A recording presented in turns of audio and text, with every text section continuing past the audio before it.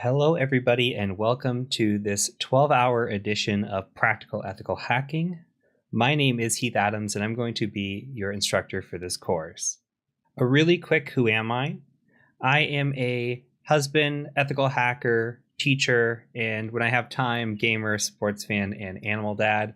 I am the business owner at TCM Security. We are a cybersecurity consulting and education firm. I do what is called ethical hacking, meaning companies pay us to attempt to break into them. It could be through a network, wireless network, a web application, even physical pen testing like a building. Anything that they want us to try to hack into, we're happy to do it. And there's careers out here that involve ethical hacking. It's actually a booming industry right now. And a lot of people are coming into this industry from unique backgrounds. Like, for example, I was an accountant.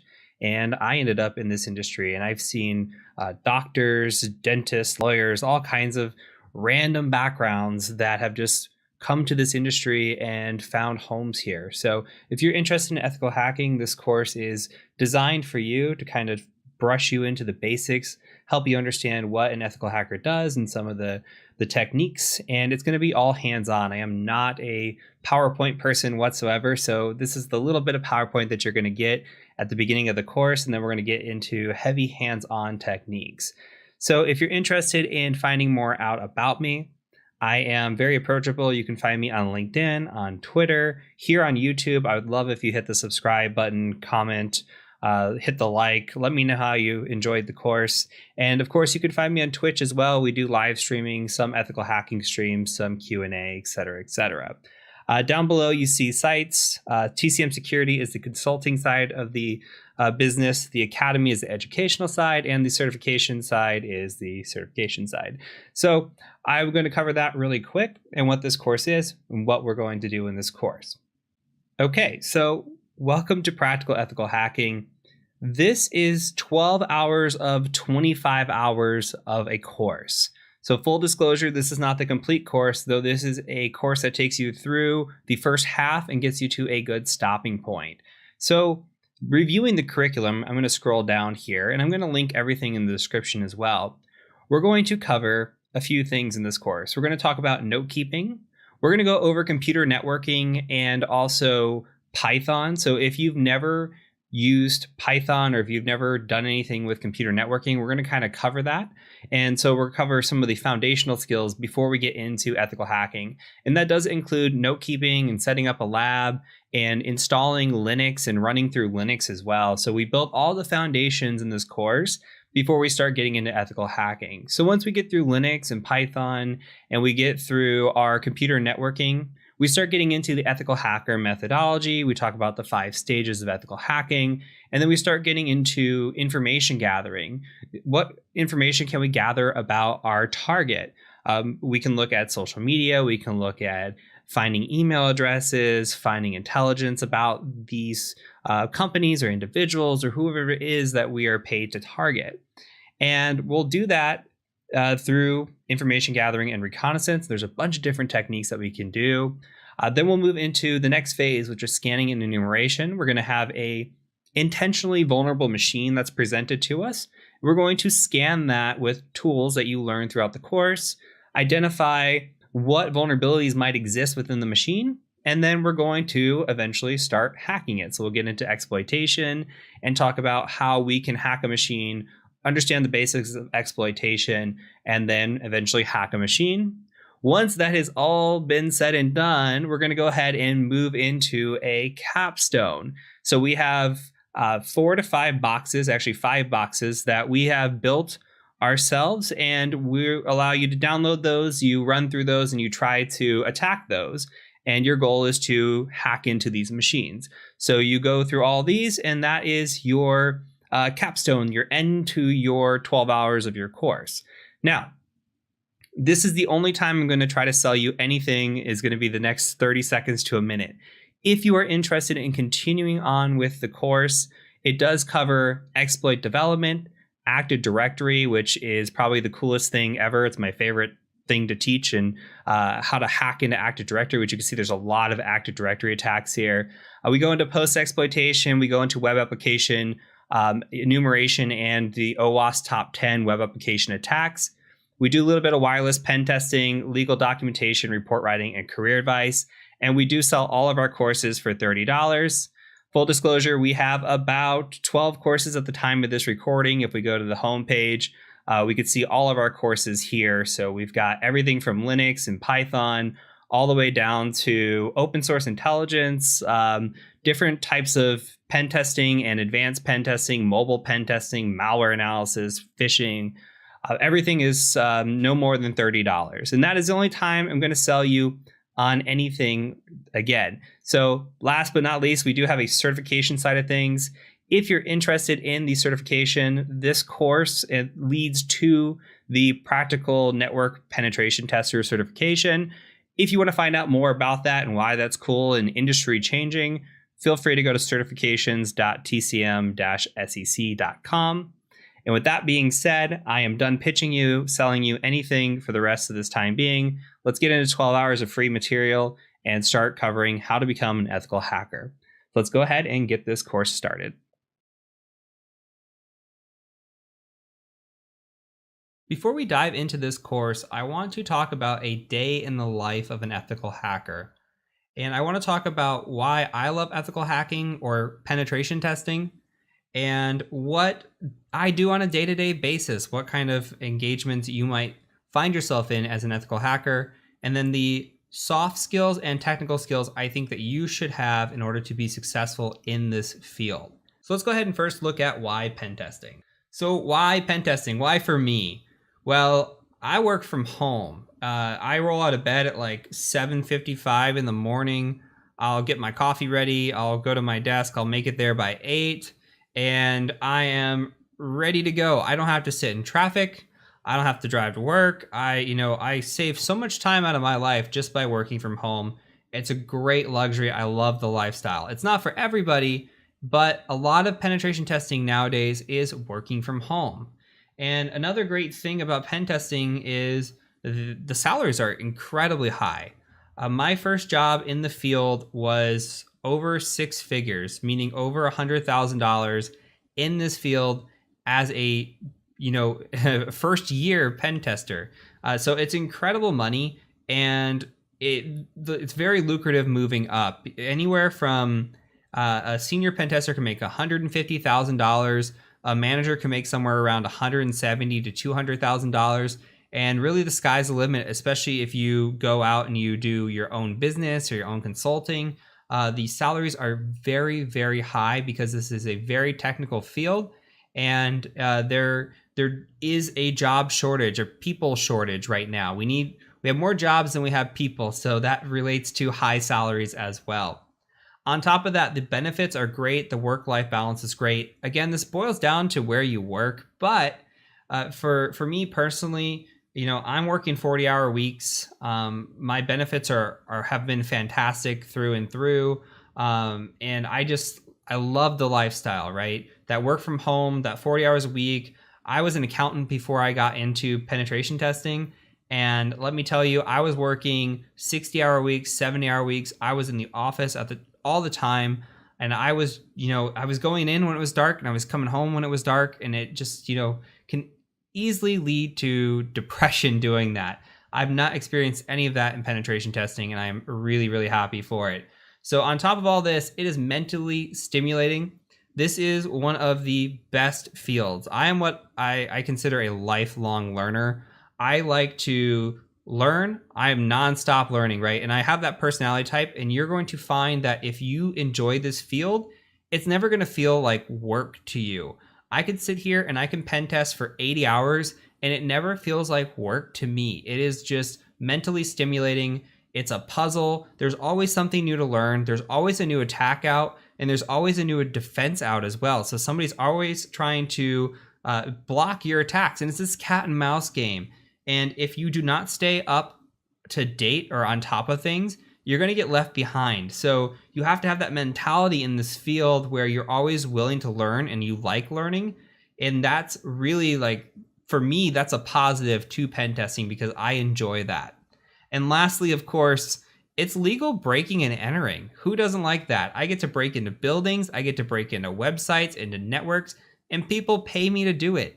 I cannot believe that this is a job. When I first heard about it, I was like, no way. Hackers are bad guys, right? But hackers can be good guys too, and we can get paid very lucrative salaries.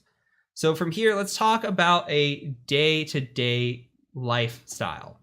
So day-to-day here, what's guaranteed, most basically should be guaranteed, is that I roll out of bed. I'm still relatively young, and I have several different types of assessments that I can do, and this really isn't all of them, but this is the ones that I do the most.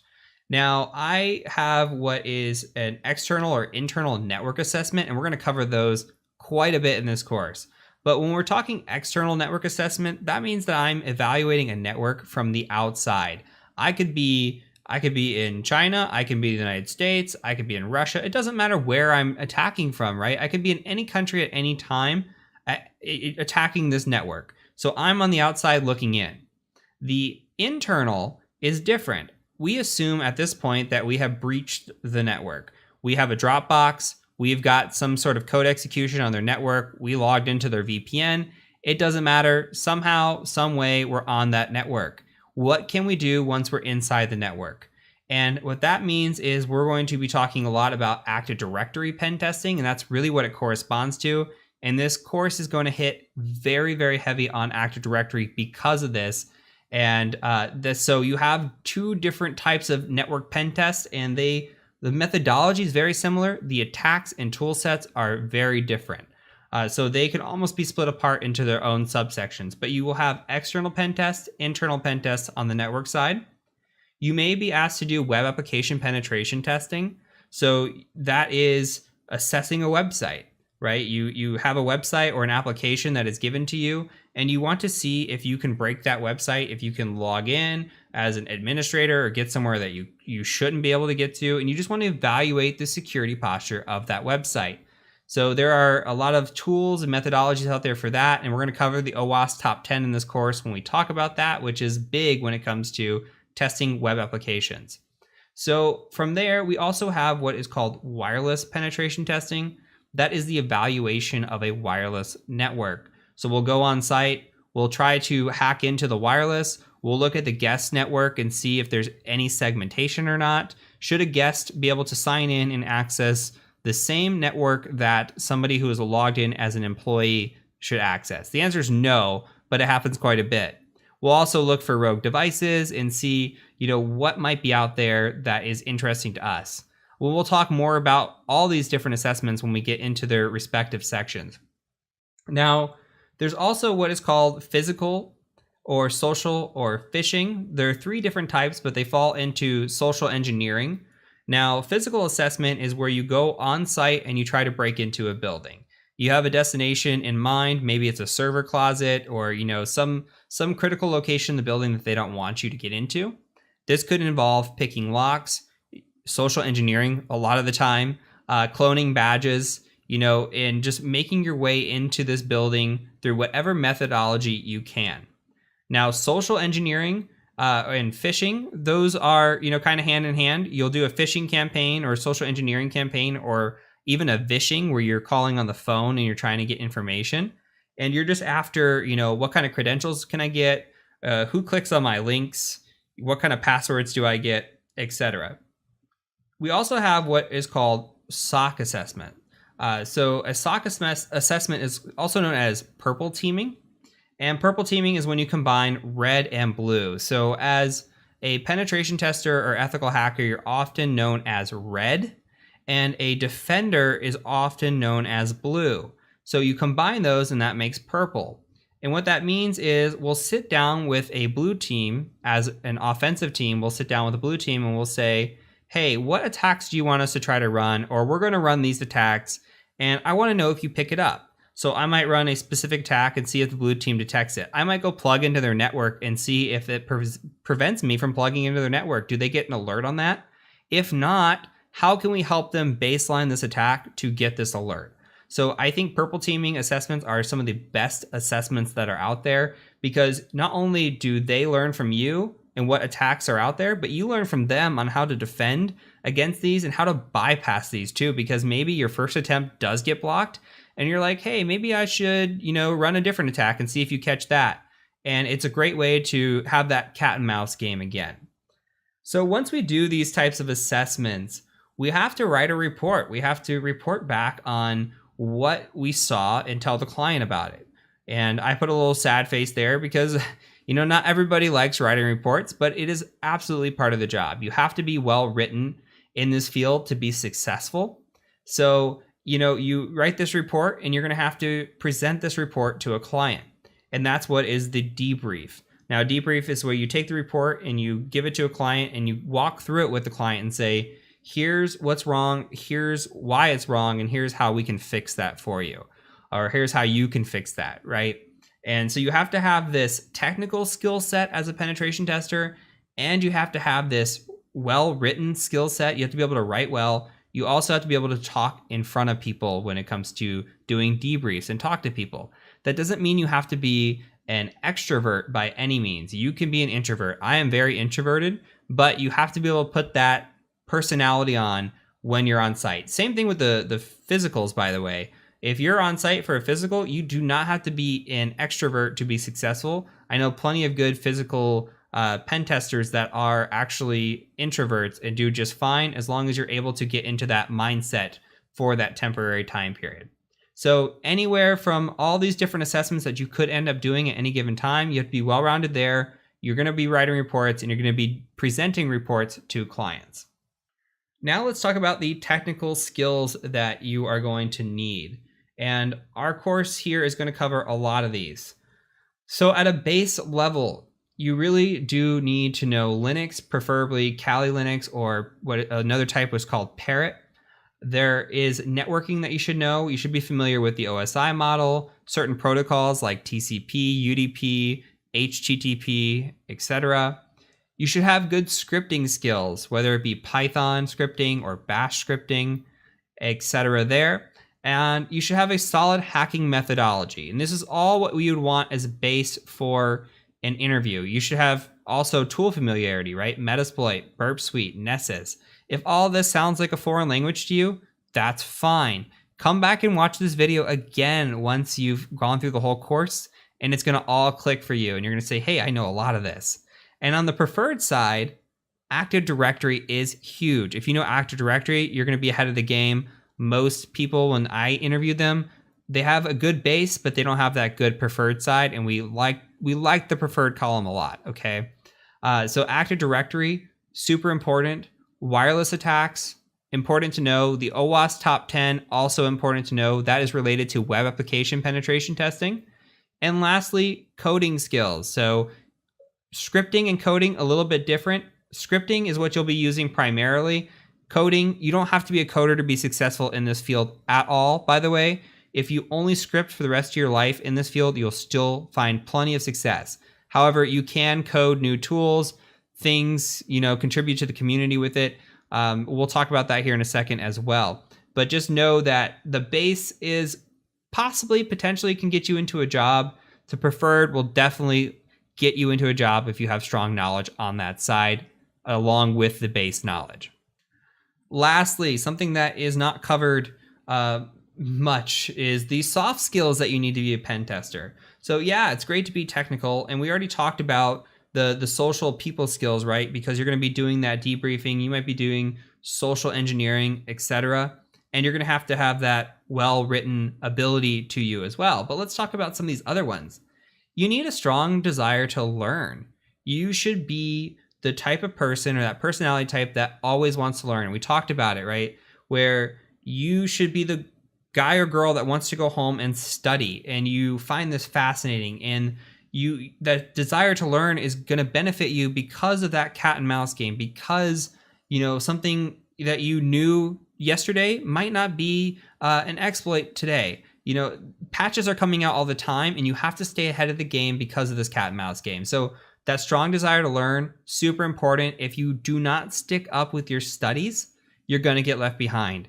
And most people have this desire to be in the field of ethical hacking because they think it's sexy, it sounds cool, and it is cool. But if you do not have that desire to learn, you do not have that that perseverance, which we're going to talk about, you're going to get left behind in this field and you're not going to be successful.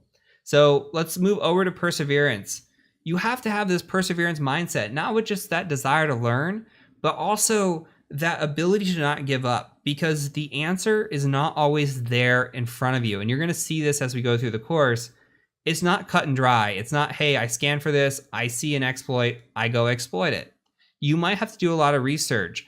It might look like the machine that you're attacking, it has no exploits available to it. And you have to be able to put in that persistence to be able to persevere. You have to have that mindset where I'm not going to give up. I'm going to keep trying at this until I have exhausted all my potential resources. That is what makes a good hacker. Okay, that mindset of I'm not going to quit really makes a good hacker. Now, on top of that, non-complacency. This kind of falls into that strong desire to learn. Now, I've had coworkers that are completely happy. When I was working help desk, when I was working in networking, plenty of coworkers who are happy with their jobs. They've been in the same position for 5 years, 10 years. You cannot be that person if you want to be a pen tester. You always want to learn more. You always want to move up. You want the most out of yourself, okay? Don't be complacent. If you're complacent, you're going to get left behind. I'm beating the dead horse here, but it really is true. Like, you're going to get left behind if you're not constantly studying and if you stay complacent.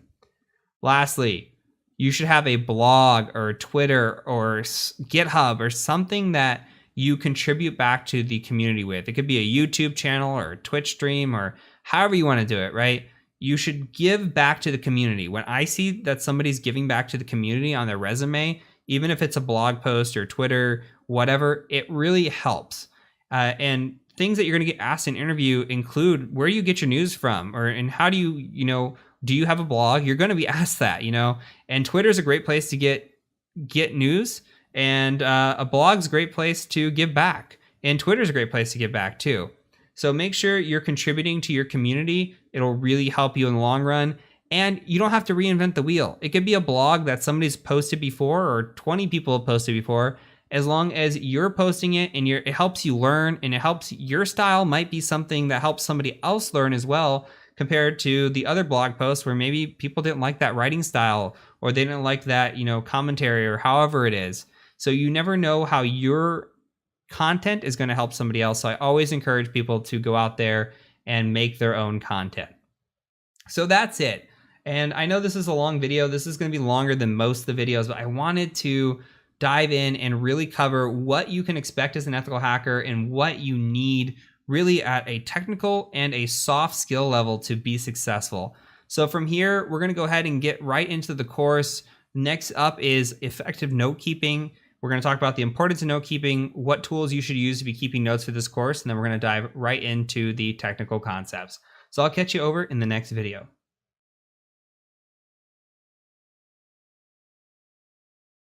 So before we begin in this course and we really start to dive in, it's important to cover one of the topics that I'm going to harp on the most, which is effective note keeping. If you're going to be successful in your career and you're going to be successful in this course, you really need to take good notes. Now, in this first video, I'm going to show you what my notebook kind of looks like, not only for my personal notebook, but as a notebook for an assessment and how I might take notes for an assessment. And then I'll also show you some note keeping applications that I prefer or I've heard students prefer.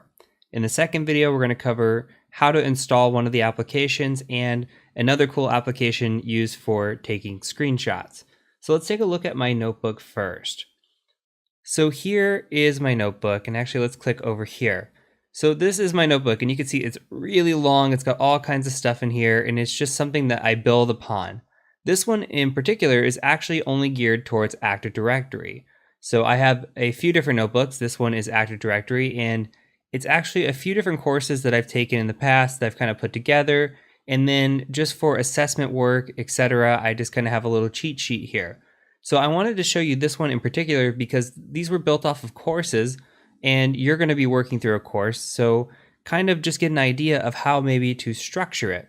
So here you can see I structured it, and I've got different modules here where, okay, module 1 might have had this email macro fundamentals. Module 2 here has all these different components to them, right? And we have our notes, then we have child notes, and even sub-children to those child notes.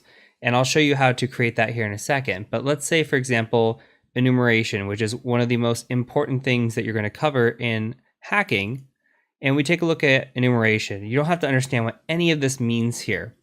But you could see if I want to look at a domain and I want to get the current domain that I'm on, here's the command I run.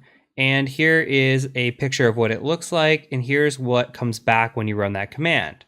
That's great. That's what I want to see. And I have a whole list of commands for all of these in here, right? So if I'm confused on a assessment and I want to go and find a command that I'm not sure of, I can go to my little cheat sheet here. Now, again, this is really long, so you have to create your notes the way it really helps you. For a course, I think it's good to write it all out step by step like this, and then go back and make a cheat sheet. I don't need these pictures anymore. I've been doing this for a while.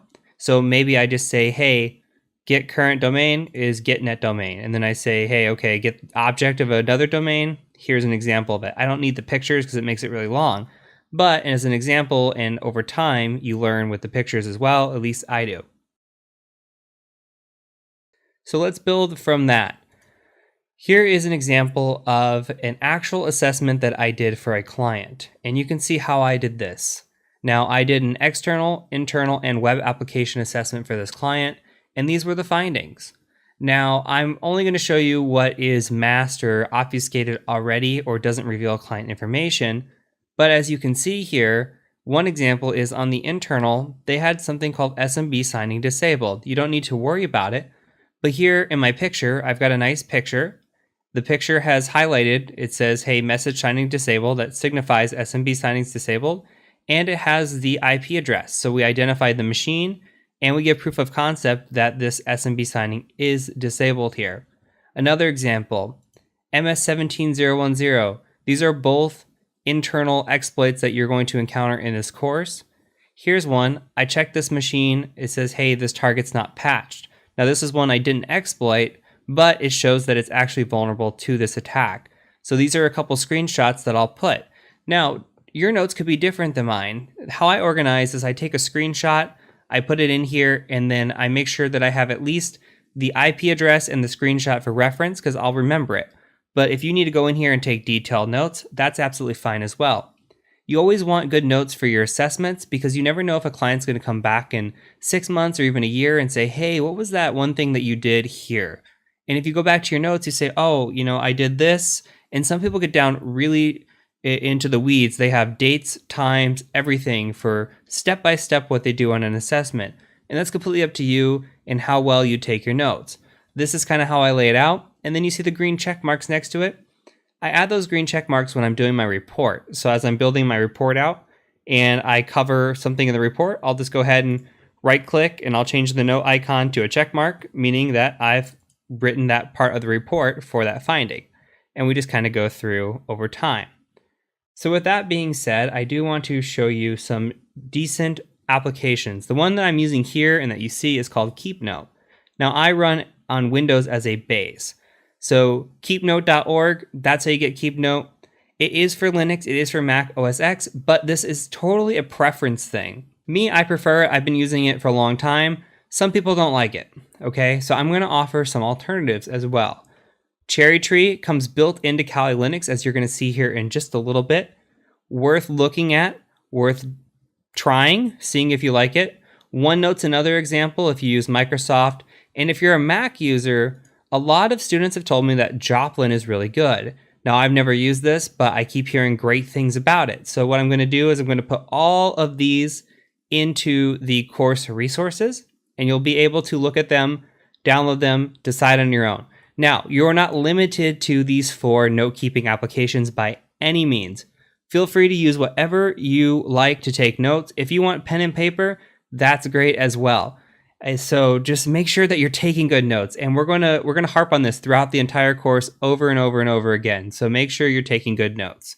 So from here, what we're gonna do is we're going to install KeepNote in the next video, and we're gonna install an awesome tool called Greenshot, and I'm gonna show you what Greenshot does and why it's so cool, and I cannot live on any assessment without it. So let's catch you over in the next video when we work on installing those tools.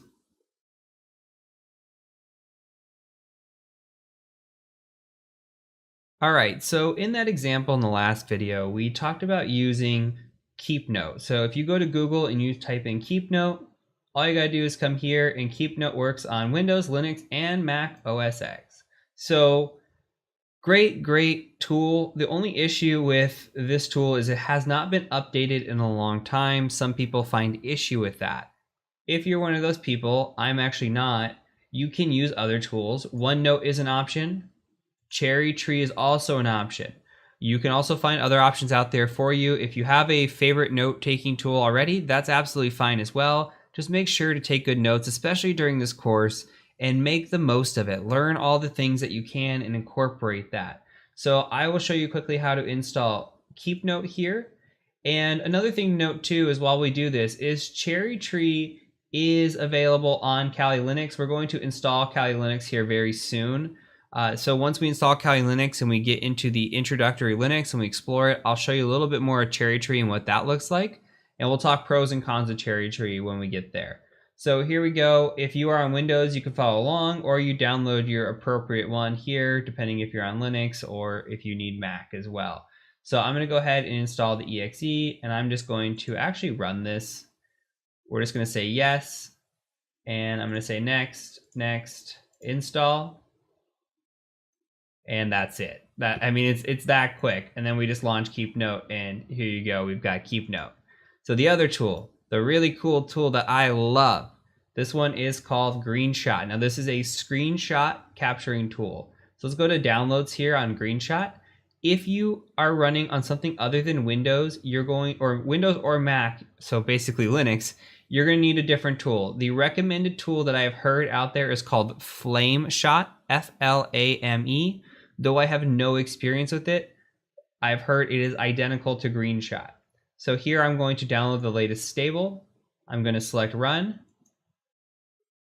Yes. Okay. Accept the agreement. Give away our firstborn. Next. Place it however you want. I'm just going to next through everything, and I'm going to start Greenshot with Windows Start. That is my preference. I love this tool again. So it's finished. All right, let's take a look at it.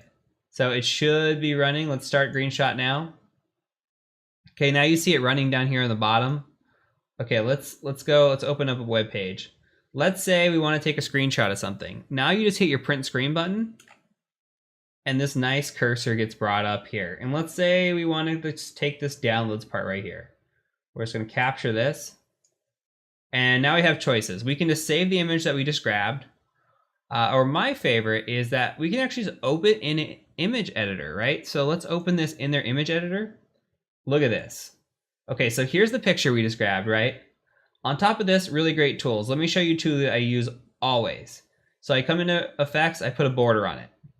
Let's say that you have like a Kali Linux, and Kali Linux, if you've never used it, has a black terminal. It's really nasty. So let's imagine here that it's black. It's nasty when it comes to reporting. So let's imagine that we're in this situation and we're writing a report and we've got this black background similar to this. Well, you can see what I just did. I just inverted it. And I do this for all of my reports. I invert the Kali background. So that way it's white. And that way it looks nice on a report. And when we get into the reporting, you'll kind of see what that looks like. But I like a nice clean background. It saves on ink as well if they were to print it. And it's just nice and neat when you give it to a client. So I always invert my images if I need to. You've got the black border here. Another thing is, let's say you want to point something out. You saw in my Keep Note notebook that I had a highlight. You can just click that button up here and just highlight something, like right here. Great. Another tool that's in here is this obfuscate. So let's say that there's like a password or something really sensitive in here that you don't want the client to see, or you don't want to reveal on a final report. You can do that, and then you can just like up the pixel size on this and make it really blurry, you know? So it's a really great tool. And then when you're done, you can copy it to your clipboard. You can save the file. I just usually like copy this, and if I want to go paste it, like, you know, make a new notebook or whatever, I'll just paste it in my Keep Note and just kind of go from there. So again, fantastic tool, awesome to use. If I had two recommendations for your note keeping, it's Keep Note and Greenshot. If I had to make one recommendation out of the two, it's absolutely Greenshot. You can be flexible on your note keeping tool. So again, hopefully this helps you. Again, please do take good notes through this course. you're going to find yourself wanting to know, hey, what was that command I ran again? And because we're going to go through so much stuff by the time this is all said and done that you're going to want to remember it. So please take good notes. So from here, let's go ahead and move on into our networking refresher, and we'll catch you in the next video.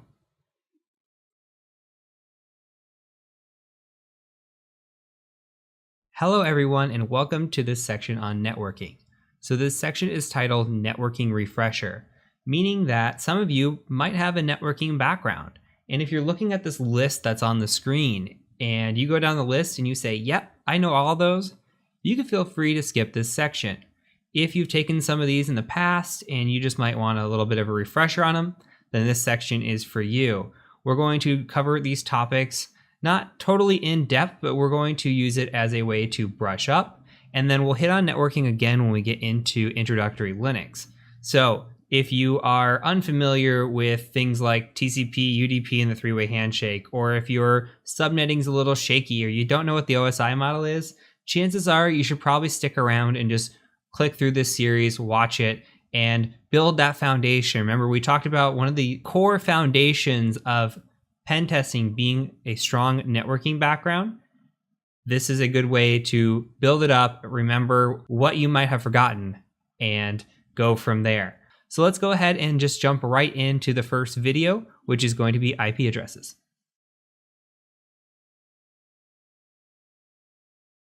What's up, everybody? So I'm going to preface this video really quick with that it is raining pretty hard here. So if the soothing sounds of the rain put you to sleep during this video and you can hear it, I'm very, very sorry, but the show must go on.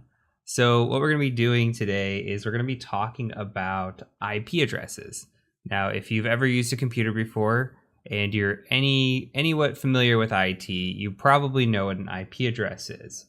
But I want to take this a little bit deeper in theory on why we use IP addresses, what types of IP addresses are out there, and talk more about protocols and how IP addresses are actually designed and made up. So I'm here in a Kali terminal, and I'm just going to type in a simple command, and that command is ifconfig. Now, if you've used Linux before, this might be familiar to you. If you used Windows, it's similar to ipconfig. All I'm trying to do is bring up my IP address. So what we can see here is that we have an IP address, which is our inet. This is my IP address here. I also have another IP address, this inet6. This is what's called an IPv6 address. So we've got this inet, which is considered an IPv4, and this inet6, which is considered an IPv6. Now you can notice right away that there's two different types of notations for these. This inet here is in a decimal notation, and the IPv6 is in a hexadecimal notation. We'll get to the importance of that in just a second. So when it comes to IP addresses, this looks probably pretty familiar to us. This is an IP address. This is how we communicate. We communicate over layer 3. And you're going to hear me talking about layers repeatedly throughout the course, or at least throughout this part of the course, so that we can get familiar with how we're actually doing this. So I want you to be familiar with troubleshooting these layers, and these layers all refer to something called the OSI model. So when we talk about layers, we think about the OSI model, and I'll introduce the OSI model here in a few videos, and it should all click once I introduce the OSI model. So if I brought in the OSI model up front, it might be boring, might not make sense. So I'm going to introduce the OSI model near the end, and you're going to say, hey, yeah, that all makes sense. So what we've got here is we've got this IPv4 address, and this is the most commonly used format that we use today, right? We use IPv4 for mostly everything. And again, this is in that decimal notation. So when we see this decimal notation, it's just realistically a bunch of ones and zeros that are put together so that we have this human readable format. Realistically, all we're seeing here with 192, this first section here, this first octet, is actually just a bunch of ones and zeros. It's 8 bits. So we've got a range of 8 ones and zeros here.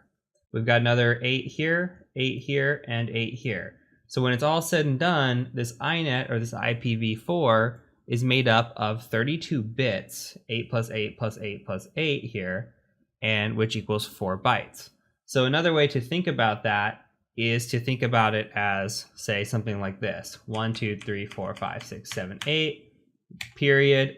Okay, that is one section there. So we've got 8 ones that can make up this, and then we'd have another 8, etc. I'm not going to beat a dead horse here. But I do want to give you guys another example. So if we go into our applications and we go to a text editor really quick. So the way this looks is something like this.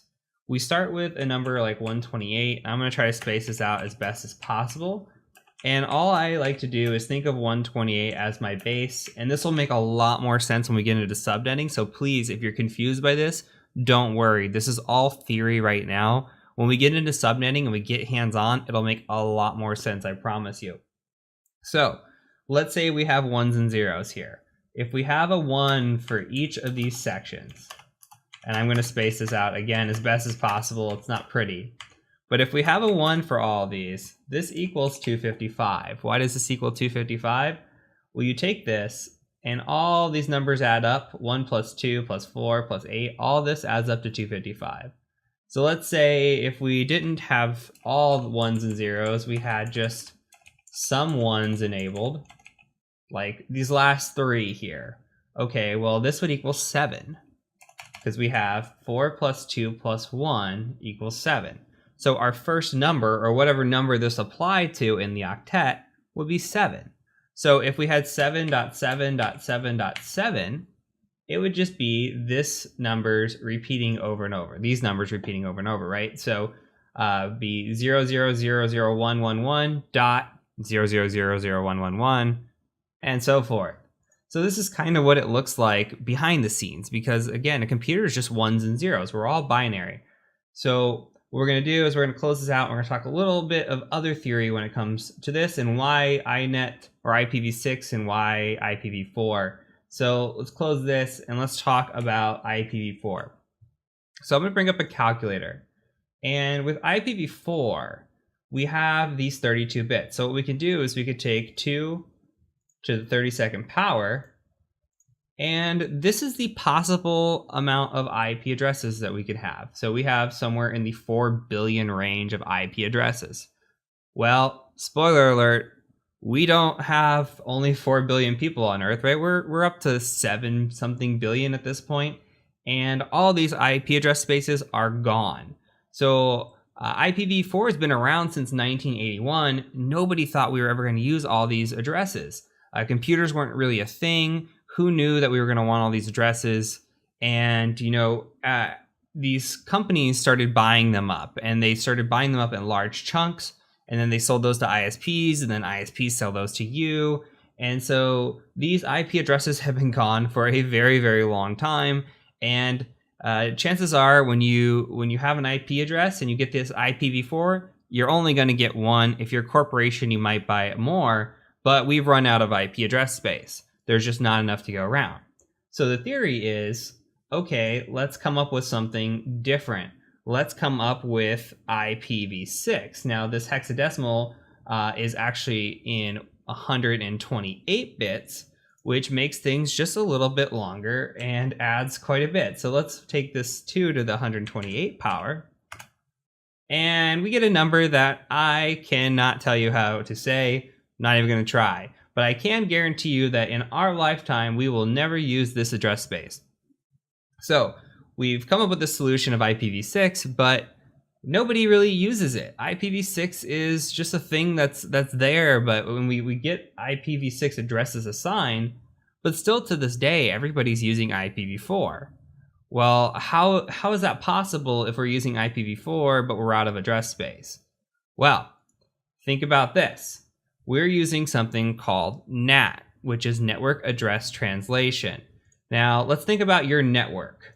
So you might have a cell phone or computer or multiple devices. My network has at least 20 devices on it. I've got cameras, I've got multiple cell phones, smart TVs, everything that connects to my internet gets an IP address.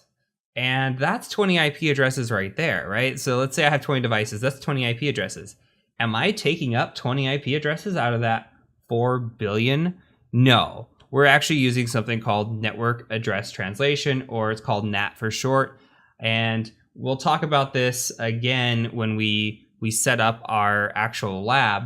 But with NAT, what we're doing is we're assigning these private IP address spaces. So we've got this 192.168.57.139. Now, if you've ever seen a IP address before and you've been on a network, good chances are it probably started with 192, or maybe it started with a 10 dot or something along those lines. And that's because those are private IP addresses. So anything that starts with 192.168 is not an IP address that is going to be out in the interwebs. It is going to be an IP address that is only known to you. These are called private IP addresses.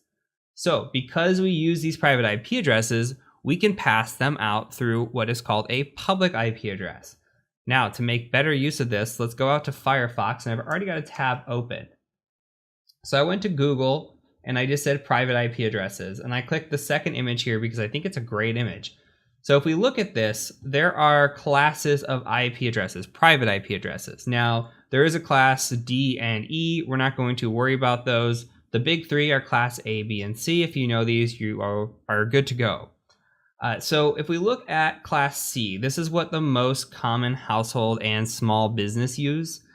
So we see it starts with the 192.168.0.0.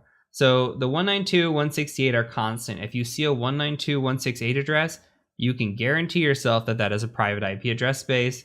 And then we have the range of changing this number between 0 and 255 and this number between 0 and 255.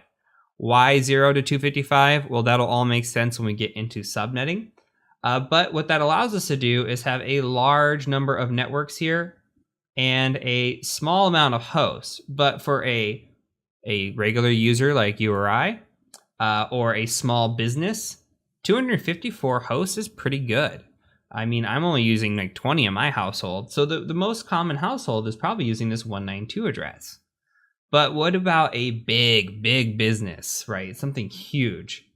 Okay, well, they might use a 10 address, because a 10 address frees you up to anything after this 10 is private. So 10.1, 10.1.1.1, whatever you want to put in here, up to 255 on each octet, makes for a small amount of networks, but a large amount of hosts. Okay, and don't worry about the host versus network thing. Again, subnetting, we'll talk about that. It'll all make sense. But just imagine the amount of hosts that you can put in here with this wide range. So because of this, you'll see larger corporations using 10 addresses. You'll also see a lot of corporations, even small businesses, using 10 addresses. The matter of fact is, as long as you have this private IP address, you're good to communicate across your network. So any IP address outside of these and the loopback here are free game for the public address space. They're probably already owned, and you purchase those or rent those really from your ISP, your internet service provider. So going back to this thought, we have a class C address. My network's class C, 192.168.57.139 here. So it falls into that class C. I've got all these devices on this 192.168 network. All these devices are talking out of one IP address. That is my public IP address. That is what I rent from my ISP. And all of this network traffic goes out one IP. So this is how we have achieved or solved the issue of running out of address space without having to use IPv6. Not that there's anything wrong with IPv6. It's not pretty. I mean, it's way easier to type this stuff in than it would be to type something like this in. But at the same time, this is how we've solved it. We're able to still use IPv4 in mostly all networks, and we are able to communicate out with this quote-unquote IP address shortage. So hopefully that makes sense.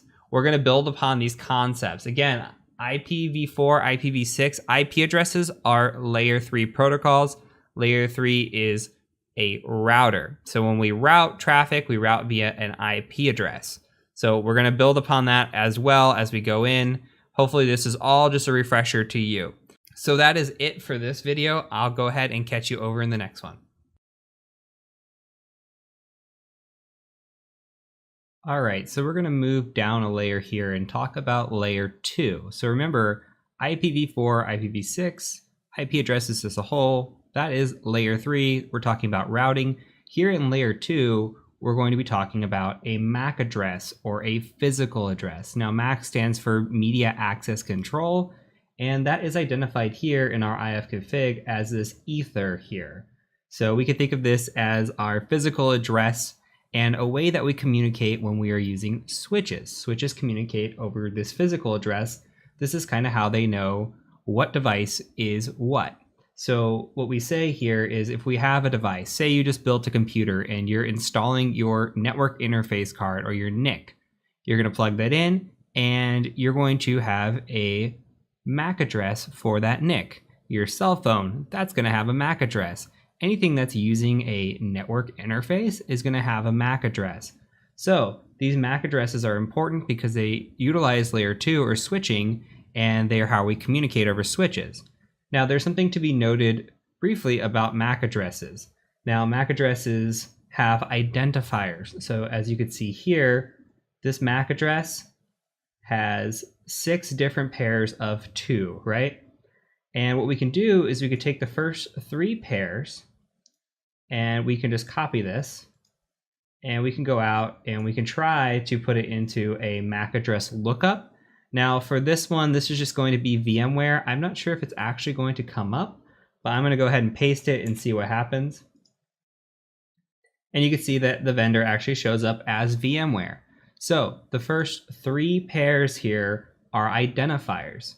And we can identify what we're up against. If you've ever looked in your house and you've looked at your network and you're trying to find a device and you see the IP address, but the IP address doesn't really help you identify it. You might see something along the lines of a MAC address because your home device, say your router, might also be what's called a layer 2/layer 3 device, meaning it's doing switching and routing for you. And it'll also know the MAC address of that device. So you can take the first 3 pairs here, put those into the Google machine and see if you can identify what that device is.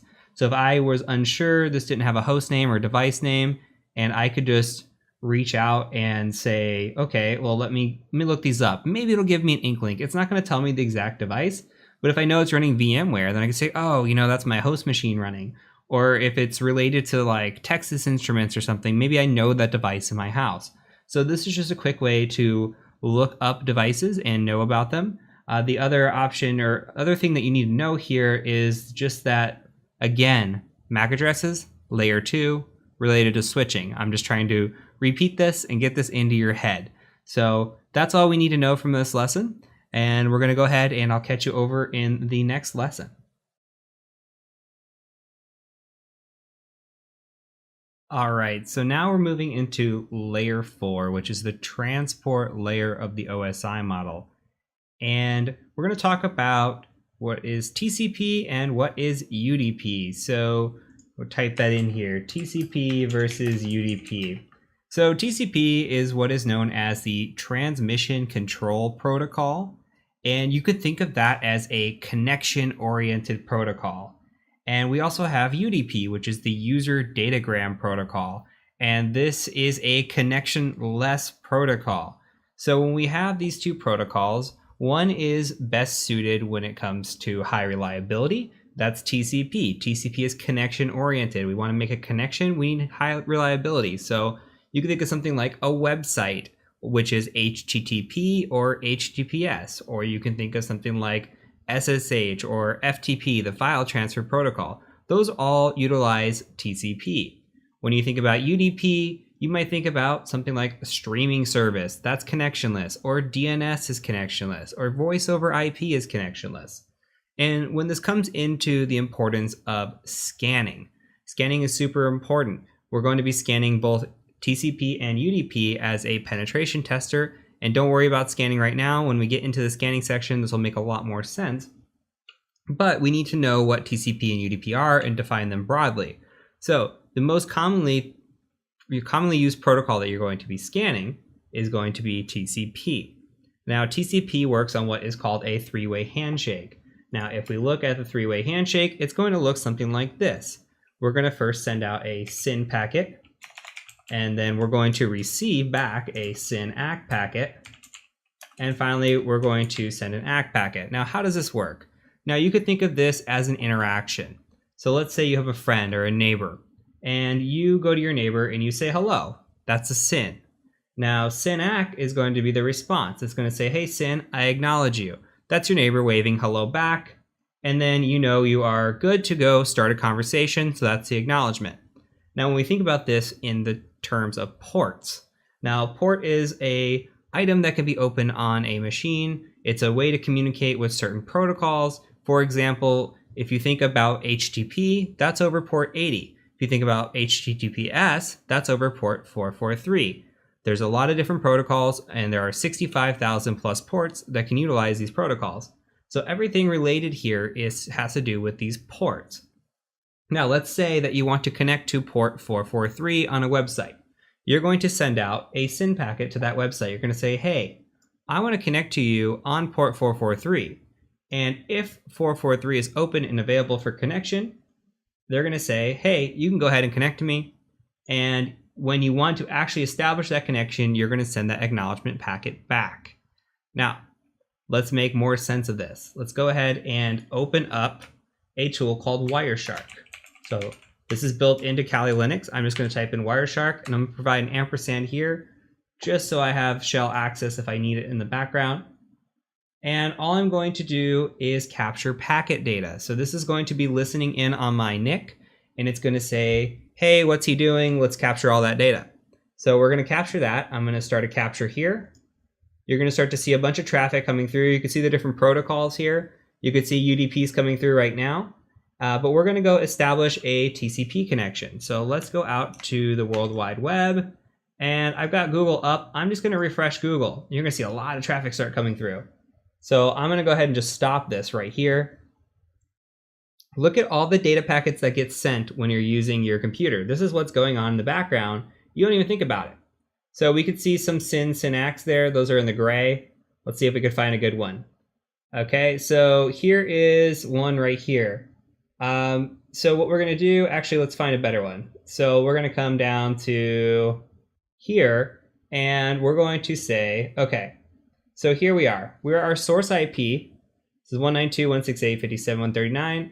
We're going out to destination of 74.125.21.155. We're saying, hey, I've got this port here. I want to connect to your port. So port 443, this is a web page. We're sending a SYN packet.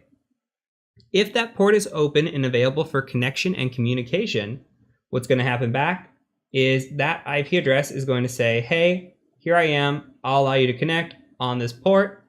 And if we make that final connection, we're going to go ahead and send the ACK packet back, which is right here. It's going to say ACK. So that is the three-way handshake. Please do remember this is going to come back into play when we get into scanning, and we'll talk about stealth scanning and how we modify the three-way handshake to actually do some scanning. So that is it for this lesson. I will catch you over in the next one. All right, so before we go into the OSI model, I do want to talk about some common ports and protocols. Since this is a refresher, most of these should be pretty familiar to you. I'm going to run through them pretty quickly and just talk about them briefly on each of these common ports. And the reason I've listed these is because there are things that we'll see quite often as a penetration tester. And it's just something that as we're going through the course, if one of these show up, it's something that just rings a bell, and you see a scan, it comes back and you see port 21, you just think, ah, yes, FTP.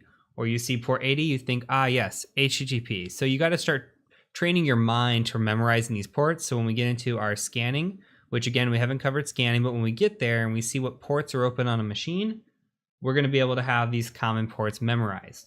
So on the TCP side, we've got FTP. FTP is the file transfer protocol. You're going to see this in some assessments. You're going to see this a lot when we do something called capture the flag, where we run through some test machines. You'll see FTP open quite a bit. So FTP, file transfer protocol, all that means is we can log into this server, we can put a file, or we can get a file off the server. Now SSH and Telnet kind of play hand in hand. Telnet is the ability to log into a machine remotely. Now, SSH does the same thing. The only difference is SSH is the encrypted version of that. So with Telnet, you are in clear text, and with SSH, you are encrypted. Now, SMTP, POP3, and IMAP all relate to mail. We're not going to worry too much about mail in this course, but you might see it come back up at some point. So just remember your 25, 110, and 143. DNS. So DNS is a way to resolve IP addresses to names. And we could take a quick look at that if we go back to our Kali machine and say we're at Google here. We've got Google up, but the computer doesn't really know what Google is. The computer is just using nice text like google.com for us, the humans. What's going on the back end is Google actually resolves to an IP address. Now that IP address is how the computer knows to get back and forth. Because we don't want to sit there and type in IP addresses, this DNS or domain name system has been implemented for us. So we type in google.com. On the back end, it knows, hey, I want to go out to 179.10.22.34, whatever it is in reality. But this is just a quick way for the computer to relate to a human and the human to have easily readable access to some of this stuff. So going back to our PowerPoint, we have HTTP and HTTPS. That is a website, just what you saw there. Mostly everything is on 443 now, or HTTPS. The HTTP on port 80, you'll see sometimes. Remember, that is the non-secure version of the protocol. So HTTPS is encrypted, HTTP is not encrypted and not secure. So lastly, SMB ports 139 and 445. Originally, it was just 139. In the later versions of Windows, they put on 445. You're going to see these ports a lot. This is probably the most common port you're going to see as a pen tester. These relate to file shares. You might also hear this called Samba. So there are a few names for it, but when you think of SMB and you see 139 or 445, think of file shares. And as a pen tester perspective, you got to think about all the crazy exploits we've had regarding SMB. The most recent one as of this course was the WannaCry virus, right? So you had the WannaCry virus. It's also known as Eternal Blue, was what it was built off of, or MS17010 was the official term of that exploit. That exploit utilized an SMB exploit to navigate through networks. So it became very vicious very quick because SMB is open so frequently on networks. Now, on the UDP side, we also have DNS over here. DNS is both a TCP and UDP protocol. We also have DHCP. Now, when it comes to IP addresses, DHCP associates you with an IP address kind of at random. Now, you could have the opposite of that, is what is a static IP address. So with DHCP, you plug into your network, say your home network, and the internet just fires up. Guess what? Probably DHCP on the back end. It just picks a number between a range, says, hey, here's your IP address. I'm going to let you lease that out for 8 hours or a day or a week or however long the timing is set for, and that IP address is yours. Now, the opposite of that, again, is static. So you could say, hey, I want a static IP address, and anytime I plug in with this specific computer, go ahead and give it this IP address. So how are we going to know that? Most likely the MAC address, right? So from layer 2, it's going to know layer 3 and how to assign it. So again, DHCP should be pretty familiar to you. We've also got TFTP on port 69, which is the trivial FTP, and it utilizes UDP instead of TCP. And we also have SNMP, which is the Simple Network Management Protocol. So you will encounter SNMP occasionally on networks, not always, but when we do encounter it, there may be some information to be gathered, especially if there are strings being used that are community or public strings. And we'll worry about that when we encounter it, but you'll probably see it again in this course. So that is it in this video. We're going to go ahead and move on to the OSI model and tie all this together.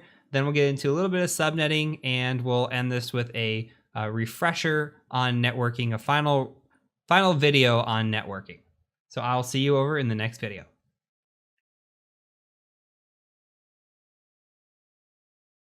All right, so this whole time we've been talking about networking, and I've been throwing terms at you, and every time I throw a term at you, I try to use the respective layer for it. So you've heard me say layer 2, layer 3, layer 4, and those all correspond with what is called the OSI model. Now, if you're ever in a network interview, or if you're ever talking to somebody who has experience in networking, or even if you're on the help desk taking tickets, knowing the OSI model is incredibly helpful, and people will just throw layers at you, especially the people who have been in the field for quite some time, might just say layer 2 instead of a switch, or they might say layer 3 instead of a router. So I'm going to discuss the OSI model really quickly, give you a mnemonic on how to remember it, and just talk about some of the concepts within it and how to troubleshoot down it as well. So I picked this up from Keith Barker a long time ago. Great trainer, by the way. And this is the mnemonic. So we're going to go P, D, N, T, S, P, A. And this stands in my head for please do not throw sausage pizza away. Again, that is please do not throw sausage pizza away. So I'm going to put numbers corresponding to the layers in front of it here. And we're going to go ahead and type these out one by one. So on the first layer here, we've got what is called the physical layer. And you could think of your physical layer as like data cables, or like your Cat6 cables, stuff like that. Something you might plug in, right? That is the physical layer. And we've already talked about layer 2 quite a bit. Layer 2 is the data layer. And that is our switching, right? And also our MAC addresses. Going down the list, we've got the network layer, which is IP addresses. Also routing. The fourth layer is the transport layer, which is TCP, UDP, which we have talked about as well. And the last few, so the session layer. We've got the session layer, which is just session management. You don't really have to worry too much about this one. 6 is the presentation layer. Now, this should be familiar to you because think about WMV, JPEG, movie files. That's what your presentation layer is. So media. And then lastly, we've got the application layer, which is like HTTP, SMTP, your applications that you utilize, right? So we've got this laid out here, and you might be asking, why is this important? Well, again, when we say something like, my home router is a layer 2-3, so that means it does switching and it does routing, right? You might think of this in another way as well. You might be asked to troubleshoot. And something to talk about too with the OSI model is when we receive data down this physical layer all the way down to the application. When we transmit data, it goes out the application layer down to the physical. When we're troubleshooting this, it is always best to start with the physical and go down to the application level. Okay, so say you're working help desk and you get a phone call and somebody says, my internet's not working, help me. Well, what's the first thing you're going to do? Are you going to ask them application level questions? Probably not.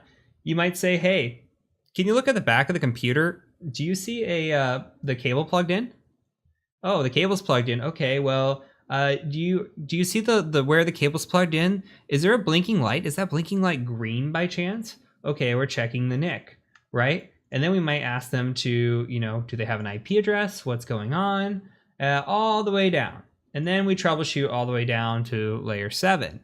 So we wouldn't start on layer 7, right? We would start from the basics and move down. So it's important to know this. This isn't a help desk course by any means, but it's super important to know this, especially if it's been a while since you've seen this network stuff, or even if this is new to you, that the OSI model is commonly referred to. Even as a pen tester, I get all kinds of layer 2, layer 3 talk, and you will be sitting in meetings with network engineers, with people who are very, very smart about this stuff, and they're going to throw all this lingo at you. So if you know this lingo, really, really benefits you, or else you're just going to sit there and wonder what the heck they're talking about. So hopefully this is a quick, informative method for you. And again, remember, please do not throw sausage pizza away. That's the easiest way that I remember it. You can make up your own mnemonics if you want. People have other things as well. If you've got a favorite mnemonic, please feel free to comment down below and tell me your mnemonic as well. So I'd love to hear some of these other ones. So let's go ahead and move on into subnetting, and then we'll start moving into other fun parts of the course.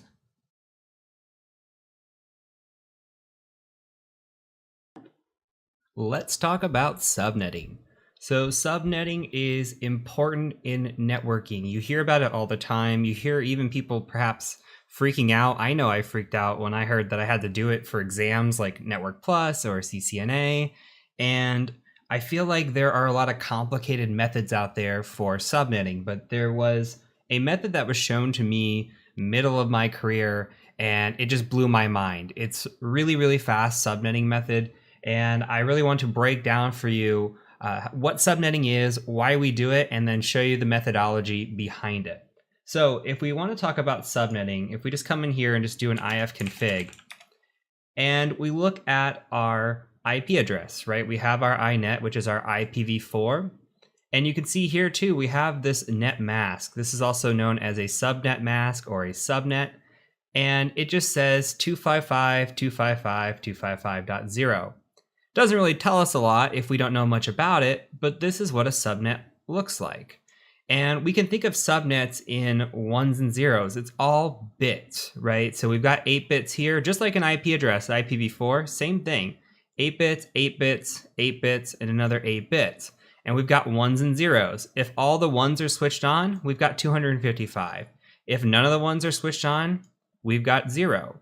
And depending on how those ones and zeros are switched on or off determines a lot of things for us. And that's why this net mask is important. Now, attached to your resources for this course, I've created an Excel sheet that I think will be useful. So if we look at the Excel sheet, here is the CyberMentor's subnetting sheet. And let's talk through this. It looks like a bunch of numbers and it might look crazy for you. And we're going to talk about how this breaks down, how the bits break down, and then how I would write this shorthanded for an exam or a test or just something that I do on a day-to-day basis. So first, let's talk about the bits. So come to the bits tab here, and we have our 8 bits, right? We can count this across, and there's 8 here on the count, and you can see that. And it starts with 128 and descends down to 1. You just keep cutting it in half, right? So 128, 64, 32, 16, 8, whatever. What's more important is why we get to these numbers. So if we have a 1 switched on here, it adds to the value. When all the ones are switched on, it equals to 255. You see all the ones switched on here. If we were to highlight over all this, come down to the sum, you see the sum is 255. That's all this formula is doing here. So if we were to come through and you see all the zeros here, nothing's flipped on to actually turn any value on here. How this actually works is the switch has to be on in order, right? So if we were to switch on another bit, we'd have to switch it on here. And we'd have to switch another one on here. We couldn't just come down here and switch it on here. It wouldn't make sense. It doesn't work that way, not with subnetting. So we're going to take these back off and just show zeros again. But you see how the values change. If, for example, we had this network and you saw the default, and I'm showing you the 255, 255, 2550, the standard here, because that is what's known as a /24 network. That's very, very common. And it's very common because it's used mostly in household and small businesses. And it's done this way because of the amount of hosts that it allows. Now, if we talk about the host, you can see that I have here 2 to the 8th power. Why do I have that? Well, we actually go by how many bits are switched off or how many hosts are available to us. So if a host here or a bit was switched on, then we lose the amount of hosts we have available to us. And this subnet gets smaller and smaller. Now, don't worry too much about the ones and zeros. It's going to make a lot more sense when we stop talking in these binary terms. I just kind of want to break down the math behind it first before we make it really, really simplistic. So again, we're talking about what's called this /24 or WAC24 network. And it's so standard because of the host. Again, 256. Think of all the devices in your house. You have cell phones, you probably have computers, you might have like a Roku or Amazon Fire or something along those lines. You might have smart TVs or smart watches or something that connects to the internet. Well, again, they're all connecting through NAT, right, and going out, but the amount of hosts that you can have on your private network really depends on this subnet mask and how you set it. So we have this class C that you saw before, the 192.168.1 or .0 or however you want to have it, right? Well, it allows us to have 256 when we have a subnet of /24. So that's very common for a household. It's also common for a small business. Maybe there's a printer, some few devices in there, but they're never going to get over this 256 hosts. Okay, so when we come to the subnet cheat sheet, let's break this down a little bit differently. So we have our host here. Let's start with the /24 where we just were. And you saw that there is 256 available hosts as we start turning off bits.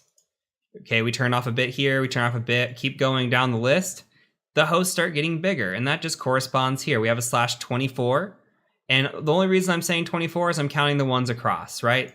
So we got 24 bits switched on. If we had 23, okay, it gets bigger and bigger and bigger. Now, let's stay away from the ones and zeros. I think it's a little bit complicated. The better way to think about this is to look at the subnet mask down here. And I'm going to replicate this, and then we're going to come back to it. So what I do here is we can have a possibility of 32 bits switched on, right? So I'm just making a new tab, and I'm just going to go over here, and I'm going to hit Control and drag this across till it hits 8. Okay, and then I'm going to do the same thing with 9. I'm going to drag it across. All I'm doing is just making, really quickly, 32 placeholders.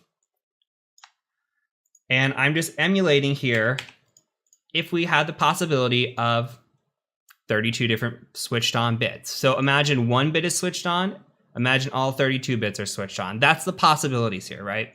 So always, for sure, we're going to have an amount of hosts, and we're going to have a subnet mask, okay?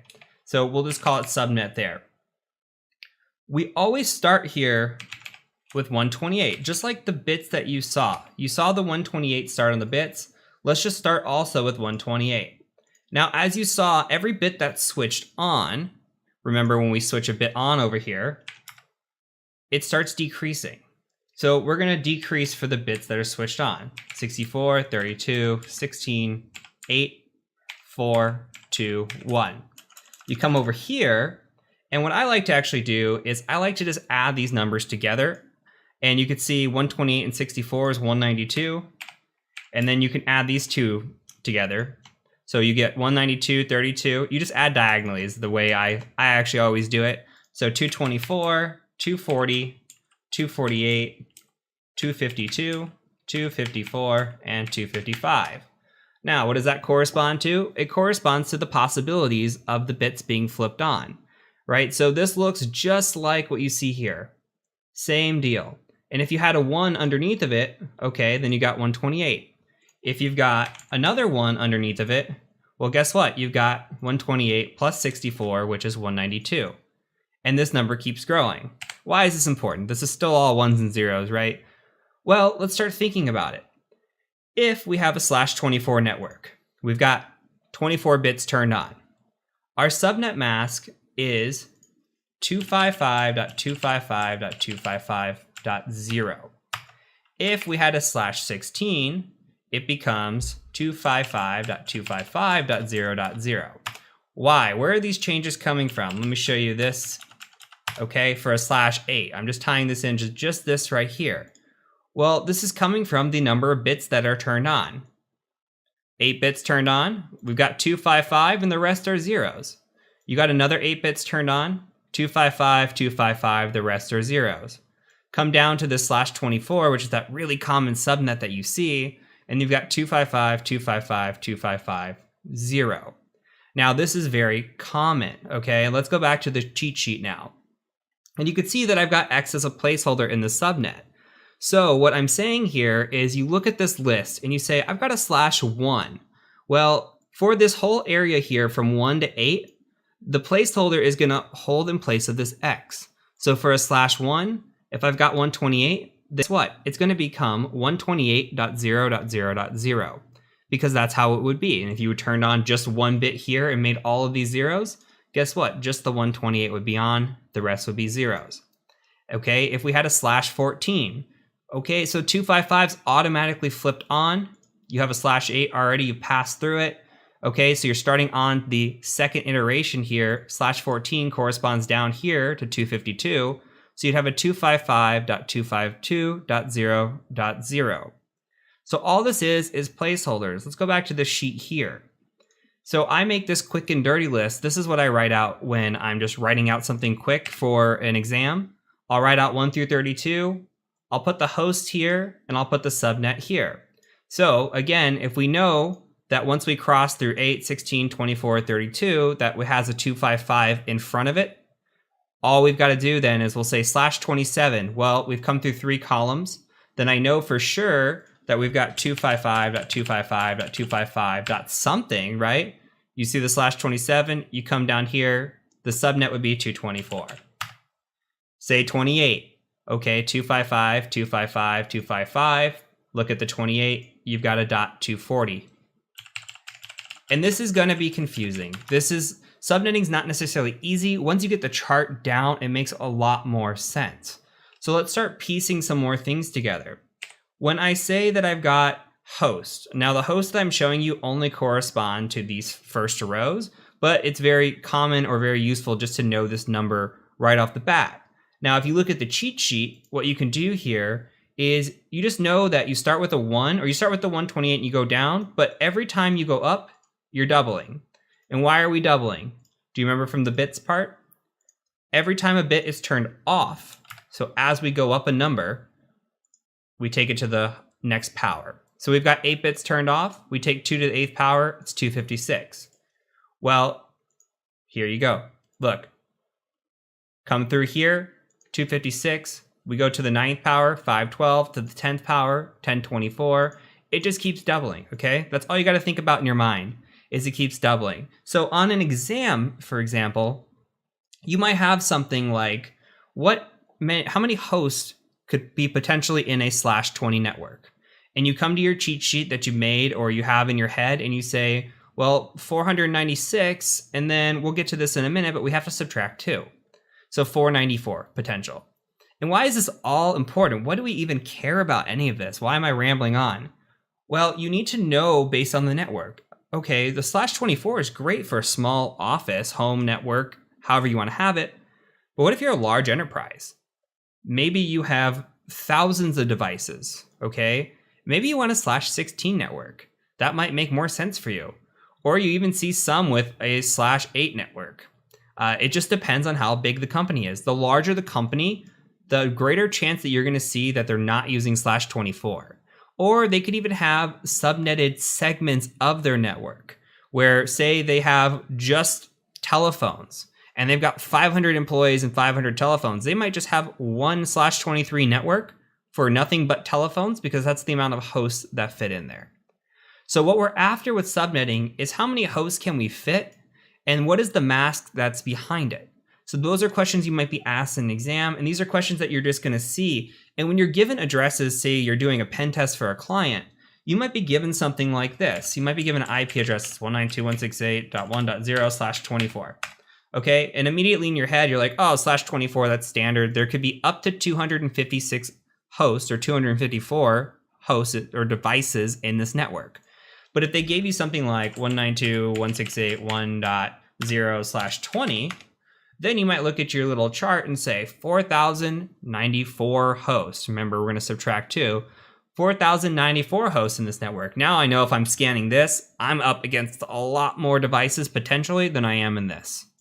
Okay, so when a client gives you your subnets, they might just write it out like this. And depending how big your client is, might depend on how big their subnets are for you. For example, I just pen tested a client that was a /16 all the way across. And it looks something like 10.1.0.0/16. Okay, and your subnet mask for that would be something like 255.255.0.0. And how does this come into play? Well, every time you have a 255, that number's locked in place. That's another way to think about this. So that 10 is always locked down. this 1 is always locked down. The rest of the bits are fair game, meaning we could have 10.1.1.0.1.2.3. We could actually have a 0 here, 0.1.2.3.4. And that's how this number for like a /16 gets so big, because you have 10.1.0.0 through 255 on the possibilities, which equals 256 hosts. Okay, for one range, you get 256. Well, imagine you have to do that 255 other times, right? And that number gets substantially bigger here. And then if you were to have a /8, then of course it gets bigger and bigger. So what you need to realize are a few things here. We have these addresses, and you see the /1, /8. Again, we call them WACs. WAC 24 is going to be very common. I would say WAC 16 is probably your next common. You might see some weird subnetted networks like this, but typically it's /24, /16. Now, your network ID is typically what is known as your first address, and your broadcast ID is known as your last address. This is not always the case, but it is very common. And let me log back into this Kali machine here, and I'll show you. So we have our IP address, 192.168.57.139. And we've got a net mask of 255.255.255.0. What does that tell you from what we just learned? That tells you we have a /24 network. Okay, this is a common network. There are potentially 254 hosts. Why do I keep saying that? Why do I keep subtracting 2? Well, we've got a network ID and a broadcast ID, or broadcast IP here. Well, what we need to know is we are .139. We could be anywhere from .1 to .254 within this network. That's our 254 possibilities. This 0 means we have the flexibility to be any IP address range from 1 to 254. Usually a .0 for this IP here and a .255 make up your network ID and your broadcast IP. Okay, usually. So if we were to say something along the lines of, let's go back to this Excel document, and we were to say something along the lines of this. Let's say that we have a /24 network, and we want to know how many hosts. We want to know what our network ID is and what our broadcast ID is, or IP is, okay? We would say, okay, and we'll give it one more. We'll say it's a /24, and the IP starts with 192.168.1.0, okay? Or we can even write it like this, 192.168.1.0/24, delete this, and we'll say, what's our subnet mask?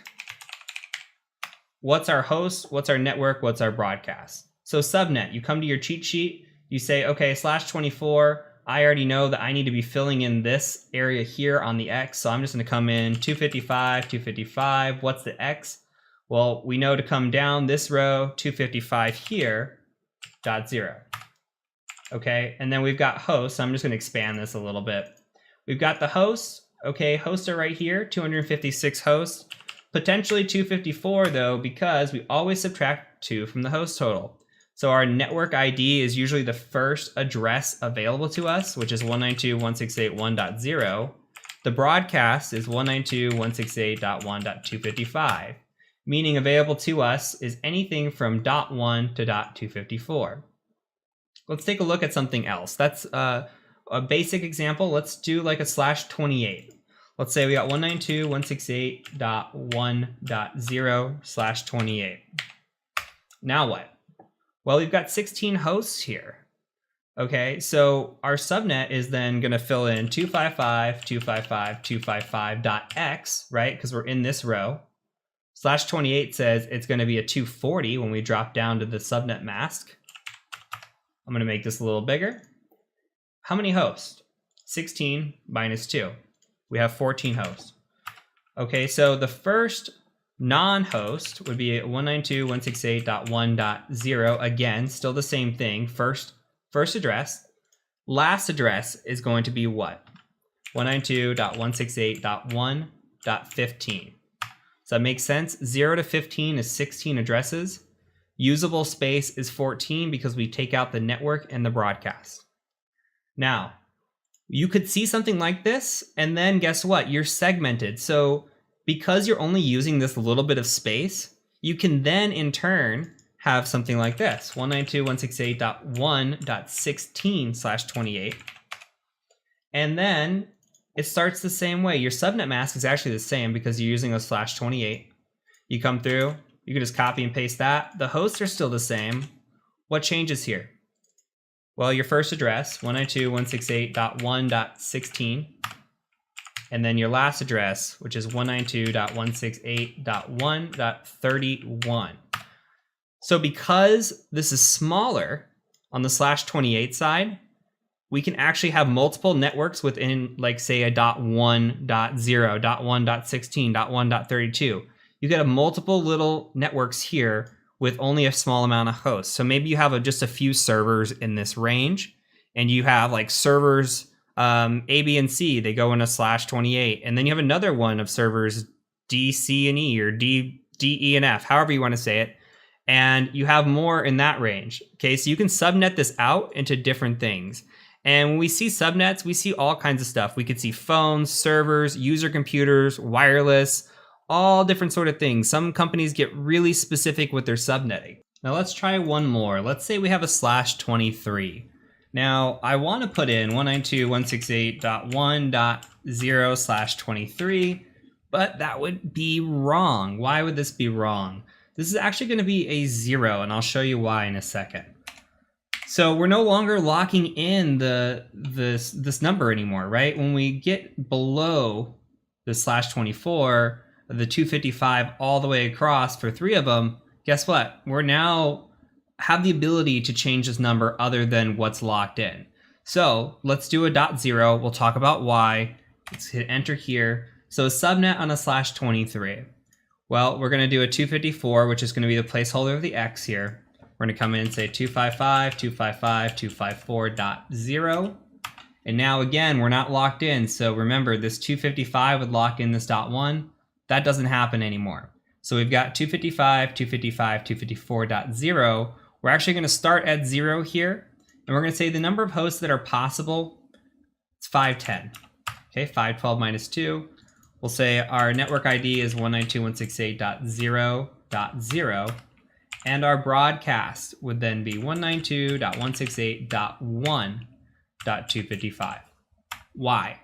Okay, so we have the possibility now that we're spanning 2 ranges. We've got 510 hosts in this network. Okay, and we have the ability to go between 0 and 1. We've got 2 options now, 0 and 1. So if we were to say another network, if we wanted to get to like a 2, we'd actually have to say 192.168.2.0/23. It would be the same subnet mask, same number of hosts, but then this would be 192.168.2.0, 192.168.3.255. Again, there's 510 possible hosts in between this, right?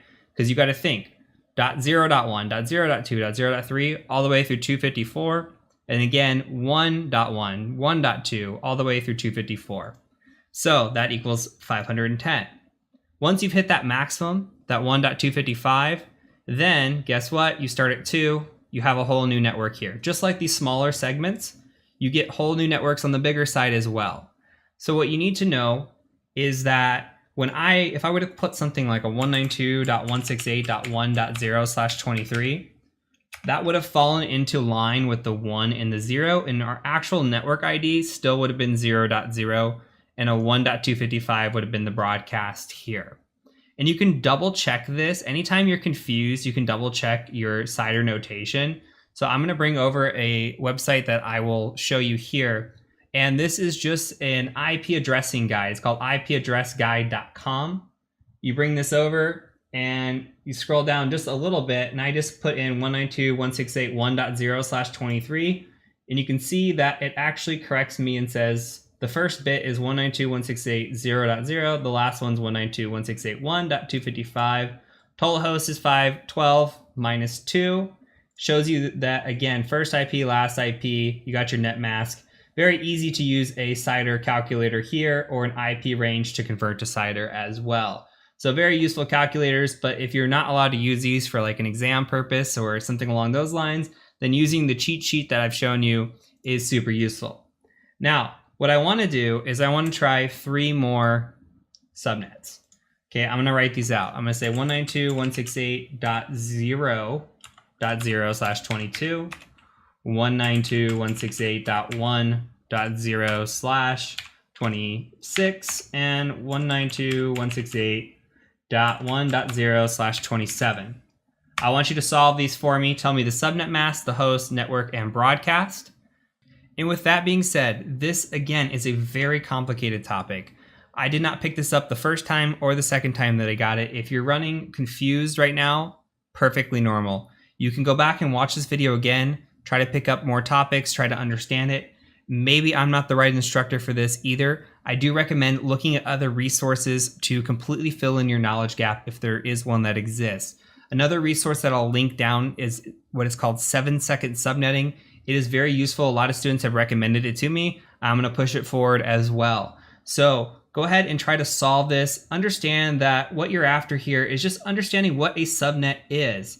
Okay, when you see something like this, if a client sends you 192.168.1.0/24, you're going to say, hey, okay, I know that there's probably 254 hosts in that network, and I know what I'm working with. If you see this 255.255.255.0, again, you know that you're working with a /24 network.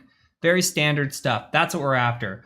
I don't expect you to ever memorize this. I don't have this memorized. Like, I don't come in here and say, you know, a /18 is a 255.255.192.0 network, and it's got 16,384 hosts. I don't do that. Okay, I have a cheat sheet. I'll use a website if I need to. For the most part, what you need to understand is 254 hosts for a /24. If that number has gone up to like a /28, you know you're dealing with less. If that number is lower, like a /16, you know you're dealing with a bigger network. That's really what it comes down to, unless you are working in networking, and then these become more important. But as a pen tester, understanding how to read this, understanding what the subnet is, and just identifying it with very basic measures, this is extremely useful.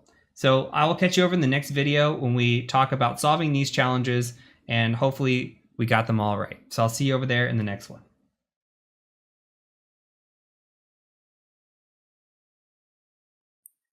All right, so in order to be successful in this course, we are going to be utilizing what is called a virtual machine.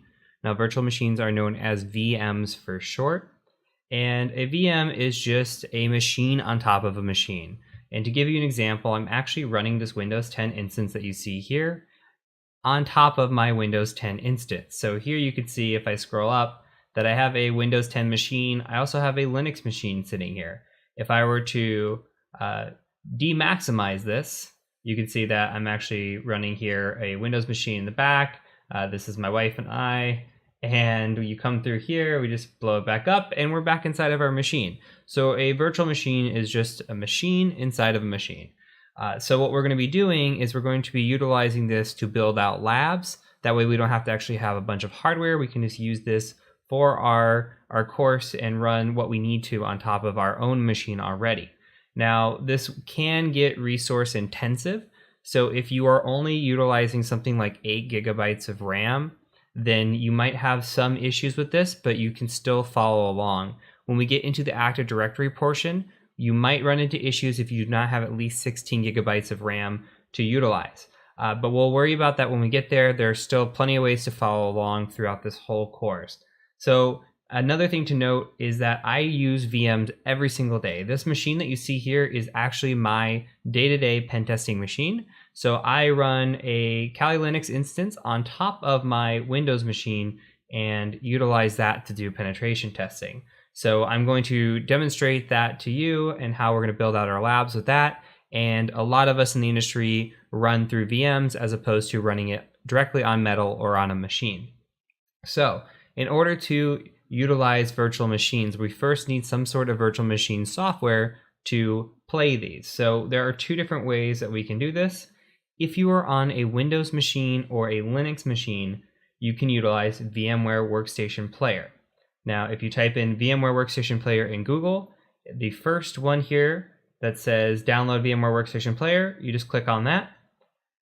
And if you are in a Mac environment, you're going to be utilizing Oracle VirtualBox. So if you type in Oracle VirtualBox, you come here and you go to Downloads. You have your option there as well. So in this course, I will be using VMware Workstation Player. I'm going to be running it on top of Windows. If you are using Mac, that is absolutely fine. You're going to be following along just the same. All you need to be able to do is follow the same instructions that I give you, and you will be A-OK. So if you scroll down here, you can see try Workstation Player for Windows or try Workstation Player for Linux. Go ahead and just select Download Now. That should bring up a download, and go ahead and save it.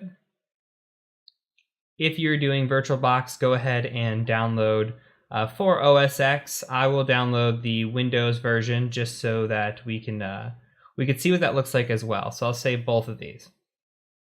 So let's view our downloads, and we've got VMware Workstation Player here. I'm going to go ahead and open this one, and we're going to install this. And this will be very point and click.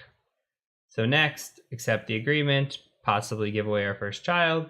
Yeah, we should go ahead and install the enhanced keyboard driver while we have this. And then we don't need to join any improvement programs or check for product update. That's okay. We will install desktop, start menu. You check your preferences as you like it. I'm just going to install this, and this should just finish here in just a second. Okay, then you'll be brought to this screen once everything's done. It should take about a minute or two, and we're going to go ahead and hit finish. And it's going to want a restart to take effect. You can go ahead and restart your system. I'm going to say no right now. Let's go ahead and install VirtualBox if you are a Mac user. We'll hit next. Next here. Next, and yes, and install. Accept. And again, very point and click with the installation. Select install and any options that do pop up. And then we can start Oracle VM if we want. Let's go ahead and just start that. This is what Oracle VM looks like. And let's see if we can start the VMware player here, even though we need a restart. And this is what VMware Workstation Player looks like. So here you can see that we have virtual machines. We can create new virtual machines, open ones, etc. We'll get into that in the next video. So again, if you are using Windows or Linux, this is probably what your view is going to look like for the rest of the time. If you are using Oracle on a Mac, this is what your view is going to look like. Another side pro tip here is that I am using Workstation Pro, and I might utilize this in some instances throughout the course. Other instances, I'll be utilizing the Workstation Player. They are not much of a difference, especially in the beginning. When we get into the Active Directory portion, it might actually be worth it for you all to download the VMware Pro trial, because the trial is 30 days, and you can utilize that to get through some sections and actually have nice little windows here to be clean and just have a pro edition. You can do everything that I'm going to show you in the course on the player. It just is that you have to open, if you want to run more than one machine, you'll just have to reopen the VMware Workstation Player several times to run multiple machines, but that's okay. It just won't look like this nice clean layout where you can transfer between machines like I can do just here. So with that being said, let's go ahead and move on to the next video. We're going to be installing Kali Linux onto our VMware Workstation Player.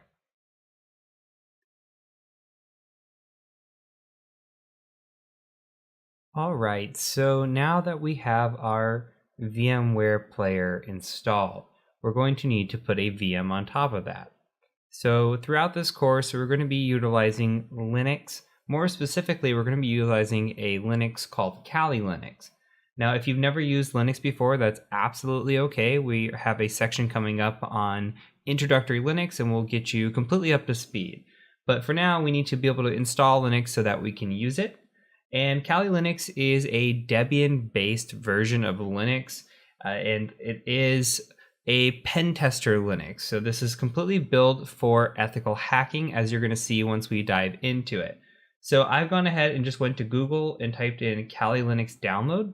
And if we scroll down, we're going to skip this first section here. Let's scroll down to this Kali Linux custom image downloads from Offensive Security. we're going to click on this link and we're going to scroll down a bit. And you can see that there are Kali Linux VMware images. Now, if you're utilizing VMware, this is exactly what you're going to use here. And if you're using VirtualBox, then you're going to use this down here. Since we are using VMware, I'm going to go ahead and select the 64-bit download here. So we're going to download 64-bit. You can either download it just by clicking, or you can download the torrent as well. So this is going to download a 7-zip file. I'm going to go ahead and just hit download and save. And this is going to take a second. This is 2.2 gigs. So go ahead and pause the video. Once your download is complete, we'll go ahead and start from there. Okay, so the download has finished and I'm going to go ahead and select open. Now, if you do not have a 7-zip installed on your machine, you're going to need to install 7-zip. So you can go out to Google and just say 7-zip download. And if you go to download 7-zip right here, download the appropriate one for you. Here is the executable 64-bit for Windows. So go ahead and download this one, install it again, point and click, and you'll have 7-zip on your machine. So once you have that, come back here and we're going to need to extract this. So go ahead and get your file extracted. I'm going to do that really quick. And I'm dragging this over just to show you it's going to take some time. I'm just putting it in my downloads folder. So again, we're just dealing with a lot of data. Compressed, I think it's 2.2 gigs, uncompressed around 9 or 10 gigs. So make sure you have the space as well when you do extract this. So once this is done extracting your machine, go ahead and unpause the video and come back, and then we'll actually get Kali Linux up and running. Okay, so now I've got my VMware Workstation Player open. Our files are extracted. I'm going to go ahead and just select Open a Virtual Machine. And I've navigated to the folder that I needed to get to, which is just my Downloads folder with this Kali 2019.3. I'm going to go ahead and open that. And now you should see that the file's open. Before we go ahead and do this, let's go ahead and just select Edit Virtual Machine Settings. And there's a couple things that we need to talk about in here. So the amount of memory that you allocate depends on the amount of memory that you have. So here it tells you the recommended amount and the amount that you have maximum available. So for my system, for example, I have 32 gigabytes of RAM. Now, I would probably give this machine somewhere between 4 and maybe 8 gigabytes. I would say 4 gigabytes. If you do not have a lot of RAM, go ahead and leave it at 2 gigabytes. 2 gigabytes is fine. You might notice a tiny bit of slowness, but it's nothing that's going to keep you behind by any means. So I'm going to bump this one up to 4096, which is 4 gigabytes. And I'm also going to take a look at the network adapter. Now, we haven't gotten into networking yet, but we're going to cover some of these topics. So NAT is a protocol that we can use, or we can use Bridge. Go ahead and leave it for now at NAT. If we need to change it to Bridge later, we will. NAT should be perfectly fine. If you don't know what NAT is, that's okay. We're going to cover that here in a little bit. So we'll select OK, and we're just going to hit power on. And when you get this prompt, all you have to say is, I copied it, and it's going to boot up your Kali Linux machine. Now, this is the first time booting it. Sometimes you can full screen it, sometimes you can't. As of right now, we just tried to full screen. It doesn't work yet. So go ahead and let this boot up. It shouldn't take but just a second. Okay, and now we're going to be brought to this login screen here. And the password is going to be, well, the user is going to be Kali. Password is going to be Kali. And you just log in. Might take a second to log in on the first go. Now, you'll be brought to this screen. Now, what you may or may have not noticed is that this is a perhaps different version of Kali that you're running. Things do change as the videos go on. What you're hearing on this video is actually an update from where we were at. As you saw me installing, I was installing 2019.3. As we are working through the course, I'm actually going ahead and doing updates. So this is now 2020.4, and we are adding updates to the course. So the notes that I have for you before we move into the Linux section is, if you're installing Kali and it looks a little bit different, that's okay. These versions do change over time. Sometimes they do get major updates. When that happens, I update the course. Here we are on the latest and greatest as of right now, so this is kind of what it looks like, but don't be too worried if your image or your background or things look a little bit different. Everything that you're going to learn is 95% the same for the most part. So let's go ahead and move forward. We're going to go and move to the next section where we start talking about Kali Linux, and we start talking about an overview of what Kali Linux is and how to navigate around it, and we'll talk about Linux and Linux commands as well. So I look forward to seeing you in the next section.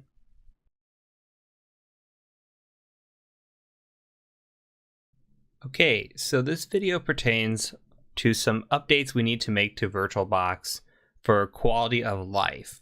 So if you're not using VirtualBox, you can go ahead and skip this video. If you are, buckle in. We just need to do a couple of quick updates and then we should be good for the rest of the course. So go ahead and go out to Google and Google VirtualBox extension pack. What it's going to bring up is just the downloads page of VirtualBox.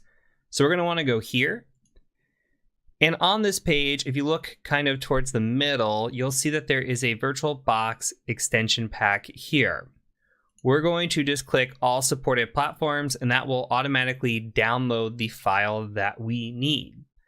So once that is downloaded, and pause if you need to, go ahead and open VirtualBox. And you can come in here and up at the top, we're going to go ahead and click on Preferences. And from here, we are interested in extensions. See extensions right here. Go ahead and click on that. There's a little plus sign. We're going to go ahead and click on that. And then you should have your downloads right here. So we're going to take the downloads and just go ahead and install that. Hit install. Read this. Give away your firstborn. Accept all the terms. And you should be good. Very quick install. Okay. The second thing we need to do is we need to come to the one tab up here above, which is Network.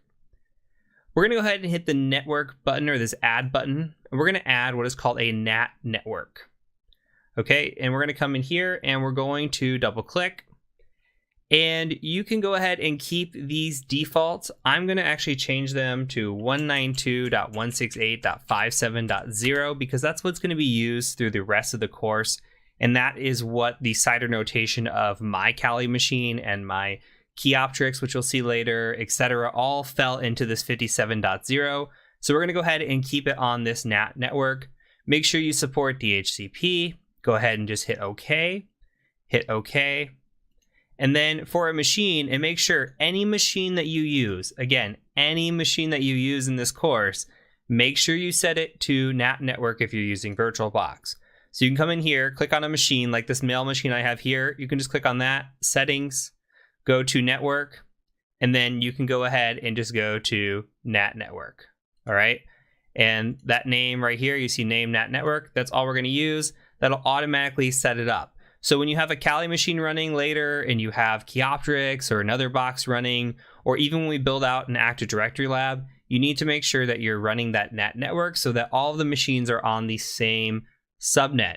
If you don't, you might run into a situation where the same IP comes up for the same machine and then they're conflicting with each other, or you get on different networks and some weird stuff happens. So make sure, again, that it's imperative that you're setting that NAT network for every single machine that you're setting up. So with that said, we're going to go ahead and move on to the next video in this section.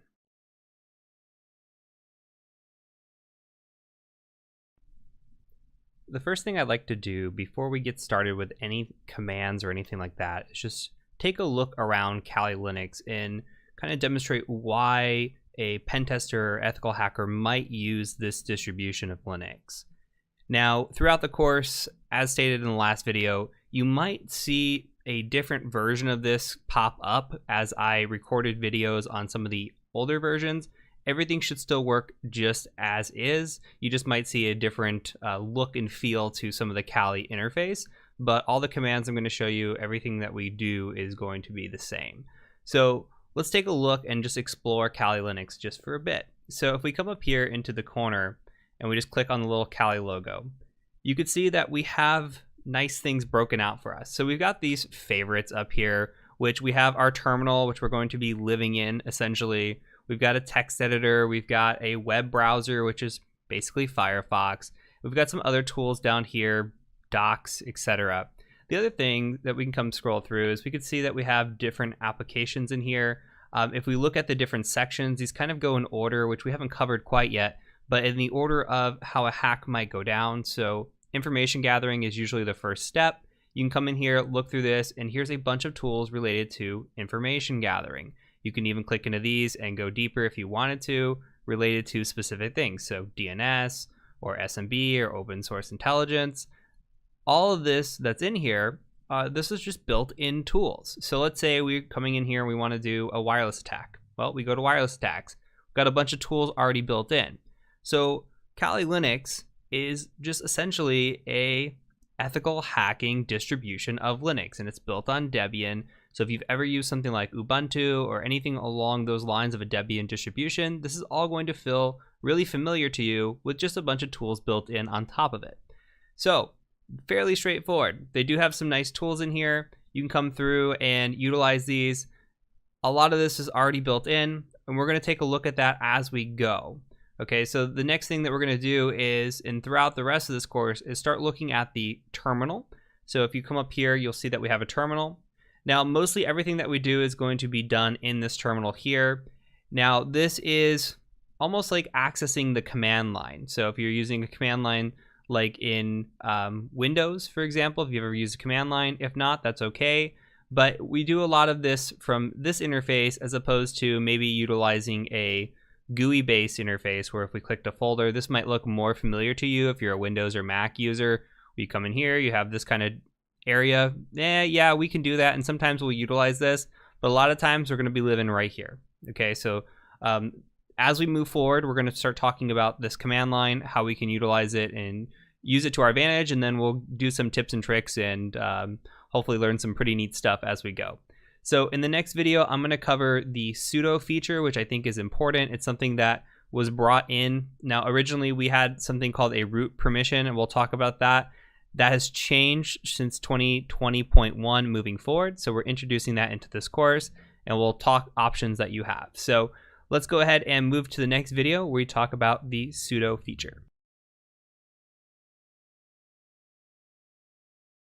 All right, so before we look at any commands or learn any command line, we have to talk about sudo. Sudo is very important, and what had happened previously was that in the earlier versions of Kali Linux, we ran as a user called root. Root is the ultimate user. You could think of it as the administrator of the machine. Now we're running as a user called Kali, so we don't have root privileges directly. This is as an improved security feature because we should be running only certain commands when we need to as the root user. So what we're going to see is we're going to see how we can run commands as an elevated privilege, and we're going to do that with sudo, which stands for super user do. They just kind of shortened it, so we just have sudo now, okay? Now with sudo, what we're doing is we're saying, hey, I want to run a command elevated. I want to run this as a higher user. In this instance, we can say, I want to run the command as root. Why is that important? Well, let's take a look at an example. Let's say that I wanted to look at a very sensitive file. Now, one sensitive file in our system is the etc shadow file. You can see cat etc like this, etc shadow. And you don't have to follow along right now. You don't have to really understand what's going on if you've never seen Linux. All I'm doing is saying, hey, I want to print out this file. I want to look at it, okay? And for here, I can't see it. It says permission denied. You don't have the access to see this file. That's a good thing.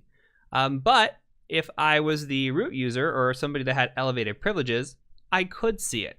So I could say sudo cat etc shadow like this. Okay, and it's going to say, what is your password for Kali? I'm going to go ahead and say Kali, K-A-L-I. Hit enter. And now I can see that I have access to this file. And this file is very sensitive. We'll talk about this later on in the course, but sensitive file, okay? So when we're looking at it, I ran that command specifically as the root user. As the root user, I'm able to see, okay, this file now. Why, or what's going on here? Well, we're running that specific command, right? And we're still staying as Kali. We're doing this in a kind of one-off scenario. So there will be times where something that you run in this course might require sudo, or you can run the command without sudo, but you notice something doesn't work. So best practice for this is saying, hey, let's go ahead and just run mostly everything that I'm showing you command-wise in this course. That's not best practice overall. Usually you should run things just as a regular user. If you get permissions blocked, then run it as sudo as necessary. Now, the other thing to point out, and we'll talk about this again later on in the course, but why can we do this is because this user is part of what's called a sudoers file, meaning we can have this permission. Not any user can come in here. Say we made a new user and we just called the user John. We can't just take John and just go ahead and just run these commands as root. No, John has to have the permission to do this. So you can think of Kali as being an administrator, but only when we utilize that access or that privilege. Okay, the other thing I want to show you though is that we can switch over to root if we want to. We can come in here and we can say sudo switch user dash, just like that. And then I'll put us into root. Now you can see, okay, we're running root at Kali. And that's only for this instance. You can, if you want, I'm not going to demonstrate how to do this, but you can, if you want, change the root password, log out, and log back in as root, and run through this course as root. Again, that's not best security practice, but that feature is available to you if you are a Linux user that is comfortable with Linux, comfortable with running as root, and you want the easy path. Otherwise, I highly recommend just staying as Kali, running as sudo privileges as you need it, and then moving forward. But this is a quick way to switch into root if you need to. Sometimes even running sudo causes some issues, so switching to root to run a command is okay. What we can do here too is the demonstration is we can go file new tab and look at a new instance, and you'll see that this instance of root is only good for this tab here. Once we start a new tab, we're going to be brought back right back to Kali. You can see that from the top line in the tab as well. So just keep note of this when you're running commands in this course. If you see something, again, try running it with sudo if it's not working, or if it says access denied, then you know, hey, I need to run sudo. Very, very, very important. Okay, I'm trying to drive that into your brains right now. So from here, we're going to move on. We're going to start looking at how to navigate around the file system, taking a look at everything from a bigger picture and diving into terminal. So I will see you over in the next video.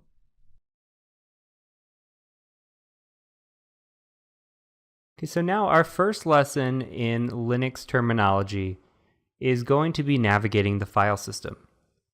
So if you're a Windows user, you're used to navigating your file system probably through folders, through a GUI, so a graphical user interface.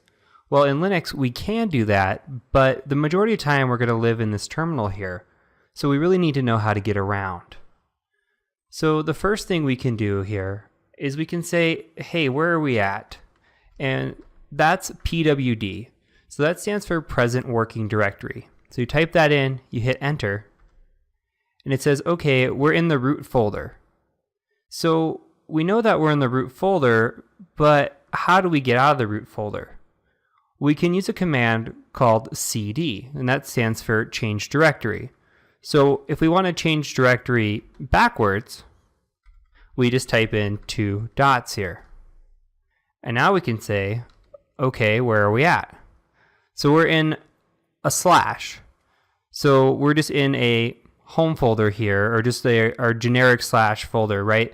So what we can do is, well, how do we know? Can we go backwards from here? Let's keep trying. So we do pwd again. No, we can't. This is our base folder, right? So you have to think of this as the lowest you can go. So now how do we move around? How do we know how to go forwards again? Well, we don't know what's in our directories, right? So we're sitting in this slash folder, and how do we look around? So there's a command called ls that lists everything that's in the folder. So if we say ls, we kind of see this color coordinated here. And the color coordination, it just depends on if it's a folder, if the folder's read-write, there's permission settings, which we're going to get into later. but the majority of these here are folders. Okay, well, we know we just came out of root, so we can go back into root. Now, how do we do that? So we can say change directory root, and we can actually hit tab to autocomplete. I don't know if you caught that, but there's no R any folder besides root. So at R, I can just hit tab, and it should type it out for me. Oh, I lied. There is a run in here somewhere, but it's hidden. We're going to cover that soon as well. So RO, hit tab, autocomplete, can change directory into root. So let's ls in root and see what's in here. Okay, this is more like our home folder, right? So we've got desktop, documents, downloads. This is kind of what applies to the root user. So what if we're sitting in this root folder here and we wanted to access instead this etc folder? Well, could we do the same etc command here? Well, I'm hitting tab and nothing's happening. Well, because etc doesn't belong in this area, right? But if we put a / in front of it, because this is the base, and then we hit etc there, now we can navigate to the etc folder. And we can actually double tab and see what's all in the etc folder, like an ls, say no. Another way to do that is if we wanted to ls what's in the etc folder without navigating to it, we could just type ls etc, and you can see everything that's in here. So there's some tricks that we can do, right? So we don't have to actually navigate to the folder to know what's in there. Again, if we ls and we want to know what's sitting in videos, or even let's say what's sitting in desktop for our folder. Well, if we start typing desktop and hit tab, we can't do that either, because everything in Linux is case sensitive.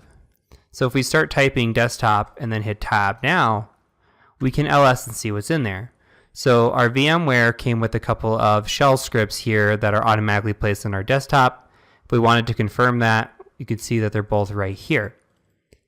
So as of right now, we are just sitting in our root home folder, and we know how to navigate around. So if we wanted to go to desktop, we could hit ls now and see what's in there. If we wanted to go backwards, we could. Okay, now we're back in our root folder, and you can also tell where you're at. Your present working directory sits right here, right? So this little tilde is actually your home folder, and you can see that we're in desktop. So if we wanted to go back into our desktop, instead of typing, say you wanted to go to music from your desktop, instead of going root music, which will work, you could also just say, I want to go music, and that'll put you there as well. And notice you don't need the leading / when you use the tilde. So just some couple interesting tricks that you'll kind of pick up along the way. Tab is definitely going to be your best friend. If you run into something with multiple options, say you're trying to CD and you say, I want to go to my desktop, and you're tabbing and it's not working, you can hit double tab, and then it'll show you, okay, well, there's desktop, documents, downloads. Those are your three options that start with a D. So now you kind of have an idea as to how to kind of move around, but let's do a little bit more. So what if we want to make our own folder? Well, there's something called make directory, mkdir. So if we say make directory, we'll say, I'm just going to use my name, Heath. So now if we ls, we can see that this Heath folder is now here. We can go into the Heath folder, and there should be nothing in it, right? So we can go back, and we can also get rid of the Heath folder, remove directory Heath. If we ls again, it's gone. So now, what else can we do? Well, we can also look for hidden folders. So we can say ls-la, and we can look for hidden files and folders here. Remember the color coordination. So this .cache, right? That in theory is a hidden folder. So if we say cd.cache, we can go into there. We ls, and there's actually some information in there. But when you saw it originally, you didn't see that. We're going to cover more on this. I just kind of wanted to show you that trick. As you see over on the left side, there's file permissions and properties. So be aware that just because it looks like something's not there doesn't mean it's not there. It might just actually be hidden, similar to Windows where you have hidden files and folders. So just a quick trick to show you that. So another thing we can do. So let's go back. And don't worry about what I'm doing here. You're going to cover these commands in a little bit. I'm just going to echo hi, and we're going to put that in a test.txt folder. So now if we ls, you can see that test.txt is here. So if we want to actually copy this file, we can copy this file to another location. So we can say, hey, I've got this test.txt, but I actually want to move it to downloads. And if we go ls to downloads, you could see that test.txt is actually sitting in there. And if we wanted to remove it, we can just say remove from downloads, or test.txt. Actually, sorry, remove downloads test.txt. We don't have to transition into that directory if we don't want to. So another trick, say we want to see now that it's gone, and we want to ls, but we don't want to keep typing this out. If you hit the up arrow, now you can just see your old commands. So if you keep typing a command over and over, you can see what's going on. So ls shows that there's nothing in downloads now. We were able to successfully remove that file. So another thing that we can do is we can actually move. So say we wanted to move test.txt, and we wanted to put that into downloads. Okay, now if we ls, test.txt is now gone from this folder because we've moved it. We haven't made a copy, we've actually physically moved it away. So now if we ls, actually let's just tab up, you can see that test.txt is now in there. And I'm going to remove that here.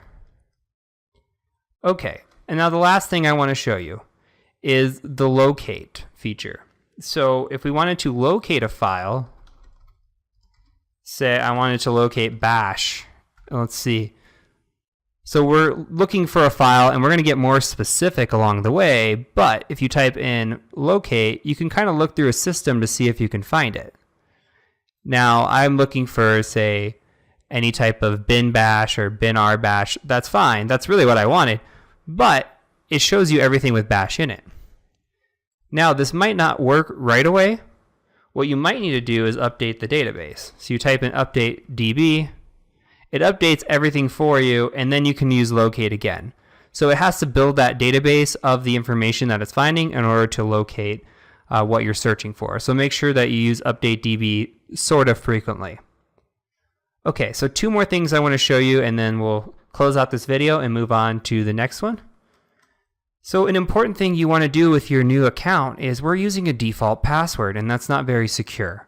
So to change a password for our user, we can just type in passwd, and now it's going to ask us for a new password. So instead of using Tor, we can use something else. I'm going to type in the very secure password as my password for an example here. But if you plan on using this machine for future reference, you can type in a secure password and kind of keep it. So lastly, I wanted to show you is something called man. So man pages. Man pages are your instructions for any command that you're running. Most commands come with a man page. So let's say we want to look at ls. We can say man ls. And then it's going to give us all this information here about ls. So if you see, it says ls is list directory contents. Awesome. And then it gives you what options we can do. Well, we can do a -a for all, which you saw earlier. And you can kind of scroll through here and just see exactly what it has to offer. And that's kind of it. So when you go through here, you can kind of, if you're struggling to, there's a command in there, but you're not sure exactly what the command is, you can type in man and search it. And sometimes you can do ls, I don't know if this is going to work, but -- help, and you get some information as well. It doesn't provide you the full man pages, but it provides you something pretty close. So that's kind of just your way around if you ever get stuck, something to look for. Okay, so that's it for this lesson. Next, we're going to move on to users and privileges, how to add users, and how to change some sudos and some modifications to our file permissions. Okay, so now we're going to cover users and privileges. So in the last video, we touched a little bit on privileges with our ls-la, and we touched a little bit on users by changing the password of our root account. So now we'll cover a few more commands regarding those. So if we look again at ls-la, you could see all this crazy jumbled wordage over here, right? So it actually means something. So we look at the first line here. If we see a dash like this, a hyphen, that means it's a file. If we see a D, that means it's actually a directory. And then you see R, W, and X. So R, W, and X actually means read, write, execute. It's the permission settings that this particular group has. Now there are three groups here. There's the first, second, and then your third right here, right? So your first group right here is the owner of the file. So it looks like the owner of the file has full read-write execution, right? And then the next set of three here is actually the permissions for the members of the group that own the file. So this is a group ownership as opposed to actual ownership here. So for the people that are in the group that has access to this file, they can only read and execute. They can't write to it. Now, for the last one, this is just all of their users. So any common user here can actually just read and execute. They can't write the document. So that comes into play, especially when we get into penetration testing, because with penetration testing, we're looking to have full access, right? So we're always going to be looking for that folder that has full read-write. Typically, if we look at temp, that's our temp folder a lot of times. You see the temp folder has full read-write execute. So when we're doing penetration testing, we're trying to upload some sort of exploit, we might actually upload it into the temp folder because that's where we can execute those files. However, we could also be looking for other full read-write execute files where we need to modify them and give us root access to a system. So it's all about insecure configurations, and we're going to cover that more once we get into the actual penetration testing part of the course. So for the Linux Essentials part of the course, all we need to worry about is these file permissions. Another important feature of that is if we were to create a script, our script's not going to be able to run until it has full access. So how do we change access here? So let's make a file. I'm just going to make, we'll just echo another text document, right? So we'll just say hello. And actually I typed that in backwards. So hello, and we'll call it hello.text. So if we ls here, by default, we only have read write and then read access for everybody else. Meaning if we wanted to read it, we could say cat, which we're going to get into later, cat hello.text. It just says hello. So what can we do here? Well, we can use something called change mode. In changing mode is chmod, and we have a couple options here. So we can do a plus, right? And we could say, well, we want read, write, execute, or we just want execute. But another way I like doing it is you have a number feature. So the one you really need to know is all sevens. Sevens gives you full read-write access across the board. So if we say chmod 777 hello.text, now we ls la. And you notice that hello.text turns green. That means it is full read-write. And here you go. We've got the dash here saying it's a file, and we've got read, write, execute across the board. So this is how we change file permissions.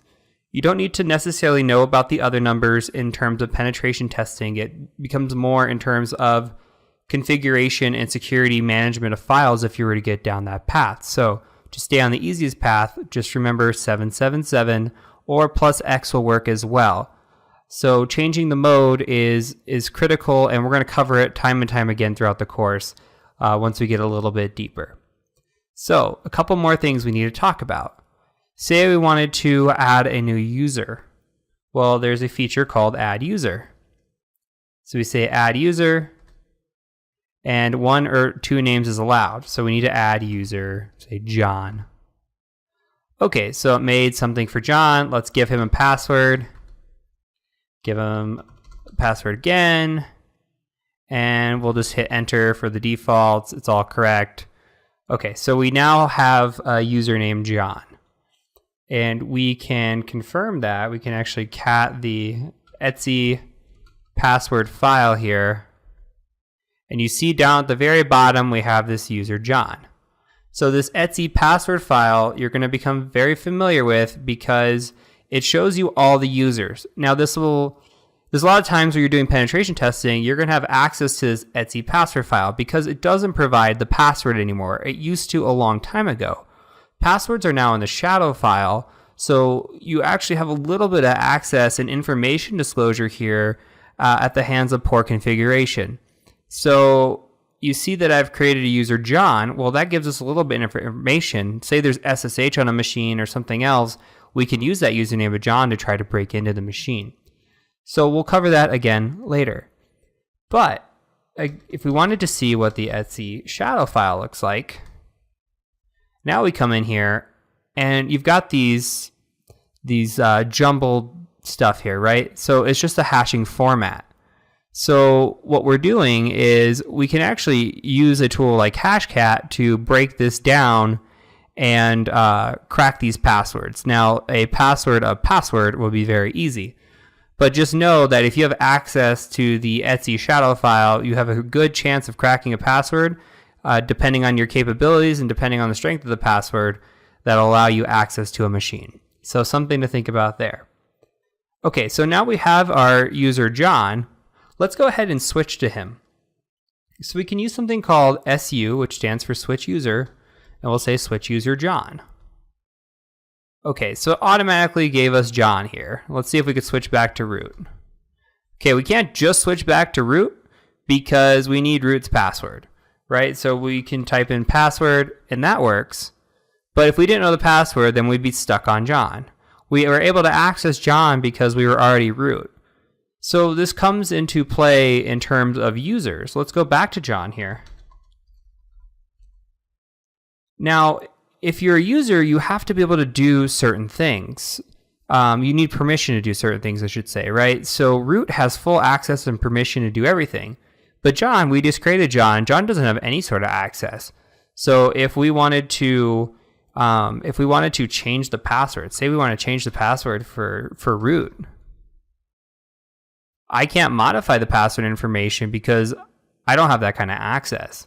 Now there is something called a sudo, which would provide John that access if we gave it to him. So it's called a sudoers file, and basically anybody in that sudoers file can change permissions given if they are a sudo user, right? So we would type in sudo password root, and it's going to ask for the password for John, but you're going to notice, hey, John's not in the sudoers file. John can't do this. So John has base permissions, right?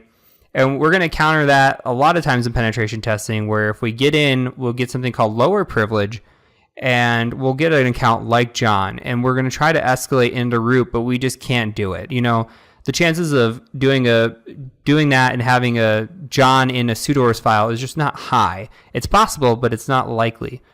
So for now, just know that if you want a user other than root to have access to file permissions, you need to have them in the sudoers file. That becomes useful too in penetration testing because you can look at the sudoers file if you have access to see what users have sudo privileges. Okay, so that is it for this lesson. In the next lesson, we're going to be covering network commands and moving on gradually towards scripting. So let's go ahead and get there, and I will see you when we get over there. Okay, so now let's cover network commands. So the first command I want to cover is ifconfig. So you may be familiar with the Windows version of this, which is ipconfig, and they pretty much do the same thing. So it shows you here your different interface types and the IP address associated with them. So ETH0 here, Ethernet 0, has an IP address of 192.168.132.164. You can see the net mask, the broadcast address, and you can see the MAC address as well. And we also have a loopback address here. Now, if your machine has a wireless adapter, or at some point you want to do wireless penetration testing, you're going to need iwconfig. And you should not expect to see anything on this at the moment unless you're using a laptop. Then you actually might see a configuration down here for it. If you would see something under iwconfig, you would see like a WLAN 1, WLAN 0, something along those lines. Okay, and another common command that we're going to see is going to be the ping command. So we can just type in ping and the address that we're trying to talk to. So for example, I'm going to try to ping my home router, and I get talking back. So if I tried to ping something that wasn't in my network, like a 16.1, you're going to see the results change. So with ping here, ping is going to be endless. Until we hit something like Control-C to stop it, it'll ping forever. So I'm going to hit Control-C again and kind of show you the difference. So you see that we attempted to ping here, and we got replies, we got information back. Well, that's good. That means we're talking to the other machine. It says, hey, are you there? It says, yeah, I'm there. And we try to ping this machine here, but this machine's not talking back. It could mean that the machine is not on the network, or that the machine is just blocking ICMP traffic. ICMP is another word for ping. So moving on to the next command, I want to show you ARP. So the best way I like to type in is ARP with a switch of A. And ARP is just going to show you MAC addresses that it talks to and the IP address. Actually, I said that backwards. It's going to show you the IP address it talks to and the MAC address associated with it. So if an IP address reaches out, say 192.168.15.1 talked out to this machine, it's going to say, okay, hey, who are you? It's going to send a broadcast message out. It's going to say, who has this IP address? And then the IP address will respond and says, hey, I do, and this is my MAC address. So ARP is just a way of associating IP addresses with MAC addresses. And once you know that, you can also look at netstat. So netstat-ano is another one of my favorite commands. And this shows you just the active connections that are running on your machine. So if we scroll way up, and you can just kind of see what's open and what's talking here. Where this really comes in handy on a penetration test is to see if a machine is talking to somebody else. Same thing with ARP.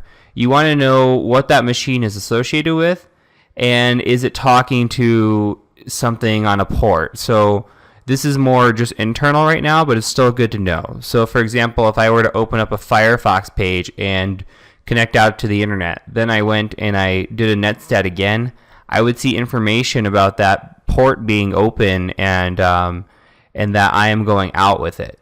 So just kind of keep that in mind. These are not commands that you really need to know in depth right now. Networking does come into play when you are doing penetration testing, but we're going to cover these commands time and time and again. I just wanted to give you a very brief introduction to them. Okay, and the last command that I have for you today is route. So if you type in route, that's going to print your routing table. And the routing table is important because it tells you where your traffic exits, essentially. So for this VM, my traffic is exiting on 192.168.134.0. So any traffic goes out of this 0.0.0.0 gateway in this range, right? So when it goes out this gateway, it's doing NAT, so network address translation, and it's running off my computer. So the best examples aren't here, but it's important to know route as well because there could be a machine that you're attacking that has multiple routes. So you might see a 134 and a 135 because it has a dual home NIC, meaning it has two NICs inside of it. So it's actually talking to a completely different network that you didn't know existed. So you might have been attacking one network in the 134 range, and then 135 is just out there, and this computer can talk to both. And until that point, you had no idea. And that's the idea of called pivoting, when you switch a network from one to the other, but you're using a machine. So that's it for this lesson. In the next lesson, we're going to talk about viewing, creating, and editing files. So in the last video, we took a look at different networking commands. In this video, I want to show you some updates to those commands. Now, we were running IP or ifconfig, so we were doing ifconfig, and that works and that's fine, although it is becoming deprecated. So it is still my go-to, if I'm being honest with you, because I like to stay old school, but I do need to show you the new and improved version of ifconfig. So if we take a look, I'm just going to clear my screen here. So the command is IP. Now we can say IPA, and we can look at that, and that says IP address. And what do we get here? Well, we get our loopback, and we get our Ethernet, and we still get to see what our IP address is. We get to see what our subnet mask is here as well. We get to see our broadcast address. So there's a lot of information here that is provided, which is good. We can also take a look at some of the stuff that I was showing you before. So say we want to look at the ARP table, we can say IPN, which stands for neighbor. Let me clear this. And here's our ARP table. Okay, so very similar. And we want to look at routing tables, we can just do IPR. So instead of having to remember, okay, ARP, or we're having to look at route, okay, we can do all of this through one command, which is the IP command. So I just wanted to add this updated video to kind of show you that there is this command out there. This is where the industry is moving. This is something that you should know, but it is perfectly fine in my book if you still want to use ifconfig. Nothing wrong with ifconfig, nothing wrong with using IPA. Both are fine. Okay, so just another command for your repertoire and for your tool belt, and something to keep in your back pocket. So with that being said, we're going to go ahead and move on to the next video.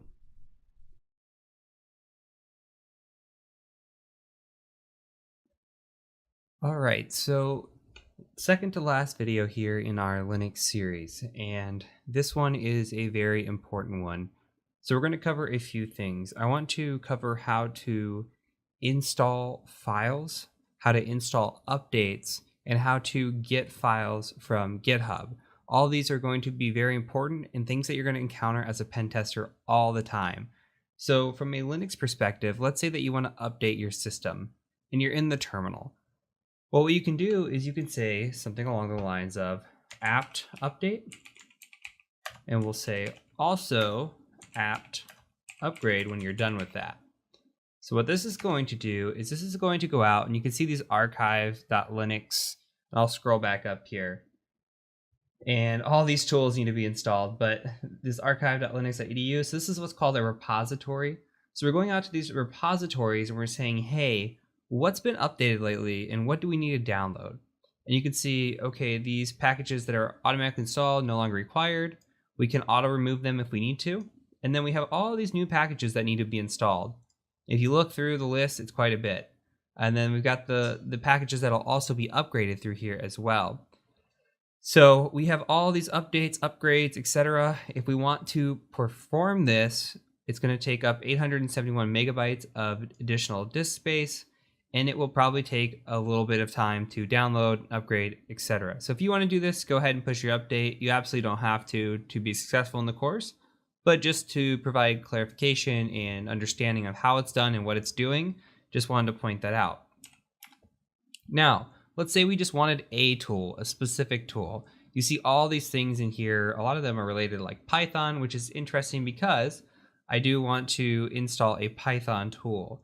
So let's install a tool called pip. So what we're going to do is we're going to say apt install, and then the tool is called pip, but it is python-pip like this. So type that in, hit enter, and it's going to go check for it. It's going to look for it, and it found it, which is great. If it weren't to find it, it would say something a little different. We can show you, like say, just hit some numbers in there. Say unable to locate that package. So you'll know you're on the right track with the package name here. So I'm going to go ahead and actually hit yes to install this. It's going to go out and download everything we need for pip. And you're going to see why pip is important here. So there is pip and there's pip3. Now both of those go out and do some installs for us. And we're going to go ahead and just say yes. And those installs are related to Python. So we're going to use a lot of tools in this course that are related to Python. And it's going to install those tools for us. So pip is for Python, pip3 is for Python 3. Now Python 3 is the latest and greatest. Python 2 is actually being deprecated in 2020 or end of service in 2020. So a lot of things are actually moving away from that now. So when we get into the Python section of the course, we're actually going to be working completely in Python 3 for this reason solely. So while we wait for this, let's go ahead and go out to the interwebs. And I'm just going to go to applications up here and then Firefox terminal. So from here, as an update to the course, I want to introduce a tool and teach you also how to install a tool. So this is kind of serving two purposes here. So I want to go out to Google, and what we're going to do is we're going to look for a tool called Pimp My Kali, P-I-M-P, My Kali, just like that. Now this is written by a guy named Dewalt. He is a pillar of our community in terms of our Discord community. Is very helpful when it comes to the course. If you have ever been in the course Discord or looked at it, you will probably see that he is a part of it and he's there and he's helping out. He's fantastic. Now this is up to date. He does a great job of utilizing this. And what he's done is he's taken the new Kali Linux, which anything from 2020.1 and onward has kind of had some issues here or there. And he's created a nice script to fix all of those issues. Okay, so we don't have to go through and troubleshoot a lot of things throughout the course. This script just kind of goes in and fixes a lot of things that were wrong. So I really am appreciative of this script because it is fantastic. What we can do is learn from this as well, though. So what we can do is we could take this code and we could just copy it here. Okay, we can hit Control A, Control C, or you can hit copy on the clipboard. And what I want you to do is I want you to go out to a terminal. We're gonna go ahead and just sudo switch user, okay, and enter in our password. Now, we're going to install something from GitHub. So what we're doing, and this is very common, by the way, you're gonna see this happen throughout the course. We're gonna put this into a folder. So what I wanna do is change directories to a folder called opt, O-P-T, just like this, and hit enter. And we're going to put our file here. Now this is very common. A lot of people tend to put their downloads or installs into the opt folder. It's just a place to keep all of these. So this is a common thing to do and a good practice to get into if you've never done this before. So now what we're gonna do is we're just going to type in git clone and then we're gonna paste it. So you can do Control-Shift-V as a shortcut or right click and paste, hit enter, and you can see it started cloning. Now, once it's done cloning, all you have to do is change directory into the file name right here, or the folder name. So cd, we'll just type in Pimp My Kali, tab, hit enter. Okay, and from here, we can just do ls, look what's in here. Okay, so you can see pimpmykali.sh. We're gonna go ahead and just run that. So ./pimpmykali.sh, just like that, hit enter. All right, and we're going to run 0 here. Okay, and this is going to take a minute. So it's gonna go through and run all these upgrades that you see here. So what it's doing is it's fixing some of the issues that we have. So we're fixing Go when we have to install Go later. We're fixing Impacket, which has some issues on its own in 2020.1 and later. And we're also enabling root login. So there's a lot of things that we're doing here that help us out throughout the course and is just a nice overall upgrade. There are some other features here. So as you'll see, we have the ability to downgrade from Metasploit 6. So if you do encounter issues in the course, you can come back and downgrade to Metasploit 5, which is what we are currently doing. But as you go through the course, Metasploit 6 might be working or more functional.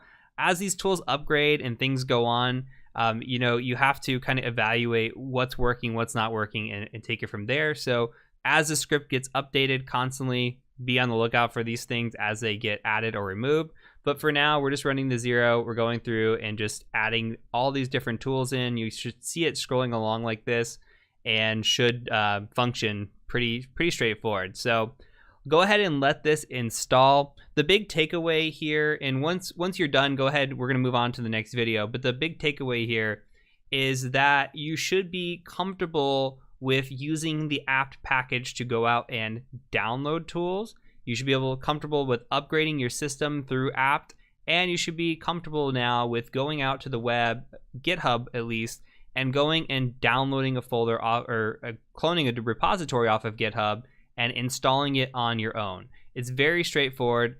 If the GitHub is good, the GitHub will tell you, hey, here's how you install it, and it'll say these are your instructions. Like right here, it says here, git clone, cd into it, /pip_my-kali. Straightforward. And most GitHubs are like this. So as we download tools in the course, you're going to get more practice with this and understand it better. But from here, you're going to just take it and go. And here you can see something that we talked about is that we lost the ability in 2020.1 to use root. This will allow you to run root in Kali if you want. Here, we're just going to type in no. Unless you know what you're doing, you could type in yes. But again, as stated in the sudo video, if you are not familiar with Linux, it's best practice just to keep hanging out in sudo and utilizing it that way as a low-level user. And again, we're just going to let this run, and I will catch you over in the next video. So there's one more tool I want to install because I use it quite a bit throughout the course as my go-to note editor, and I'll talk some alternatives as well, but I just want to make sure that you have it installed and you have it at your disposal if you want to use it. It's not the only text editor in Linux, and I'll show you those options, but that tool is going to be called gedit. So if you just do apt install gedit like this, actually let's do a sudo apt install like that, enter in our password, and then go ahead and just hit enter for yes. We're going to let this install, and it should be pretty quick. Now, what this is going to allow us to do is just have a text editor option. You're going to see this in use in the next video, but we get to say gedit test.txt as an example, and it'll bring up this text editor. Plain and simple, that's all it is. Now, you'll get some warnings like this. If you see a warning, just ignore it. Don't even worry about it. As long as you're able to get into the text editor and edit, that's fine. I'm going to close this out without saving. Another thing that you can do is you can use mousepad and just say test.txt. That's fine. And you can use nano, test.txt, same thing. And you'll see these throughout the course, so don't worry about having to memorize them right now. But there's a few different text editing options. I just wanted to install gedit and show you gedit because I use it so much throughout the course, and they removed it from Kali Linux in 2020.1, I believe. So I just want you to be familiar with it and know how to use it if you want to. So that's it. We're going to go ahead and move on to the next video.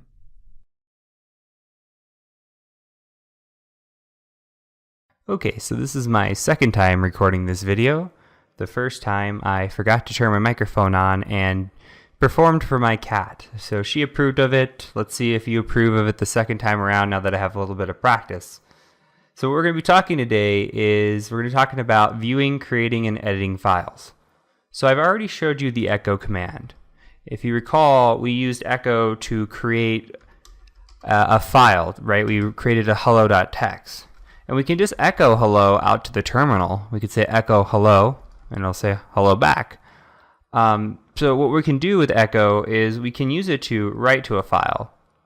So if we were to say echo hey, and then we write it to hey.txt, well, we can look and see that hey.txt is here. And you can see my files from the previous one, so I'm trying to come up with more ways of saying hello. But we're going to use hey.txt here. So if we cat hey.txt, all cat does is print out to the screen what is in a file. It says hey. Okay, so let's say we want to append cat, or we want to append hey.txt. Well, we can tab up here. What if we just say hey again? And we've got this greater than symbol here. and we're just putting it into the hey.txt file. Well, that didn't work. We didn't append it. We actually overwrote it.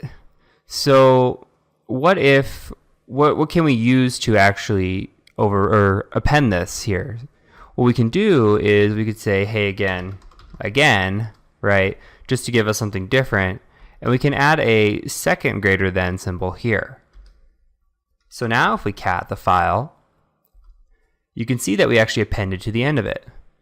So this becomes incredibly useful when we are either adding stuff to a list, say we're gathering IP addresses and we just want to combine our lists, or when we're creating a series of commands and we're going to use those commands to send all at once. We're going to cover that later when we talk about file transfers in the penetration testing section, where we use a set of commands like this on a Windows machine to actually transfer files via FTP. It's just so much easier than typing them all in one by one. We can create a little document and run the document. So this becomes useful when we have a series of commands and for other reasons as well, as you'll learn as you go on in your Linux career. So we've talked about echo and we've talked about cat. So let's talk about some other ways to create a file. We can use something called touch and just say new file.txt.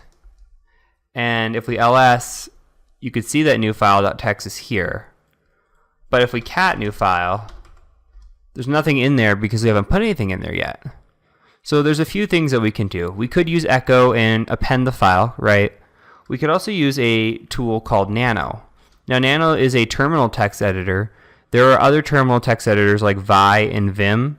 I don't prefer those personally. I like Nano the most. Some people have their preferences. So I encourage you to play around with any of them as you wish. Vi and Vim are the other two. But for this course, we're going to be using Nano. So if I say nano new file.txt, I could type whatever I want in here.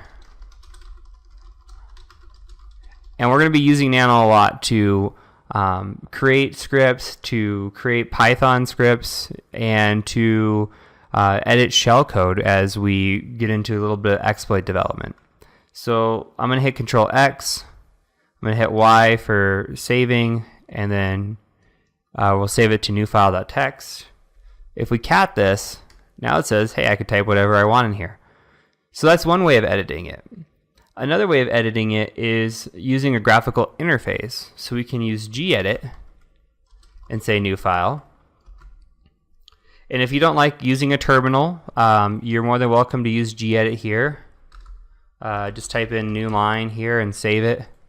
And I like using gedit. It's a lot cleaner because I can, highlight and delete. I don't have to use my keyboard to navigate around like I do in the terminal. So if you have the option to use gedit, for sure, but sometimes you're going to be on another machine that's not your own or is headless and doesn't have a GUI, that you're going to have to use Nano. So get comfortable using both.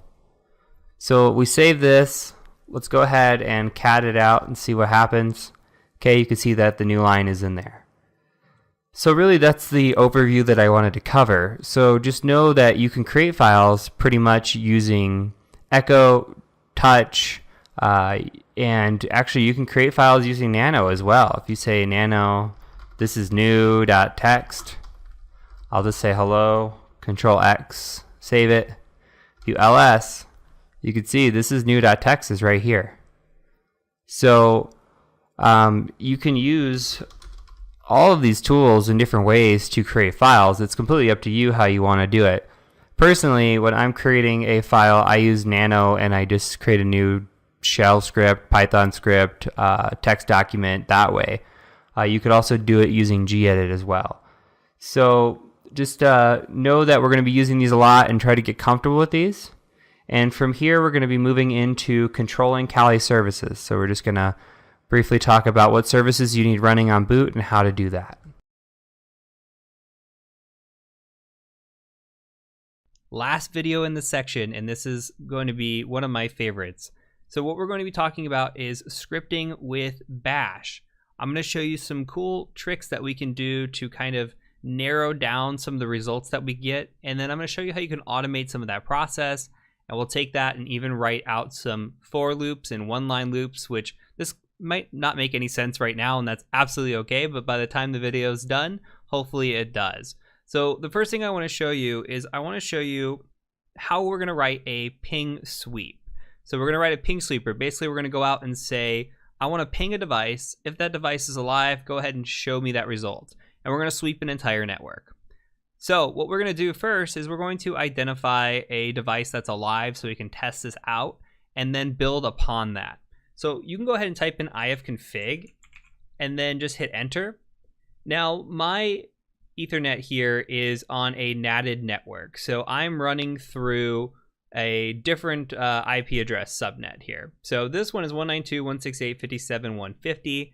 My actual IP address is on a .4.x here. So I'm going to, for this example, I'm going to be pinging 192.168.4.29. However, and you can see here's the ping that we're getting back.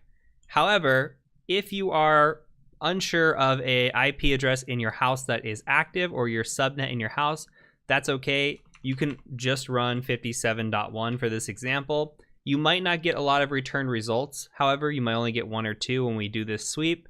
So I advise you to figure out what your IP address is. That's a good challenge anyway. And if you are familiar with networking, which you should be at this point, then you should be able to determine the IP address of your home network. But if you do not do that, then you can use 57.1 or whatever your IP address is here on this third octet.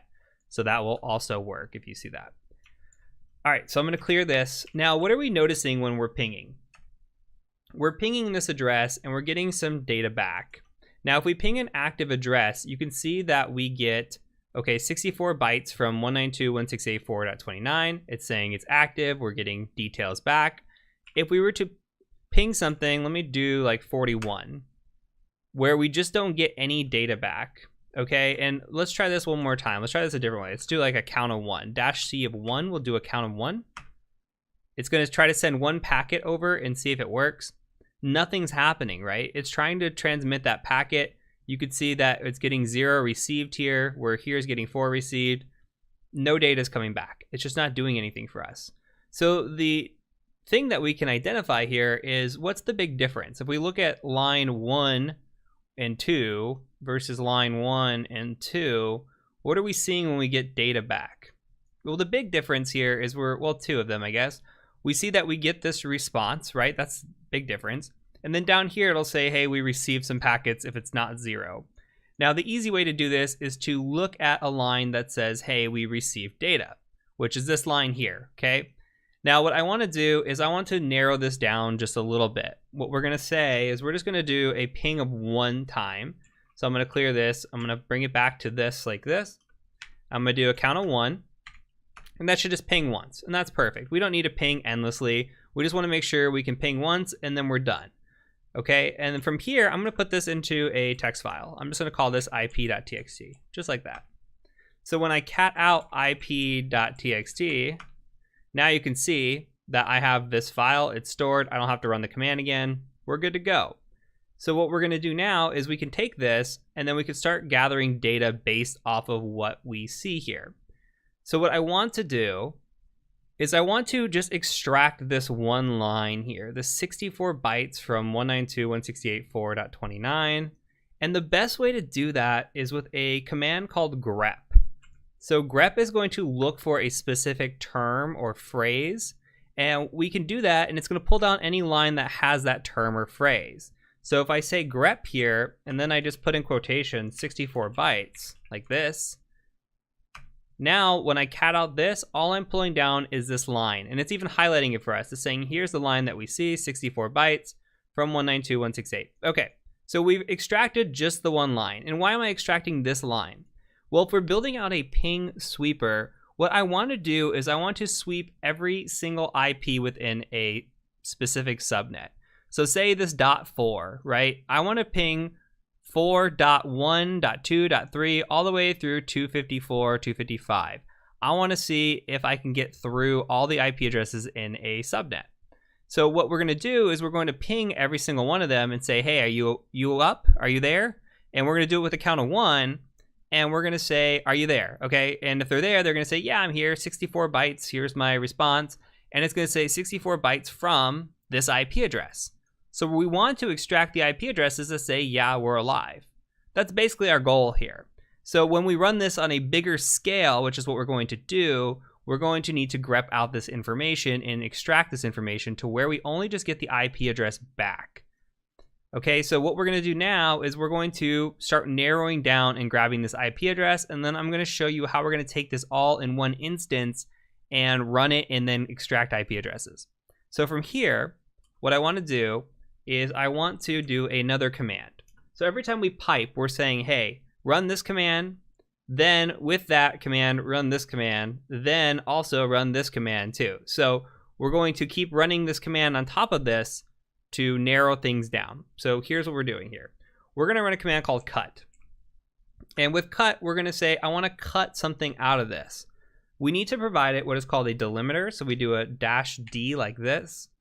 And the delimiter I'm going to use is a space. And then I'm going to say -f for field, and then I'm going to say 4. Okay, what is this doing?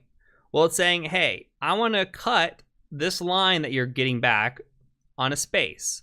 So the delimiter is a space. So here's a space, here's a space, here's a space. And it says, I want to count up to 4 to grab that data. So 1, 2, 3, 4 right here. So if we say 4 here, like this, we hit enter, we're grabbing that specific IP address because we're doing it by spaces. If we did it on 3, what do you think we're going to grab? We're going to grab the word from. So you can see here's from. So what I want to do is grab the IP. So we're going to use this cut just like this, use our delimiter, and then get to the correct field position that we want to grab the IP address. All right, so we've got the IP address. Now there's only one thing wrong here with this IP address, is that there is a little colon on the end of it. We just want this without a colon at all. We want it just like this. Now there's a couple ways we can do this. We could use something called sed. Sed's a little bit complicated and a little bit advanced, I would say, for where we're at right now. So I'd rather teach you an easier way to do this, and that is called translate. So with translate, all we're going to do is we're going to do one more pipe like this, and we're just going to say tr for translate, a -d for a delimiter again, and then we're going to say we want to get rid of this. And that's it. We're just getting rid of this. Okay, so if we run this one more time, now you can see that we've successfully extracted this IP address out. That's our goal. That's all we wanted to do. Now, how can we apply this to something bigger? How can we make this part of a bigger script? That is the question. And we're going to do that. So what I want you to do is I just want you to copy this, okay? Copy this entire line. And we're going to go into a mouse pad. So let's copy this selection. And I'm going to clear my screen. I'm just going to say mouse pad. And we're going to call this ipsweep.sh. Okay, so this is going to be a bash script. And I'm going to make this bigger. And the first thing we're going to do with our bash script is we have to declare that it's a bash script. We're going to say #bang right here, or shebang is what we'd call this, /bin/bash. This allows the machine to know when we run this, this allows bash to know, hey, we're calling this, here's the location of bash, this is what we're running with the script. You're also going to see this when we use Python as well. You'll see the declaration here at the top, or when we're calling this out. So I'm going to go ahead and Control S and save this. That'll add some nice color to this, so when we're coding this out, we get to see in color. I like that a lot. I'm going to actually make this a little bit smaller and then make this like this here so we can get the whole picture. Okay, so what I want to do is I want to paste in what we just wrote. So I'm just going to Control V here and paste that in. So we don't need to do a cat of an IP address here. In this instance, instead, we're going to change this back. We're going to ping. Remember, we want to ping every device in the network. So we want to ping, say if we're pinging 192.168.4.x, okay, we want to ping that. And we can leave this like this for now. Don't worry about changing anything here. This is just going to be a placeholder. We're going to do a little bit of extra syntax here to make this work. So we're going to write what is called a for loop. So we're going to say for, and I'll explain what this does here in a second. You're also going to see this again when we get into Python and coding. And so you'll be able to understand more and more about loops and what for loops are, while loops, etc. They're very, very useful and very common in coding and scripting. So I'm going to say for IP in, and then I'm going to say sequence 1 through 254. Now, very important, this character here is not an apostrophe. Okay, this is not an apostrophe. This is the little line, I don't know what it's called. It's above the tilde next to your escape button on your keyboard. So it's this right here, okay? It's like a backwards apostrophe almost. I'm sure there's a term for it, I just don't know it. So you come in here and you say, okay, for IP address in sequence 1 through 254, and I'm gonna explain what all this does in a second. I want you just to type this out for now. I want you to say do, all right? And then I want you to come down here and we're going to say ampersand on this line, and we're going to say done. I'm going to explain what all this means. Okay, so this is a loop that we've just created. What we're saying is for the IP address, and we're just declaring this. This could be Bob if you wanted to. I'm just making it a name or a term that's easy for us to remember. So we're going to say for IP. But if you want to call this Bob, call it Bob. For IP in sequence 1 through 254. So what sequence is doing is it's saying, hey, I want to count everything from 1 to 254. So 1, 2, 3, 4, 5, 6, 7, 8, all the way to 254. This for loop means I'm going to do this every single time. So for IP in 1, for IP in 2, for IP in 3, we're going to run this command until we're done. So until this sequence has run 255 times, it's done. Okay, and now we're going to say, I want to do a count of $IP. So what we're saying here is for IP in sequence 1 through 254, go ahead and do a ping -c for a count of 1, 192.168.4, 254. And here we're going to say .1, .2, .3. Every time this loops over and over and over, it's going to be incrementing that number through this sequence. That's all we're doing. This is a basic loop, okay? So we're going to keep going through and through and through. Now, this will work. If you plugged in your hard-coded IP address here, this will absolutely work. Now, we can improve this just a little bit if we want to. So what's going on here is what we're going to say is if we wanted to run this, we would just do ./ and then IP sweep, okay? And this would work. That's fine. But we can make this a little bit better from a coding perspective. We can come in here and we can give this a $1. And that means argument 1. So what we're saying here is I want to give an argument instead. So if you want to be technical, this first ./ ipsweep.sh, that is argument 0. So you can consider this $0. Argument 1 would be what you type after that. So this would be argument 1, argument 2, etc. So in this case, what we could do is we could say, I want to run 192.168.4 like this, and this will run the .1, .2, .3 after it. So you provide the argument, it places that here in argument 1, and then it does the rest for you. So this way you can specify your network, and if you wanted to ping multiple networks, you don't have to come back in here and keep changing this. It just works. So super easy. This is a great little script for a /24 type subnet, okay? Okay, so let's go ahead and try running this really quick. I'm gonna just Control S, save this. I'm gonna close it. We're gonna do a chmod +x on IP sweep. If it'll allow us to, we might have to do a, okay, let's do LSLA real quick, make sure it worked. It sure did. Okay, so here's what we're gonna do. We're going to run the IP sweep, and we're going to say 192.168. You just put in your IP here. I'm going to run that. All right. And you could see all the devices that are coming back within my network here. I'm going to go ahead and hit Control C, cancel this out. And so this is grabbing all the different devices in my network. Now that's great.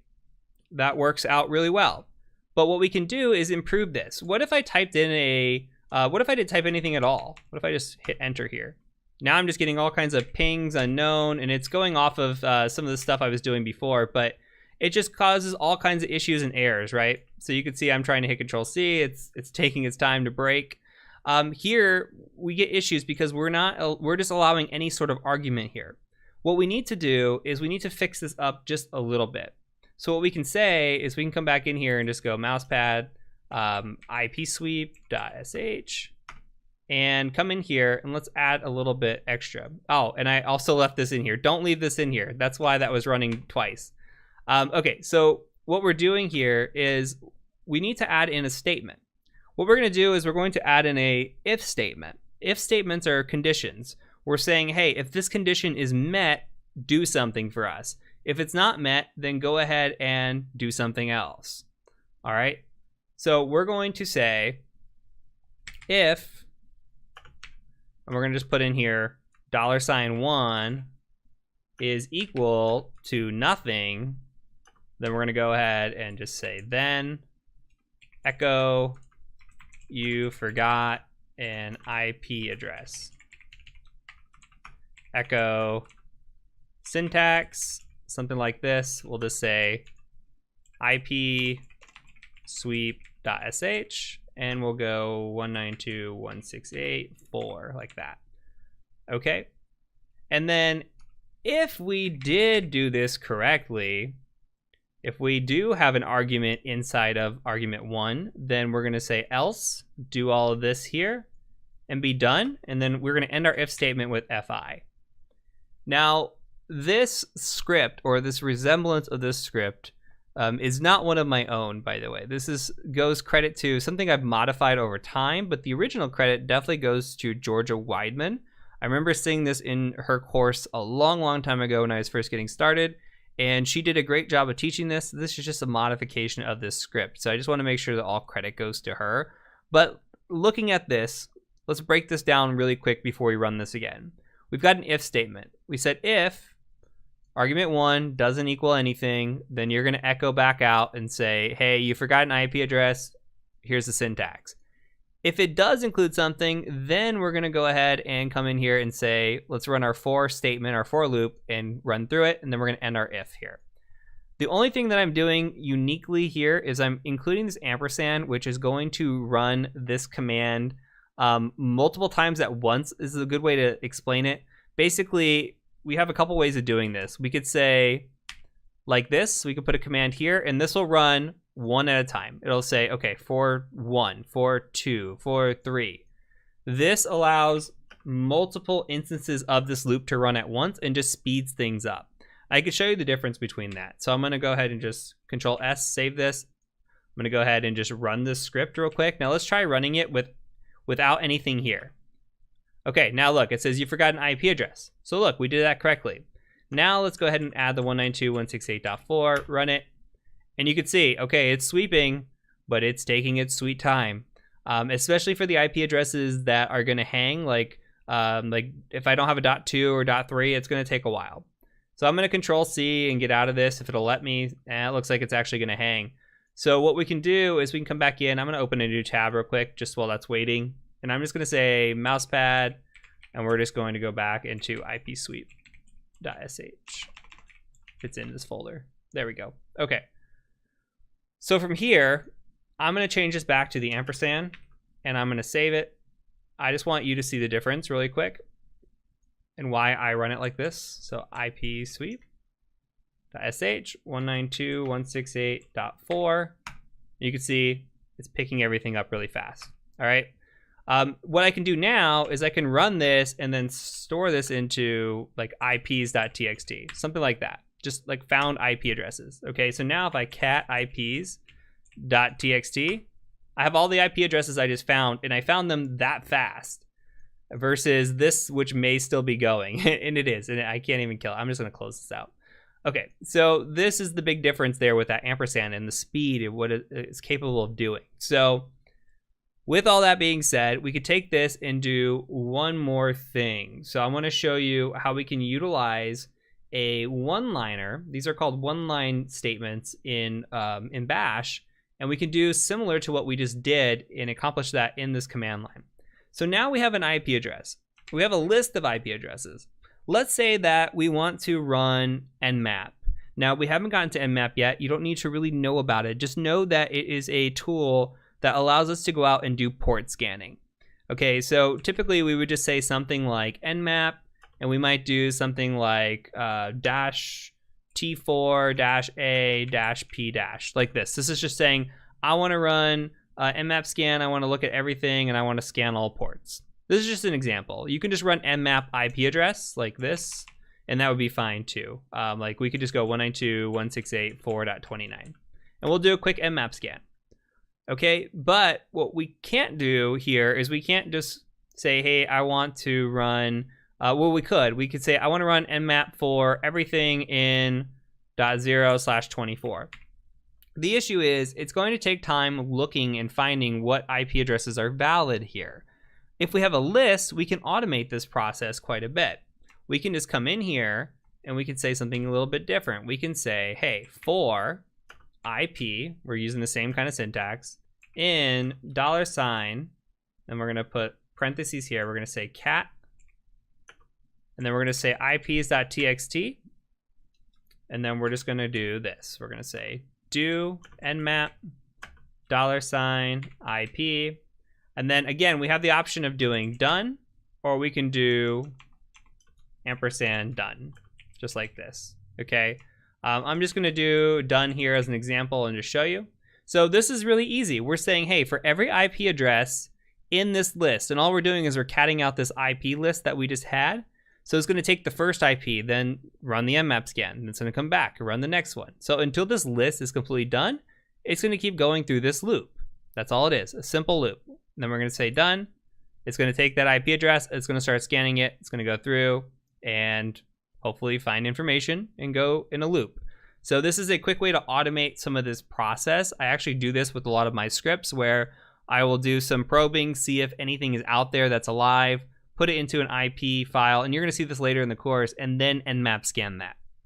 So think about this. Hopefully this gets your wheels spinning on what you can do to really start scripting some of this stuff out. And this is going to be the first time you get your hands dirty with scripting. We're going to go on again with this, and we're going to get more advanced as we go. But this should be a good introductory lesson to you on how we can build a simple tool and automate a lot of this process fairly easily with just a little bit of command line syntax.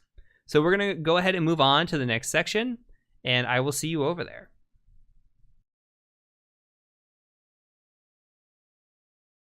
Welcome to this module on Python. So if you've never used Python before or even heard of Python before, Python is a coding and scripting language. It is commonly used in ethical hacking, and it's commonly used all around the world. It is actually considered one of the best beginner languages to start with if you've never learned coding before. So that's exactly what we're going to do. We're going to cover some of the basics of Python. So we'll cover everything you see on this screen here: strings, math, functions. We're going to get into conditional statements and looping. We'll get into some more advanced items, and eventually we're going to build our own tools. So we're going to be building a port scanner at the end of the lesson, and then when we get into the exploit development section of this course, we're going to use Python again to write our own exploits. So it's going to be used throughout the course. You're going to see it again as a ethical hacker as well. You're going to go on to websites and you might need to download Python code or something to utilize against a host or a client, and it's just going to be frequently seen for you. So very important topic to cover, especially for the foundations. One very big thing to point out: you do not have to be a developer to be successful in penetration testing. The important thing is that you understand what you're seeing and understand how to read code. If when you come away from this module, you have a better understanding on how to read what you are seeing in code, you'll be much better off. By no means do you have to be a developer. I am still to this day nowhere near a developer level, and I'm very, very successful in what I do. You don't have to be a developer. So the big takeaway here is to take very good notes, understand what you're seeing. If you need to watch a video multiple times in this section, absolutely okay. Just make sure you understand everything in front of you and understand that the lessons are going to build upon each other, and it should all come together in the end. And you're going to get to see it over and over through the course, especially in the exploit development section where we write our own Python script. So I look forward to teaching you this module on Python and look forward to seeing you in the next video.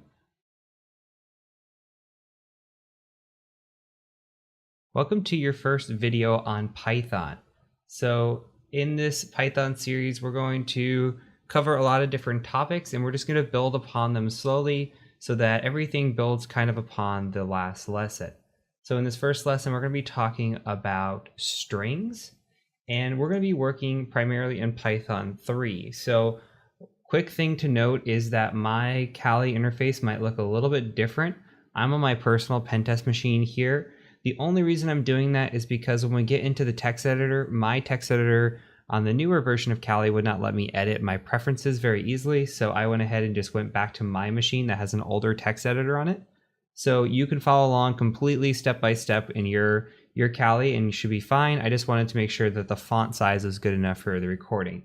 So from here, let's go ahead and make a new directory. And I'm just going to call this directory Python. And then we're going to change directory into Python. And the first thing we're going to do is we're going to gedit. And I'm just going to call this first.py. This will be our first Python script. And we're going to build on it. So the first thing we need to do is declare what it's called a shebang. So that is a hash bang like this. And we're just going to declare bin python3 here at the top. Now, what does this do? This allows us to know, or the Linux to know when we run this. Say we were to run this like python3, and then we just say first.py. If we run it like this, then Python interprets the hash here, which you're going to learn in a little bit, as a comment. So all of this is commented out. We don't have to worry about it. But let's say we wanted to run this a different way. We wanted to say ./first.py.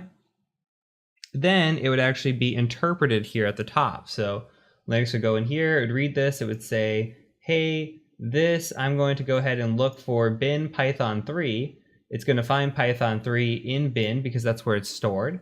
And then it's going to use that to execute Python, or this Python script here. So we have two ways of running it. We could either run it python3 first.py, or we can run it as you've seen it with some of our other scripts with the / like this. So I always like to declare at the top. It's not necessary if you're just going to type in python3, but I always like to do it. So I'm going to give you some headers here. So I'm just going to put a comment in, and we're just going to say print string. And so the first thing we're going to do is print a string. Now, in the very stereotypical lesson, the very first string that most people print is the hello world. So we're going to go ahead and just do that. So let's go ahead and print hello world. And we're going to do that by just typing in print.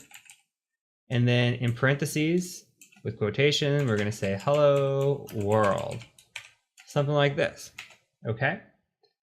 And that's it. So what we can do here is we can just save this. And we can go ahead and give this a go. So what we'll do is we'll say python3, and then we could say first, and it'll auto tab out to first.py. And you can see now that it wrote out hello world. So if we go tab up twice and go back to our gedit, we could see here that it ignored printing out anything here with the comment. It didn't interpret this because this is a comment with the hash. And we just told it one instruction, which was to print hello world, and it did just that. So the nice thing about strings is we could use double quotes, or we could use single quotes. So we could say, hello world like this. And we can also use multi-line strings. So I'm going to tab or hit enter twice here, and we could say something along the lines of print. And what if we have like a long quote? We could say something like, this string runs, and then we could say multiple lines like this. And we just put that with triple quotations like this. And lastly, we can do a little bit of what is called concatenation. We could say something like print this string is, and then we'll want to put a space at the end here and end the quotation. Then we could put a plus sign in here, and we could say something like awesome and end that parentheses. So with all of this, you're going to see that, okay, we can print hello world. It should print hello world. This string runs multiple lines, and this string is awesome. And it should be space awesome here because we included the space. Now you're going to notice, even though we put line breaks in for us, No line breaks are going to be printed. We'll talk about that here in 1 second. So let's save this and let's just run it. So we're going to go ahead and run Python 3 first.py, and everything looks as anticipated, right? So I want to show you one thing. Let's tab up twice and let's put an ampersand at the end of this. Watch what this does. Now we have access not only to our script here, but we can also run code as well. So as long as we save this, we can run the code and we don't have to keep exiting out back and forth. So let's say that we did want to put a line in between these two hello worlds. We've got this here. What we can do is we can print this. We can say something like a N like this, if I could type today, and we close this off. And you can put a little note next to it so you remember and just say new line. So when you have that \n, that prints out a new line. So let's say that and just take a look at that. And there you go, you have a new line put in there. So quick and easy way to add a line in or a line break. And yeah, so here, very simple lesson, right? All we're doing is just learning how to print things, and we're dealing with strings. So even if you want to go in and build upon this, you can add comments in for yourself to make this easier. So you can come in here and say double quotes, you could say single quotes, and then you can come in here and say triple quote for multi-line, right? And this way, you know kind of what everything is doing. This one you can say here, you could say, we can also concatenate. I don't know if you spelled that correctly, but I'm hoping I did. So that's really it for this lesson. Just wanted to cover the basics. So in the next lesson, we're going to start talking about math and the math that Python can do. And again, we're just going to continue to build upon this. So I'll catch you over in the next lesson.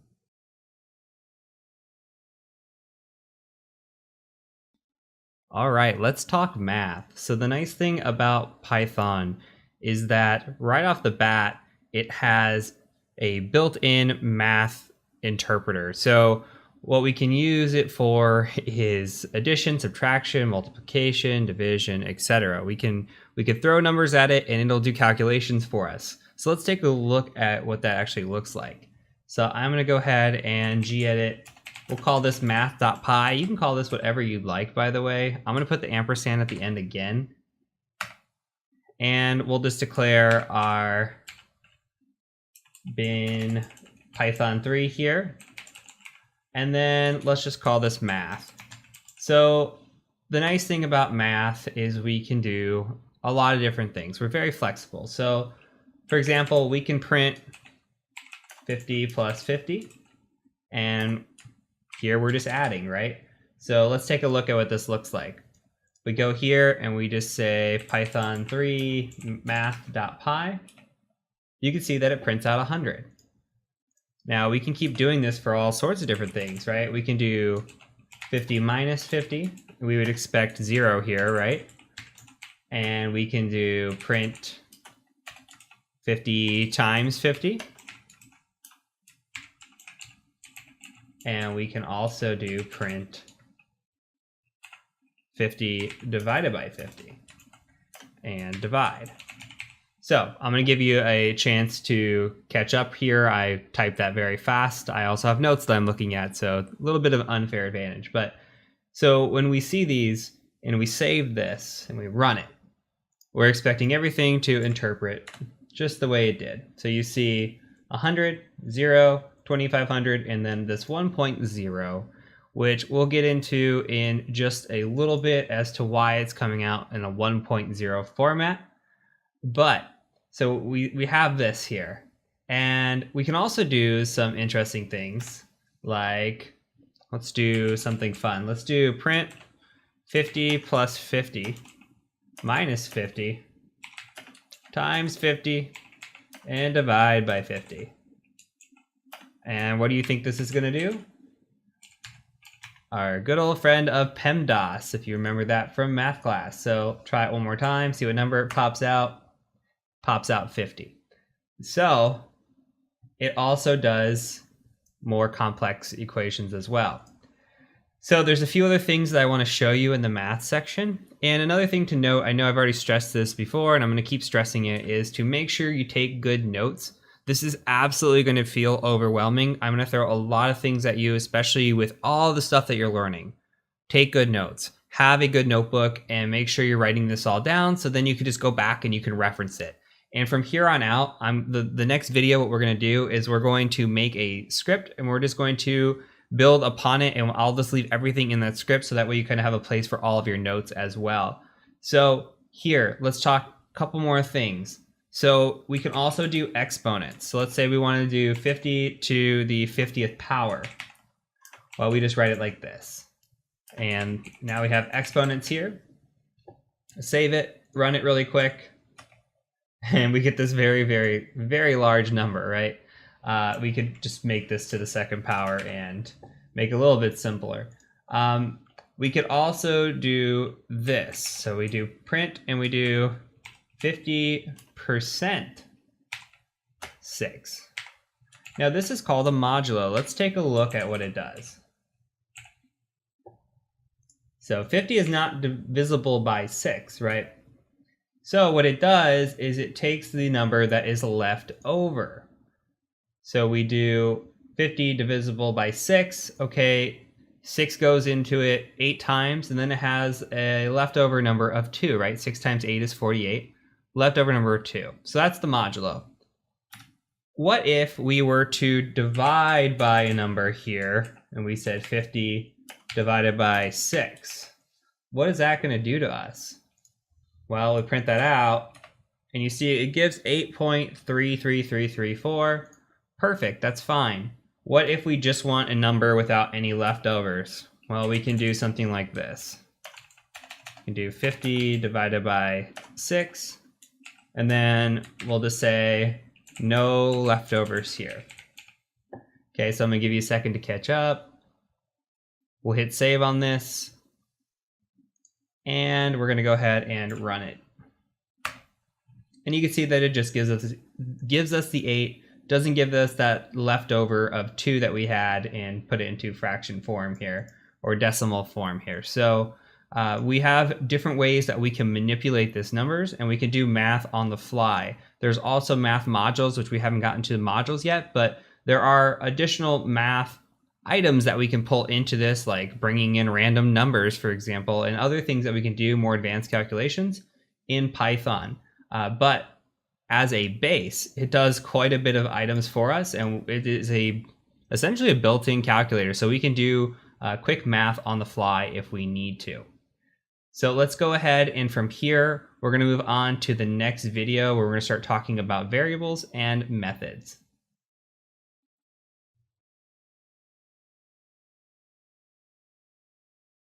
All right, so let's talk about variables and methods. So to do this, we're going to make a new file. So let's do gedit, and we're going to call this one script.py, because in the last video I told you we're just going to start building off of these scripts, and we're just going to keep it in one script and keep it going. So let's gedit script.py. We'll do one more shebang here of bin python 3, and then we're going to go ahead and just build this out. I'm going to drag this over just a little bit.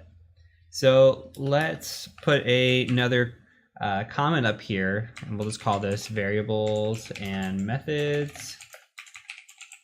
And let's define a variable. So let me show you what a variable looks like, and then we'll define what a variable really is. So let's start with a quote, and you can pick your favorite quote here, and we're just going to say something like, "All is fair in love and war." Okay, so what's happening here is we are creating a variable of quote. Now, a variable, all you can think of a variable is as a placeholder. So instead of typing out all is fair in love and war, we can just call this placeholder at a later time, and it knows, hey, I'm going to call this information. So it's going to store this information inside of quote, and then later we just call quote, and it'll print it out. So we can do something like print quote and save this, and I forgot to ampersand, so excuse me, we're going to close it, and let's just run script.py, sorry, Python3 script.py.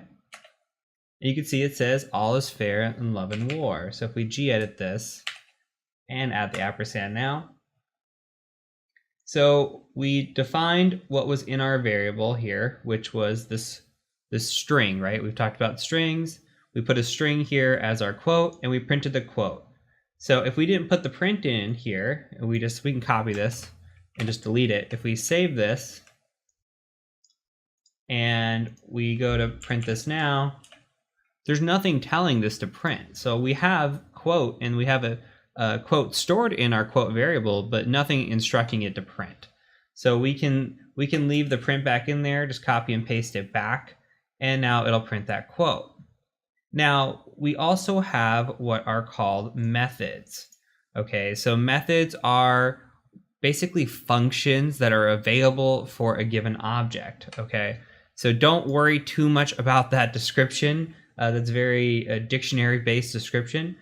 Just think about what a method does. So I'll show you these methods here. So a method might look something like print quote, and then let's say we want to make quote upper. So in order to make it uppercase, all uppercase, we're just going to throw in this method of upper. So we just say dot upper. And if we were to save that and print it, look, now the text is all uppercase. And you can make a note in here if you want and just say makes it uppercase. And we can copy this. Let's just copy this whole line like this. And let's paste a couple here. So we could also do something like lower for lowercase, or we can do something like title for title case. And we can make notes here of lowercase and title case. Okay, and we save that, and when you print it, what do you think is going to happen here?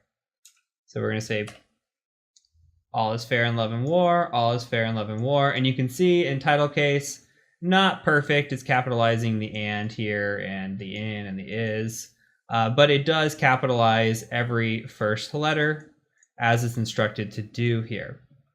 So these are methods.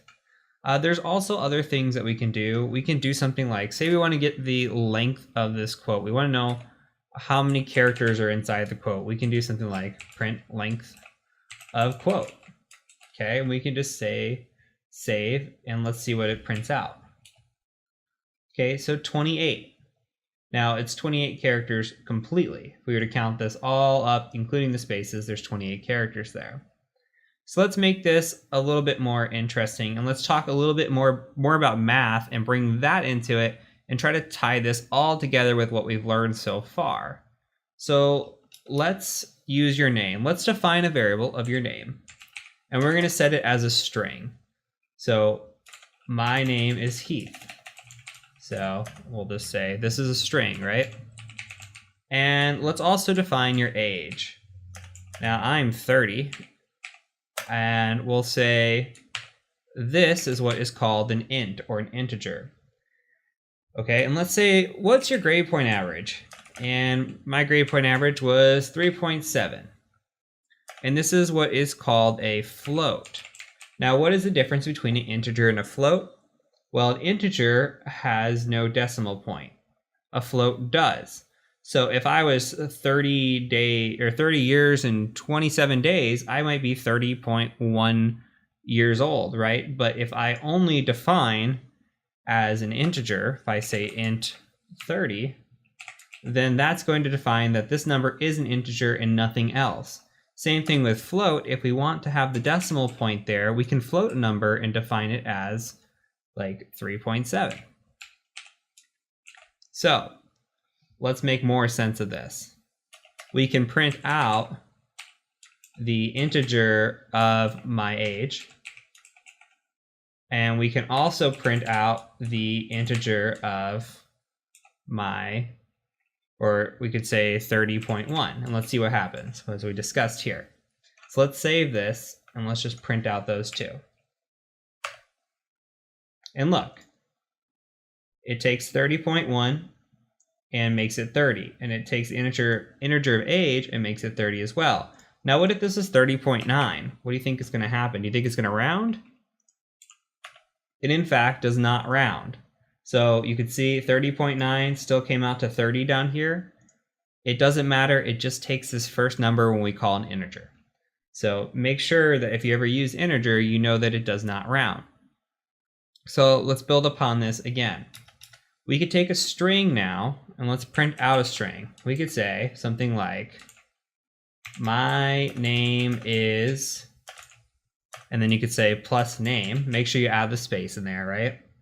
And you can also say space, and I am space.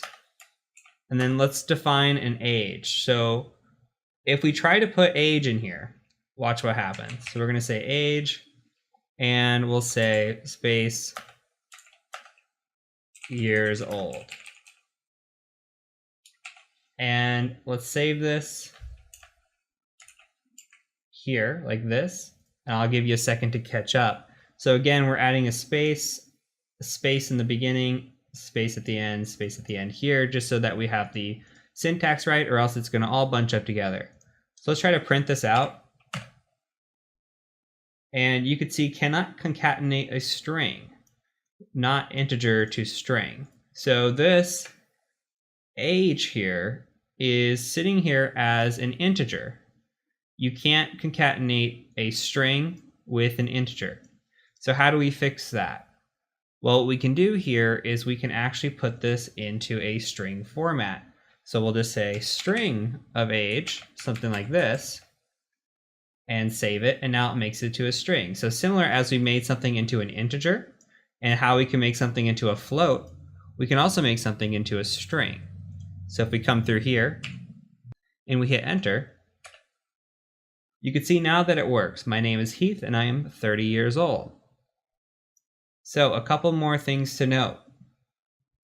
What if we had something like our age and we got a year older? Well, we can just say something like age plus equals 1. And we could say print our age. Now watch what happens. Age is now 31.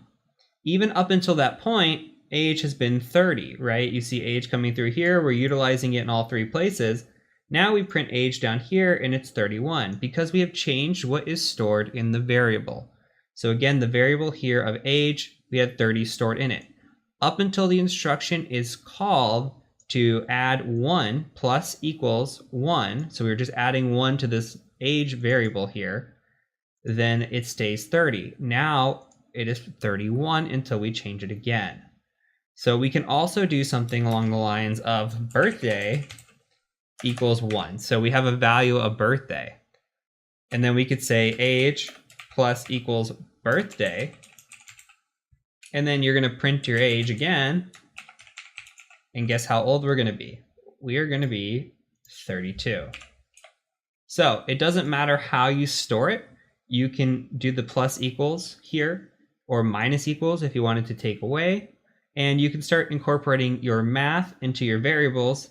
You can incorporate your variables into your strings, and you can start tying this all together. So if you need to rewatch this and to make more sense of it, that's absolutely fine. I'm going to harp one more time on this.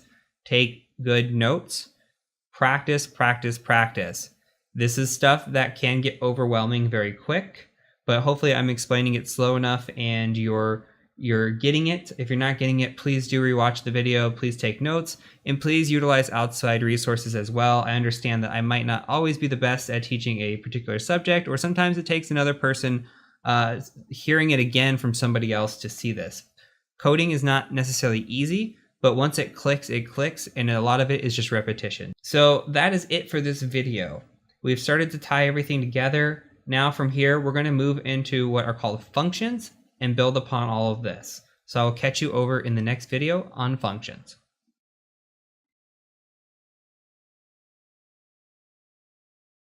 All right, let's talk about functions. Now, functions are what I like to think of as mini programs. It's like this organized block of code that you define, and then you can call it later, and it makes it a lot simpler than typing everything out. So it's a lot easier to visualize this than me to just talk the theory of it. So let's go ahead and let's gedit our script again, our script.py, and then we're going to ampersand this one this time. And we should have our Python script from before. I'm just going to scroll down to the bottom, and I'm going to add in a new section here, and that section is just going to be called functions. So if we want to print out, we could print out a new line to kind of put this together. And then maybe when it's all said and done, we can print a function or make a function that just prints and make it a little bit easier for us. So we're going to print a new line here, define functions, and maybe we'll just print out something that says, here is an example function. So this is really just going to define the area. If we save it, while you're typing yours, I'm just going to print mine. So we'll Python 3 script.py, and you see we've got the new line here, and we see here is an example function, and we just start from here. So let's take a look at a function using something that we've already done before. So we've got this section here, and we've got name, age, GPA. We're going to kind of reuse this and just print my name is. So let's go ahead and reuse this. We're going to say function here, right? So we're going to define kind of a whoami. So we're going to define this, and then we're going to do 2 parentheses and then a colon here. So it's going to look like this. And what's important now is that we use indentation. Now, we haven't had to talk about indentation to this point, but Python is very, very critical on utilizing indentation. If you don't use it in the right places, then your program will not function. So it's very important to know when to use indentation and to indent properly. So to indent, I'm just going to tab here, and I'm going to redefine everything again. So we can just say name equals Heath, and we can just say age equals 30. Type that wrong there. And then we can just copy this print right here. So we don't have to type it all out again. Just copy it and paste it. And you can see define whoami, and we're going to define in this function a name variable, an age variable, and then we're going to print this out. So if we were to just go ahead and save this and print this, nothing's here. All we've done so far is just define this function. We have done nothing to actually call it or do anything. And let's make a note here that this is a function, right? So when we get down towards the bottom, let's go ahead and just try to call this function. So to call a function, all we got to say is whoami. And let's go ahead and save this, run it again. And look, it says my name is Heath and I am 30 years old. Well, what's happening here? Okay, so we're defining a set of things to do, right? This is a mini program. And inside this mini program, we've defined our variables, and we defined an action here to take, which is printing out this string. So what it's doing is when we call this, it's saying, hey, I'm going to go ahead and take all this, and I'm going to run this program and give you the result. Now, what's important to note is whatever is stored in these variables here is only stored there inside the function. If we were to print age from the last video, it should still be 32, I do believe. So let's print, and you'll see it's 32. Even though we declared age up here as 30, that only lives inside this function. So I'm going to go ahead and delete this. So again, everything is living inside this function, and it's a mini little program that we have here, and we just call it at a later time. So let's go ahead and build out another function, and we can kind of start to make sense of this. So let's start with adding what are called parameters, and we'll just do adding parameters here. So let's make a function, and this function is called add 100, like this.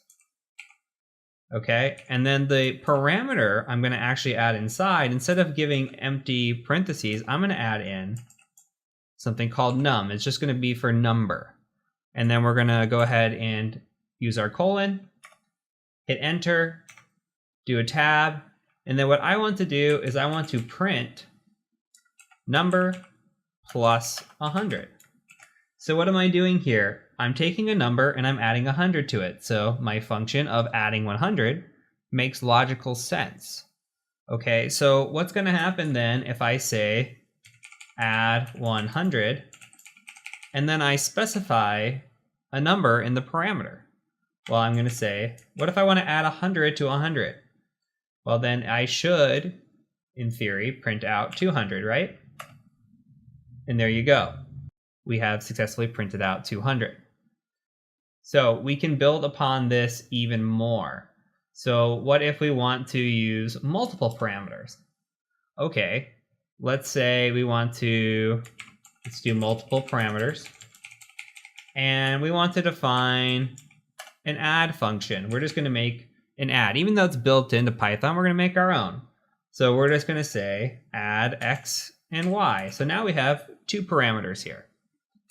Okay, we're going to add our colon, make sure we indent, and then we're just going to say print x plus y. Now, if we go in and we add 7 and 7, we should get 14. And there's 14. So hopefully this is starting to make sense. All we're doing is building these mini programs, and we can have no parameters, as we saw up here. We can have single parameters or multiple parameters, depending on what we need. So let's go ahead and build a couple more out just to make sense of it. So what if we wanted to define multiply? And we'll just say xy again. What do you think that's going to look like? Well, instead of saying print, what if we say return? I'm going to throw something new at you. I'm going to say return x and y. Okay. Now, what happens if I call multiply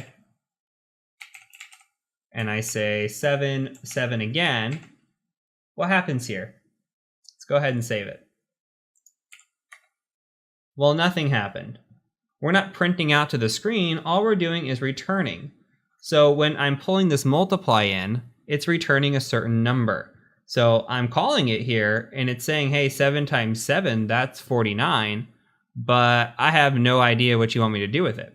Now, I could say print multiply here, and then we can see what happens. And now you see it's 49. So the return feature just allows us to return the number that is back to us, right? We don't have to always print it out if we don't want to. We can store it for later. So that's what we can do here. So we don't always have to print it. We can return the number and then call it later. So that's one way of looking at it. Let's do one more. How about we define square root? And we only take one number here. So how would we do the square root of something? Well, let's go ahead and just print out x. And then we're going to do by 0.5. Remember the exponent with 2 multiplications here. And then we're doing the square root, so we're going to take 0.5 instead of squared, which would be 2, right? So we're taking the square root, do 0.5. And let's take an easy one. Let's return the square root of 64. So let's say square root of 64 and see what happens. And it returns 8 for us. Now we can make that an integer if we want to and go from there. But that's just a nice base example.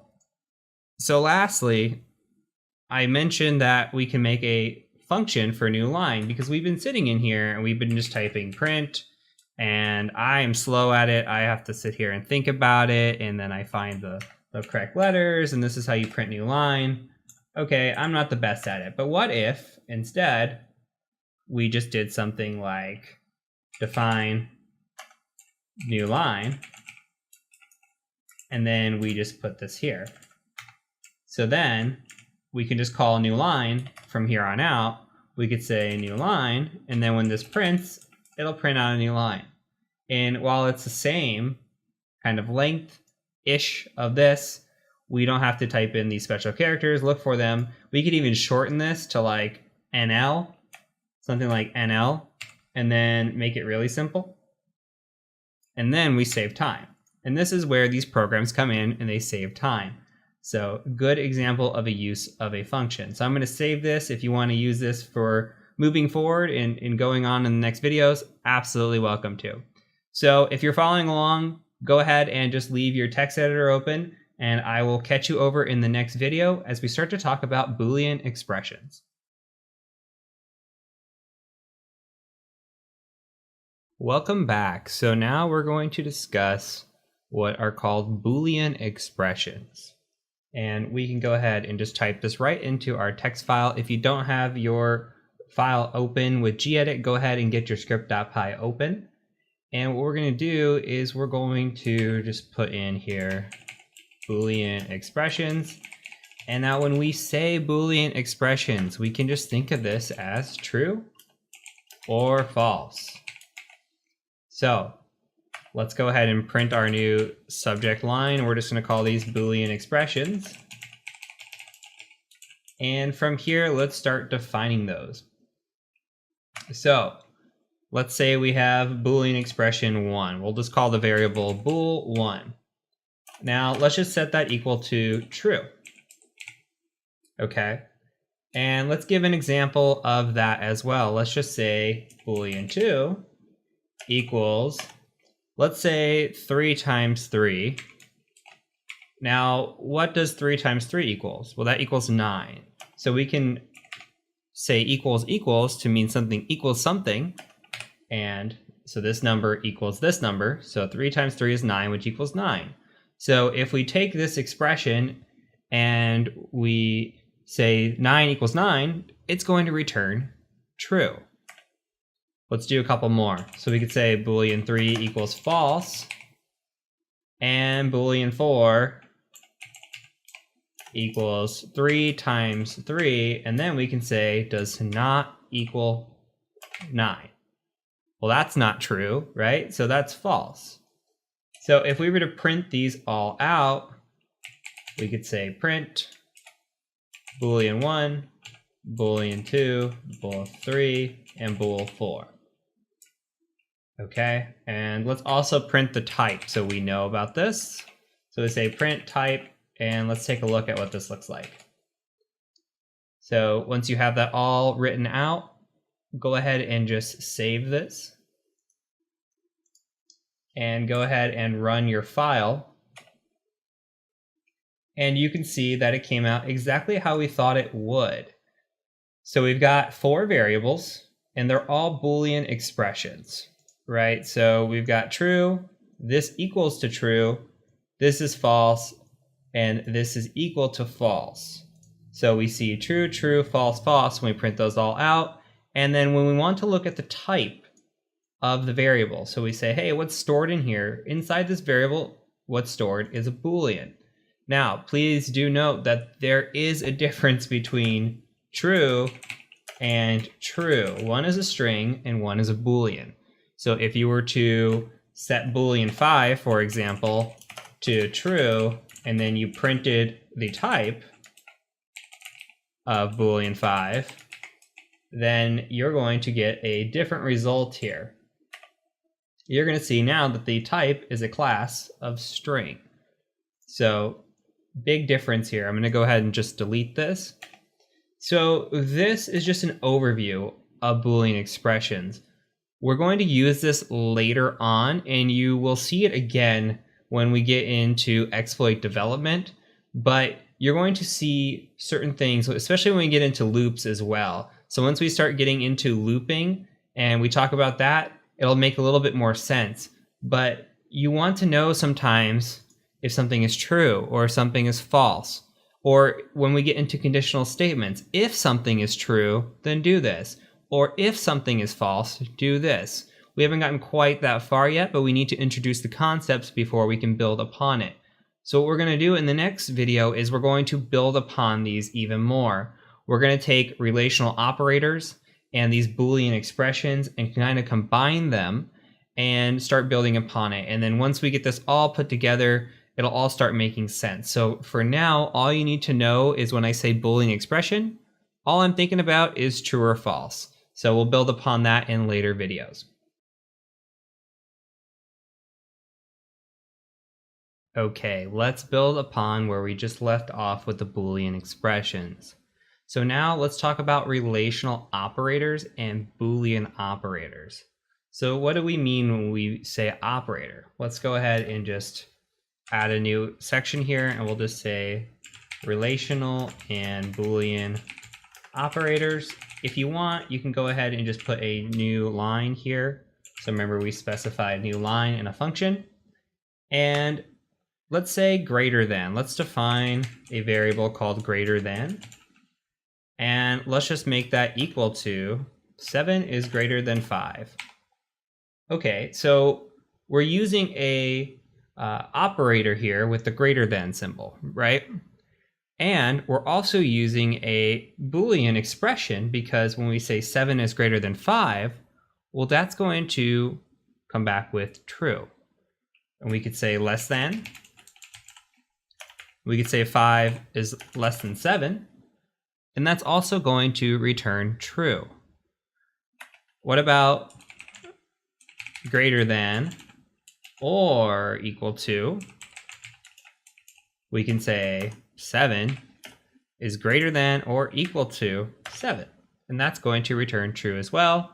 And then if you can think of less than or equal to, it's going to be very similar. We say 7 less than or equal to 7, and that's also going to be true. So if we were to print all of these out, which we don't have to, they're all going to return back true. So there's other things that we can add in here. So what if we bring in multiple operators? For example, we could say test, and you can call this whatever you want. So what if we say 7 is greater than 5 and 5 is less than 7? So we see here that this is true and this is true. That would make this entire statement true. So we could say true here. If we were to say, let's just call this test and 2, we were to say 7 is greater than 5, which is true, and 5 is greater than 7, well, that's not true. So this whole statement is going to be false because we're going to say and. And is very important here, right? What if we were to say something like or, though? If we were to say, let's test out or, we could say 7 is greater than 5, or 5 is less than 7. Well, this is going to return true. And if we were to do the same thing as we did above, where we say test or 2, and we say 7 is greater than 5, or 5 is greater than 7. I forgot my parentheses here. And this is also going to return true. Why? Because only one statement has to be true here for these both to be true. In the instance of and, both statements here have to be true in order for it to be true. If one of them becomes false, the whole thing becomes false. In the sense of or the case of or, if both are true, it's true. If one or the other is true, then it's true. Both have to be false for it to actually return false. Okay, so you can print these out as well to test this out. The other thing that we can say is we could say something like test not. We can say something like not true. And guess what not true is going to be? False. And if we said not false, then that'll be true. So these are the ones that can start to kind of get confusing. So again, my recommendation is to make good notes on this and then go out and study it. And there are true-false charts. Let's just see if we can Google one quickly. There are true-false charts online. We could say true-false chart Python. and go to images, and we can see truth tables is what they're called. So if A is true and B is true, the A and B are true. If A is false or true and B is false, then they're both false. False true is false and false false is false. So in order to have a truth table for and, everything has to be true. So if we search truth tables, that might give us a better chart here. And then you get something sort of like this, where you have and, where you see true, true is true. You have or, where true, false is still true. And then XOR we don't have to worry about right now. So take good notes on these. Make sure you understand them. We're going to continue to build upon them over time. Really, all you have to think about, though, is you have to think about Boolean operators and these expressions. And the most important things to take away from this are not just the true and false, but the greater than symbols, the less than symbols, all these different types of operators that we can utilize here. And that we can also utilize things such as and, or, and not as well. So we're just adding more tools to our toolkit and more things to think about. Where Python is important when it comes to pen testing is not necessarily being able to develop. And I've said this before, I'm going to say it again. Being able to read and understand what is going on is super important. Being a developer, not as important. So as long as you see these things and you see a true, or you see a statement like this when you're reading code, and you say, hey, I know that's a Boolean operator. I know it's true or false, and I kind of understand the truth tables, right? So that's really what we're after here. So as long as you start getting this understanding and this comprehension, that's really what we're after. So from here, we're going to move on and we're going to go into conditional statements. And that is where we get into something called if, then, else. And we'll have a little bit of fun with those. So I will catch you over in the next video.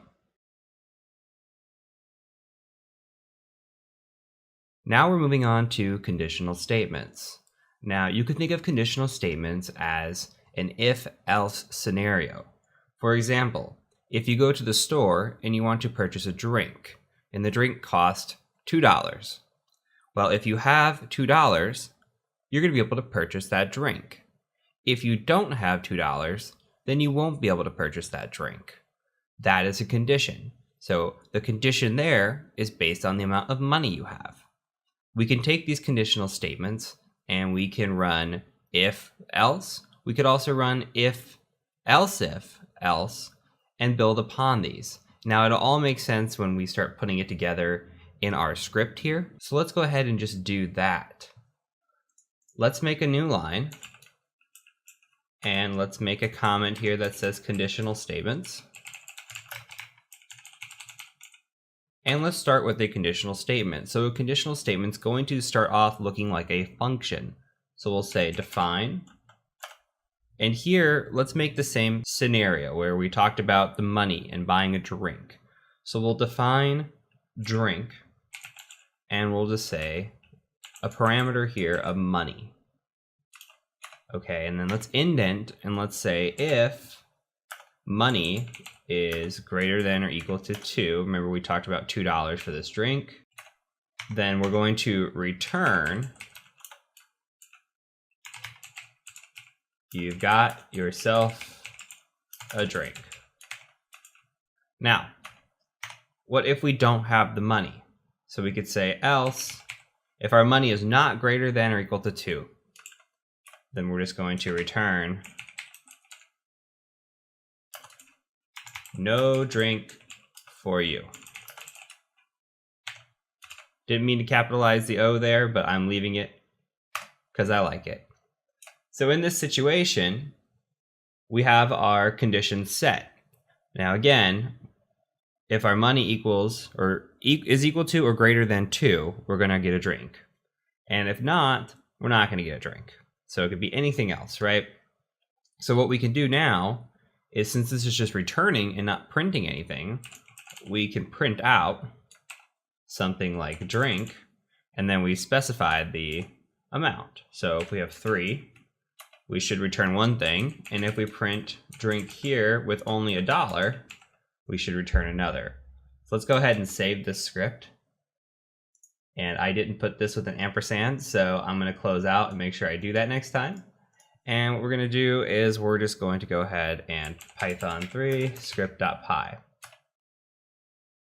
And you can see down here, we go back and let me run this script with the ampersand.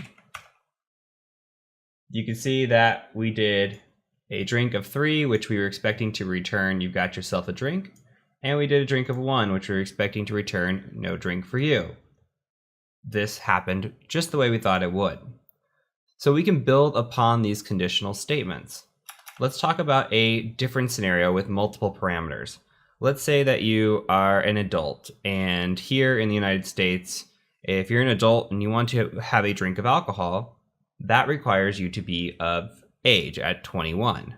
So in order to purchase alcohol, you have to be 1, of age, and 2, have money. Now, if you don't drink, that's perfectly okay. This is just an example scenario. So here, let's say we wanted to buy alcohol. We have to meet that age requirement of 21, and we have to meet the requirement of money. Now, we could be in a situation where we meet the age requirement, but we don't meet the money. Or we could meet the money requirement, but we don't meet the age requirement. Or we could be in a situation where we don't meet the age requirement and we don't meet the money requirement. So let's set this up to think through this and how these scenarios could play out. So let's define alcohol here. And we need 2 parameters. We're going to say age and money. So first statement here is going to be our leading if. And we're going to say if age is greater than or equal to 21, because we need that condition to be true, and our money is greater than or equal to 5. So we'll say a drink costs $5. We're going to return, we're getting a drink. Okay, now, since we're going to have multiple conditions here, we're going to introduce something called else if. Else if here is written like this, ELIF. So else if our age is greater than or equal to 21, and our money is less than $5, then let's return, come back with more money. We need another else here because we have another condition, right? So we're going to say, what if our age is less than 21 and our money is greater than or equal to 5? Well, we're going to return, nice try, kid, because we're not old enough to purchase this drink. And then lastly, in our else scenario, if we are not meeting any of the conditions above, which means we won't have the age, we won't have the money, then we're just going to return, you're too, if I could type, sorry, you're too poor and too young.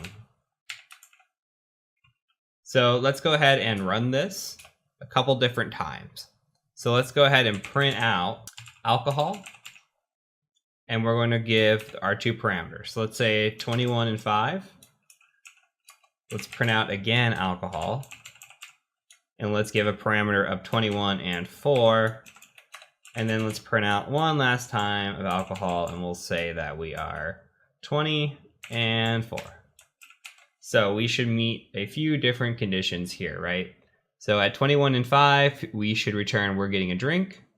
At 21 and 4, we should return come back with more money. And at 20 and 4, we should return you're too poor and too young.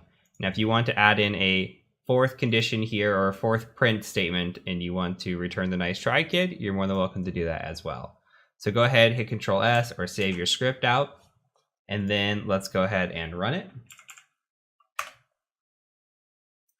And you can see we return exactly what we thought we were going to. We're getting a drink, come back with more money, and you're too poor and too young. So this is it for conditional statements. Hopefully this makes sense. Again, our conditions are based on certain items, right? So money here, for an example, if we have the money, we're getting a drink. If we don't have the money, we're not getting a drink. And then we can build upon that. We can have multiple parameters here. So if we're not old enough to buy a drink, or we don't have enough money to buy a drink, or we don't meet any of these scenarios, different things can happen. What you need to be thinking about as a developer, programmer, or even writing these scripts is all the scenarios that could happen in these situations. You got to think of the logic behind it. So when you're building out a script or you're building out your first program, you need to think logically. If I make an if statement or a conditional statement, what's the logic behind it? So a lot of times, for example, in this scenario, we might have thought, okay, well, if I don't have the age or the money, okay, but you got to think about what if I do have the age but not the money, or I do have the money but not the age. So you have to think through everything in your head and make sure that it's all clicking. And this just takes repetition and just sitting down. The best way is with sitting down with the pen and paper and not writing this in code form, but just writing this in a sense that makes sense to you, thinking through it logically, and then writing it out in code. So from here, we're going to go ahead and move on to list in the next video. So once you're all caught up here, let's go ahead and move right over there. Okay, now let's talk about lists. So lists are data structures. Now these data structures are changeable. We can reorder them, put them in a list, right? So they're just a group of elements. And when you have this list, everything inside that list is called an item. And the best way to think of a list is to think that it lives in between brackets. You're going to see other things later on that look like a list, but it's not really a list because of how it's defined. And how we're going to define lists is because they live in brackets. Just like a string might have quotes around it, a list is going to have these brackets around it. So let's make a new line, and let's go ahead and just do something along the lines of lists. And we could just say something like have brackets, like this. Okay. So let's go ahead and make a list, and then we can kind of go from there. So let's define a list of your favorite movies. Now you could put in whatever favorite movies you like in here, and I'm going to put in something like When Harry Met Sally, The Hangover, The Perks of Being a Wallflower. And this is getting kind of long, so I'm actually going to move this over a little bit for us. And we'll say one more. Let's pick 4 movies. We'll do The Exorcist. Okay. And now we have this list. Again, lists just live in brackets. So we've got list item 1, item 2, item 3, and item 4. Okay. So let's go ahead and print these. So if we were to print out something like movies, and we said we wanted to print the first item out of movies. Let's go ahead and try to print When Harry Met Sally. So we'll print the first item. So put a bracket around it just like this. We'll print it out and we'll see what happens. So let's save it. And what's it going to return for us? It's returning The Hangover. So item 1 is not item 1 as you see it. So when we talk about items, when we talk about numerical order here in Python, item 1 is actually going to be referred to as 0. So make a note here for yourself that this will return the second item. So if we wanted to return just When Harry Met Sally, we would actually put in movies 0 like this, and we could say returns the first item in the list. Okay, and we can save that. And let's go ahead and give it a go just to do proof of concept, and there you go. So remember that everything starts with 0 and not 1. So when you're thinking about things, let's think about them with 0 as the beginning number. So let's go ahead and do a few more different prints. What's going to happen when we print out something like this? We'll say movies, and we'll do 1 through 3. Do you have a hunch? Let's go ahead and save it. Print it out here, and it will take the list here of starting at 1, and it'll end before 3. So let's say we want to pull a couple items out. The first number that we're going to pull out is going to be the one that we want to start with. And the last number that we're going to pull out is going to be the number where we're going to stop. So the exercist is 3, but if we wanted to actually pull down the exercist, we would have to pull down 4 here. So if we want to try to grab more than one thing out of the list, we can absolutely do that, but we have to know where to stop. So now we incorporate the exercist here. Let's say we wanted to grab everything in a list, and we wanted to grab everything after a certain point, right? We could say something like movies 1 like this, and then we should be able to grab every single thing. And that does pretty much the same thing here. So if we had 30 items here, it would grab all 30 items in this list. If we wanted to grab 3 items, as we did before, we would do 1, and then you would just add 3 to that, to 4, and it would stop. So a little bit confusing. This takes a little bit to wrap your mind around, but the good thing here is that you take notes. You can make notes however you feel comfortable with, and these tricks should be useful for you. So let's try another thing. What if we said something like movies, and we did this one in reverse? We just did something like this. And we did save. Let's print it out. What do you think is going to happen? It's going to print when Harry met Sally, because it's going to stop at the 1. We never get to 1 here. Again, similar situation when we have this set to 3. We never get to 1, we stop at 1. So we're going to grab everything before 1, which is going to be just be when Harry met Sally. We could set this to 2, and we would grab the hangover in this as well. And just to prove concept here, so that I'm not crazy, you could see here the hangover gets added in because we get 0 and we grab 1. You could also think of this, if you don't confuse yourself, as grabbing 2 items out of the list. But make sure you don't confuse yourself, because if this number were to be like 2 through 4, then it would be something completely different, right? So you need to make sure that you understand where from the list that you're actually grabbing. I'm just going to Control Z these back. There you go. So from here, let's do 2 more tricks. Actually, we'll do 1 more trick, and then we'll move into some other items related to lists. So if we say movies like this, and we want to grab the very last item, we can just put in a -1. And so grab the absolute last item off the list. That way, like if you have a list that's 2,000 items long and you don't know where it ends, you could just do -1, and it's going to grab the last item for you.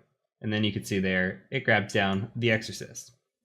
So cool little tricks. You might not use these for a while, and you probably won't see these come through, at least in anything we're going to really do in the course, but they're still incredibly useful to know about because they are included in the basics of Python. So if you're going to know the basics of Python, and you will use these sometime in your lifetime, it's useful to know this kind of stuff. So we can also do some things with lists as well. We can print out the length of our list. So we could say length of movies, something like this, and give that a go. And you can see that there's 4 items in that list. So we've seen length before with strings, and it took every single character inside that string. Here it's taking every single amount of item inside a list, and it's printing that out. We could also append items to the list. So we could say something like movies.append, and what if we really like Jaws and we added that into our favorite movies? You can't have too many favorite movies, come on. So let's go ahead and try printing that out.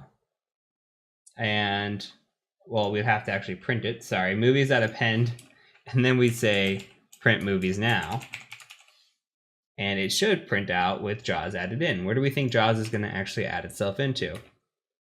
Well, if you said the end of the list, you were correct. So when we append something, we append it to the very end of the list. What if we wanted to delete something from the list? We could say something like this, movies.pop, and print movies. Let's see what happens here.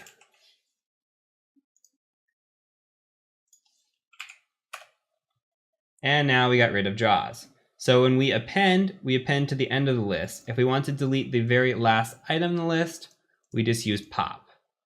Now, if we wanted to delete something like the first item or the second item, we could do movies.pop and let's say 0. We print movies. This will remove the very, very first item in the list we should see when Harry Met Sally disappear. And there you go. No longer is when Harry Met Sally in our list. So this is a quick way that we can remove these items and on the fly, if we need to get rid of this. So the high level overview here, and the thing that you really need to take away is that lists have brackets. We're going to see something called dictionaries later. We might see something called tuples later, and they all look very, very similar. But here, lists have brackets. Inside those brackets are what we have that are called items. Okay, and there are many different ways to return items. The reason that I'm showing you these different ways is so that you can get familiar with the syntax, that we start our lists or our items with 0 and not 1, and that we can grab from these lists in different ways. Okay, and this will come back into play later with how we can utilize the same kind of syntax with other items as well, or other things in Python. So we can also utilize, printing out length, or we can do a dot append and add to the list, or a dot pop. And there's a lot of different things we can do here to append to these lists or remove from these lists, etc. So this is just the basics, but hopefully what you take away from this is that lists have brackets, and there are items in a list and they start with 0.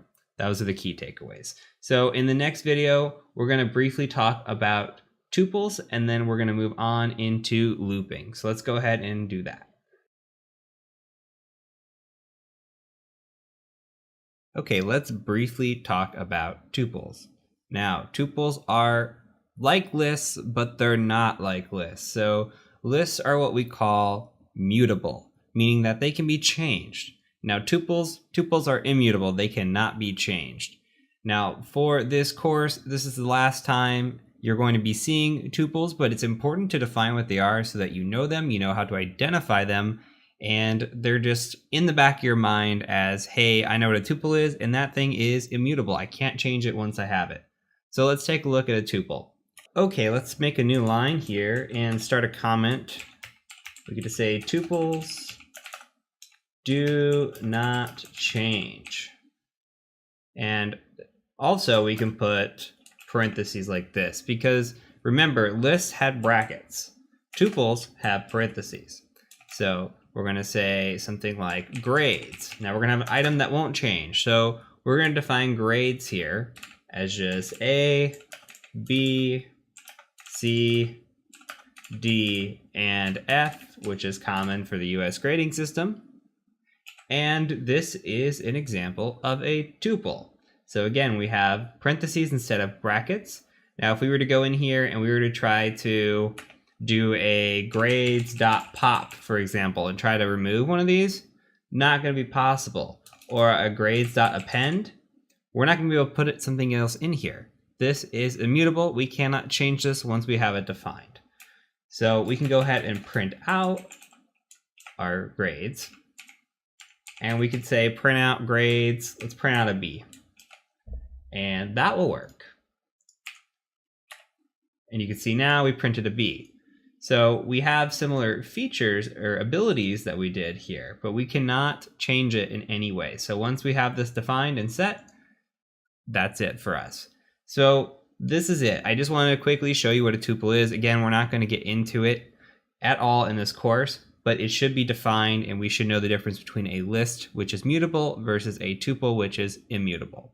So in the next video, we're going to get into looping. So we've already covered looping in the bash scripting section of the course, but we're going to go ahead and get into the Python version of looping as well and make some more sense of it. So I will catch you over in the next video. Now moving on to looping. So we introduced looping in our bash scripting video. And we took the for loops and we made one-line for loops, and those should be familiar to you. So a for loop is just a start to finish of an iterate, right? We wanted to run that ping scanner, for example, and we started at the 1 and we ended at 256 on our IP sweep. Now we're going to introduce that in Python form, And we're also going to introduce a while loop. Now the while loop is going to come back into play later on in this course, especially when we get into the exploit development part of the course. So a while loop, just think of it that it executes as long as something is true. So let's make a new section here. We're going to do a new line as usual, and we're just going to go ahead and just say something like looping. And let's go ahead and start with for loops. So we'll do for loops, and let's note that this is just the start to finish of an iterate. Okay. So let's say, for example, that we have a list. Okay, let's go back to lists and we'll say vegetables. And let's just throw some vegetables in there. You can pick whatever you want. I'm going to do cucumber. I'm going to do spinach. And how about cabbage? Okay. And again, your list can look however you want it to look. Now, for this for loop, we're going to say for x. And remember, same thing with bash. X can be whatever you want to call it. You can call this for veggies. You can call it whatever you want. I just like to use a letter because it's simple to type out. We're going to say for x in vegetables, we're just going to print x. And what do we think this is going to do? This is going to go through this list, right? It's going to say for every item in vegetables, I want you to print that out. So we're going to grab cucumber, we're going to grab spinach, we're going to grab cabbage. It's going to print, print, print. So let's take a look at that. Let's go ahead and save it. We'll run our script here. You can see that it printed cucumber, spinach, and cabbage. So again, you've seen this before, just a classic example of a for loop. As long as we have something to iterate through, we're iterating through a list here. And remember before, again, we were like sequence 1 through 255. We iterated through that to do our ping sweep. So we're just iterating through something. That's it, really basic. Now, we also have while loops. So we'll say while loops, and these execute as long as true. So later on, you're going to see something that says while true. It'll be capital, while true. We're going to do something. Don't worry about that right now. For this example, what we're going to do is we're going to say I equals 1. Okay. And so we set a variable I, that's equal to 1. Now let's do a while loop. We're going to say while I is less than 10, I want you to go ahead and print out I, and then we're going to iterate I plus equals 1. So this should all start tying together from what you saw earlier. Remember that we had the plus equals and we're adding 1 to something. So what we're doing here is we're saying, hey, I equals 1. And you know what? While I is less than 10, I want you to go ahead and print out I. Then we're going to say, hey, I is plus or equal to 1. So that means I is now going to be 2. Then we're going to go back through this loop again. Now, while 2 is less than 10, go ahead and print out that it's 2. Make it 3. 3 is less than 10. Over and over and over and over until this condition is no longer true. The second that this I becomes 10, this loop is now no longer true and it's going to stop. So we're going to go ahead and save this here.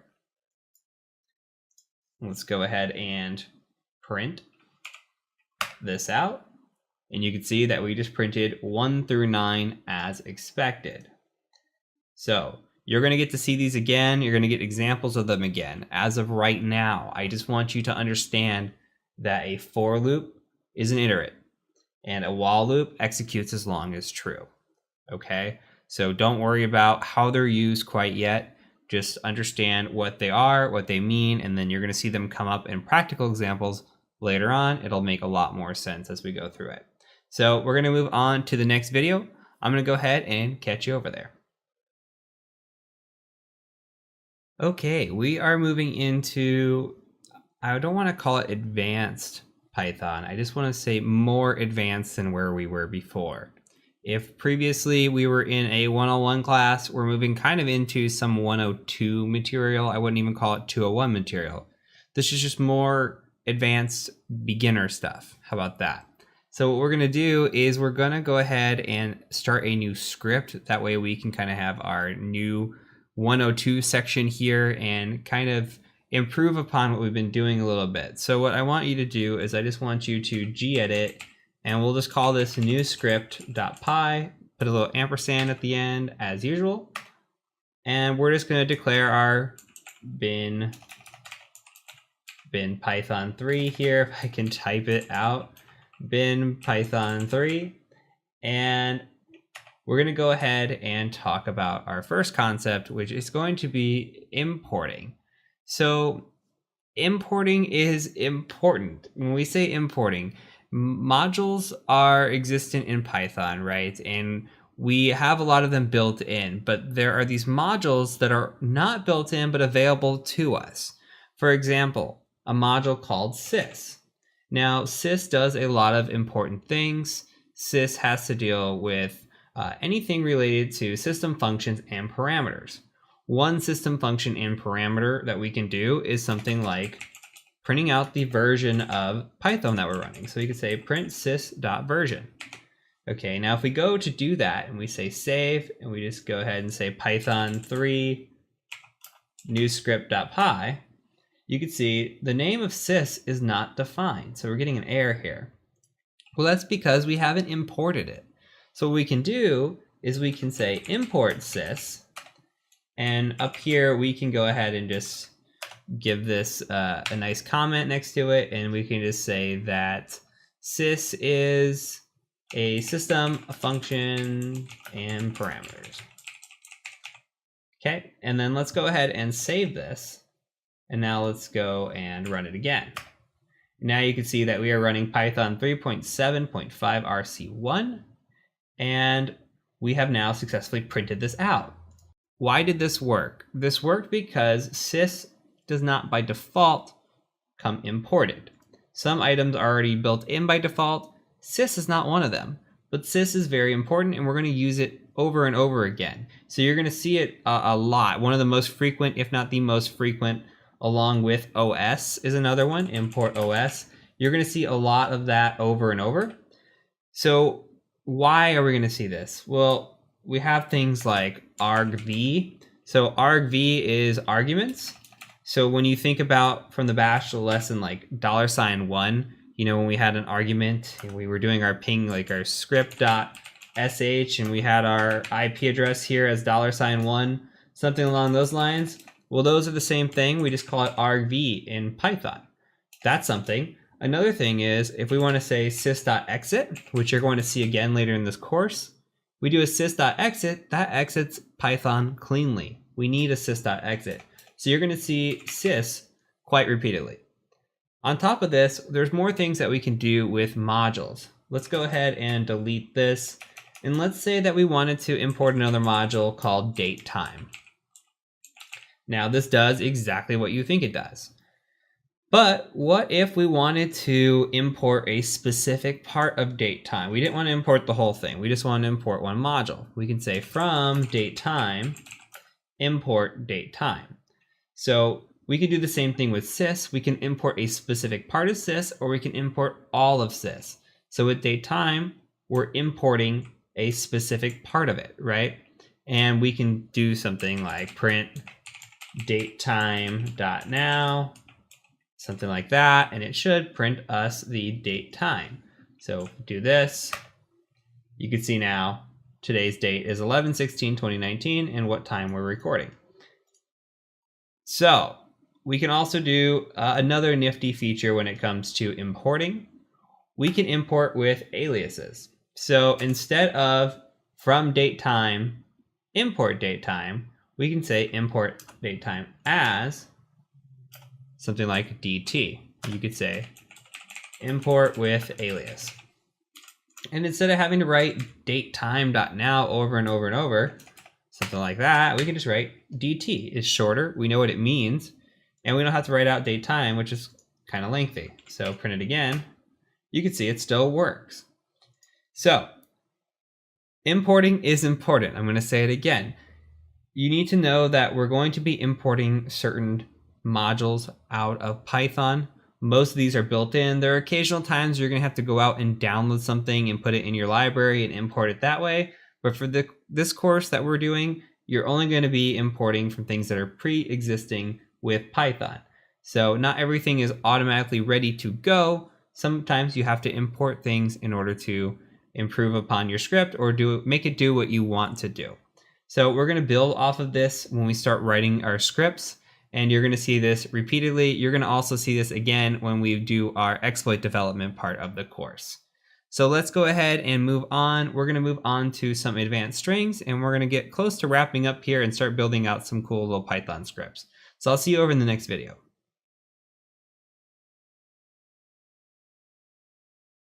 Okay, let's talk about advanced strings. So everything I'm going to show you is not going to be used in this course, but I still think it's important to know. And there's some important syntax in here to know as well, and just different ways to handle the information that is in front of you. So let's go ahead and just print out a string, or let's make a string first. Let's do a string of my name. And we'll just say, my name is Heath. And similar to before, if we printed out our name, we could say print my name. And then if I wanted to print the first initial of my name or first letter in my name, I would just do something like this, right? So this should be familiar. And if we wanted to print out the last letter, we could just say -1. This should be familiar to you from the list lesson. So if we go ahead and we print this, we just say Python 3, and we do our new script again.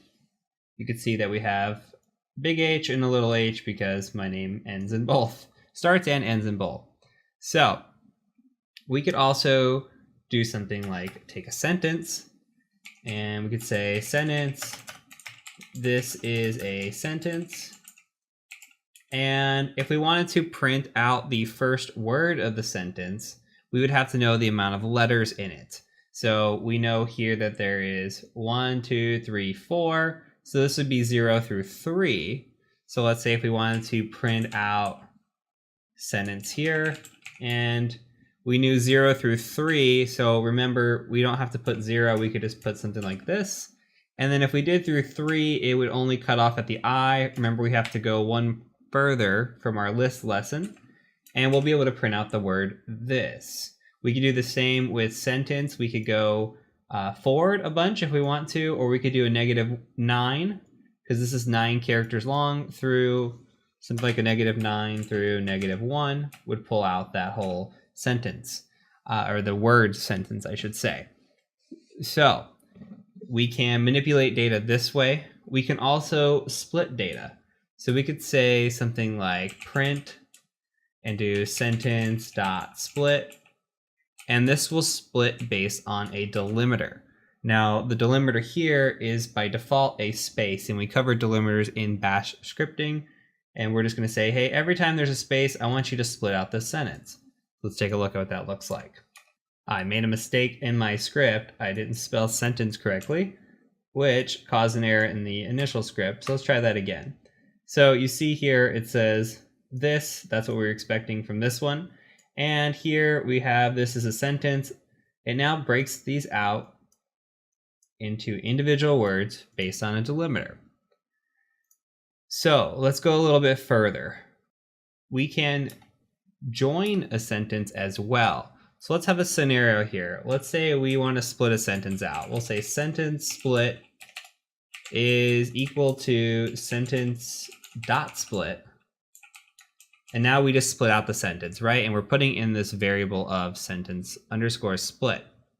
Now we could also join a sentence. So let's make a new variable and we'll call it sentence join. And here we can just say, based on a delimiter, I want you to put a space in between everything here. So every time you see a word in this sentence split, so let's go ahead and join. Anytime you see sentence split here and there's a new word in it, I want you to go ahead and join those with a space. And then we can go ahead and print out sentence join, and let's see what happens here.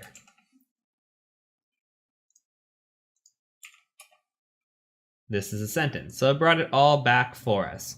So not only can we take away and delimit a sentence by splitting, we can also join a sentence and add our own delimiter in there as well. So one of the most important things that we need to talk about is what happens if we have a quote and we say something like, he said, give me all your money.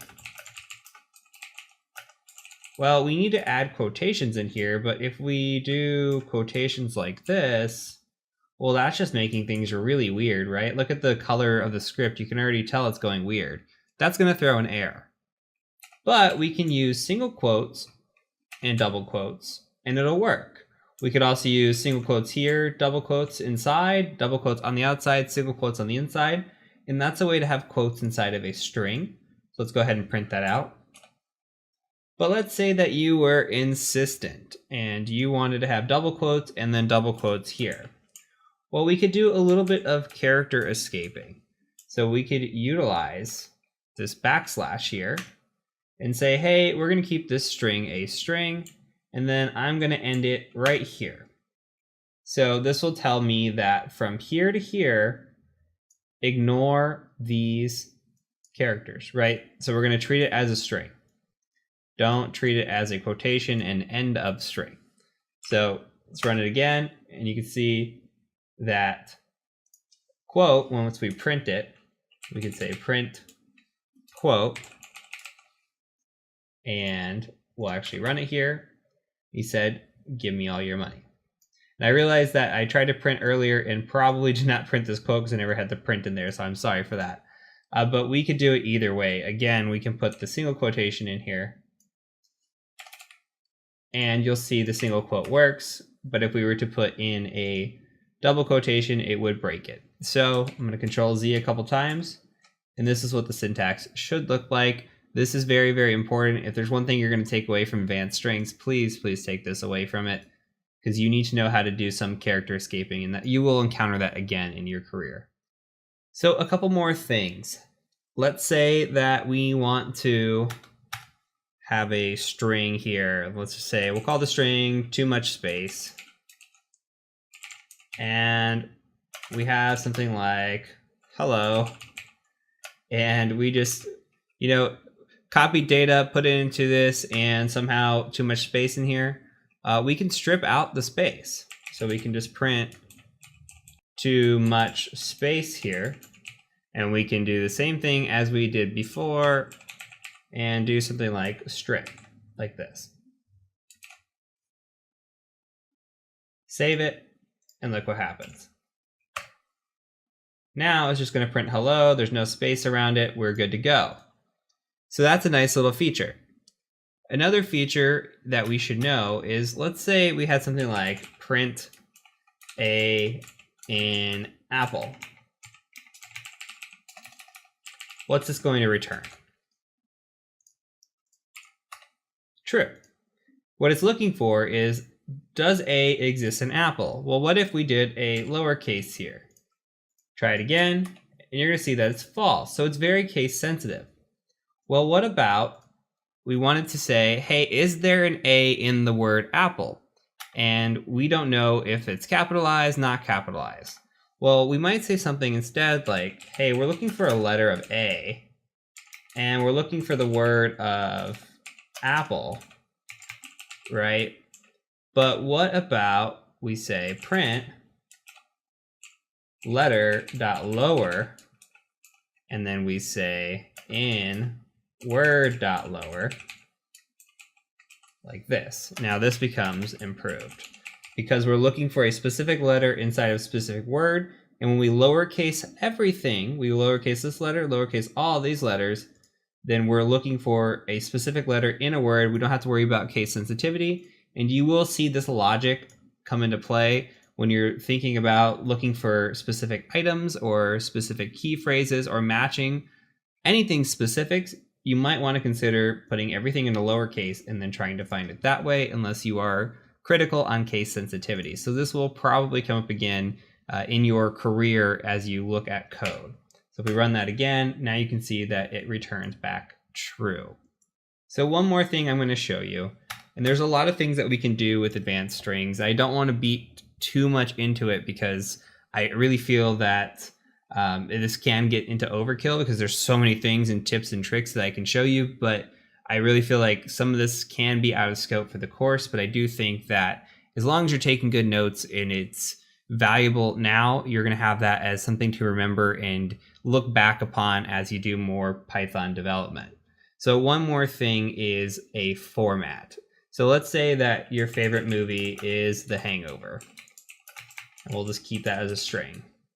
And let's just say something like print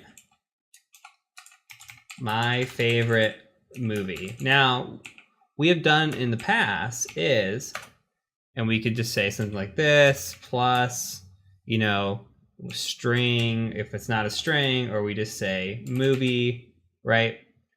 And then we'd have to add a period in here, something along those lines. We can improve upon this. We could say my favorite movie is, and then we can just add a little placeholder here, and then put a period. Now, what we do after this is we just say dot format, and then we say movie.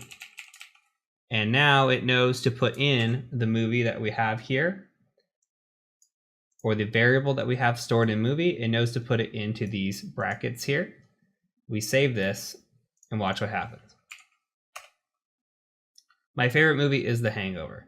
So you don't have to do a bunch of spacing, and if things get weird, you know, with your string, or, you know, how to write out your sentence, it's very easy to just have these placeholders. And then if things change, you know, it just updates easily. So this is a very nice way to hold things in a placeholder without making these weird formatting changes. So I like this method opposed to the concatenation method that I showed you in our first video on strings. So if you're going to take away some things today, just take away that, you know, we have different ways of doing things. We've shown you with the list before of the 0 and the -1. I told you it was going to come up again. Just know that, again, 0 is the first item or first letter or first whatever when we're talking about Python and we're talking about our variables, lists, strings. Always start with a 0. There's different ways to do the same thing and apply them across other items, right? So I've shown you this with lists. I've shown you this with strings. So get those wheels spinning and think about how you can utilize some things. Now, sentence has all different kinds of methods that we can use with it. And again, we're just touching back on methods and making it a little bit more advanced. But you see that we can split a sentence, we can join a sentence, we can strip a sentence, or we can strip a string. So understanding that there are a lot of cool methods. The lower method, we could do an upper method. We've talked about those as well. Knowing the different types of methods per, say, like a string or per class, or however you want to combine it together, is important as well. So always do your research when you are looking into, you know, how can I improve it? So if you're saying like, hey, is there a way to make something uppercase? Just go to Google and say, hey, how do I make a string all uppercase? And of course it's .upper, but if you didn't know that, then, you know, the Google machine would know that for you. And a lot of your code is going to be found on Stack Exchange or on Google, etc. So just be aware that these things exist, and be aware that there are better ways to format your strings, and there are important syntax when it comes to escaping your quotations as well. So that's it for this lesson. We're going to have a couple more little lessons here, and then we're going to move into script building, and then we'll be starting our hacking journey. So I'll catch you over in the next video.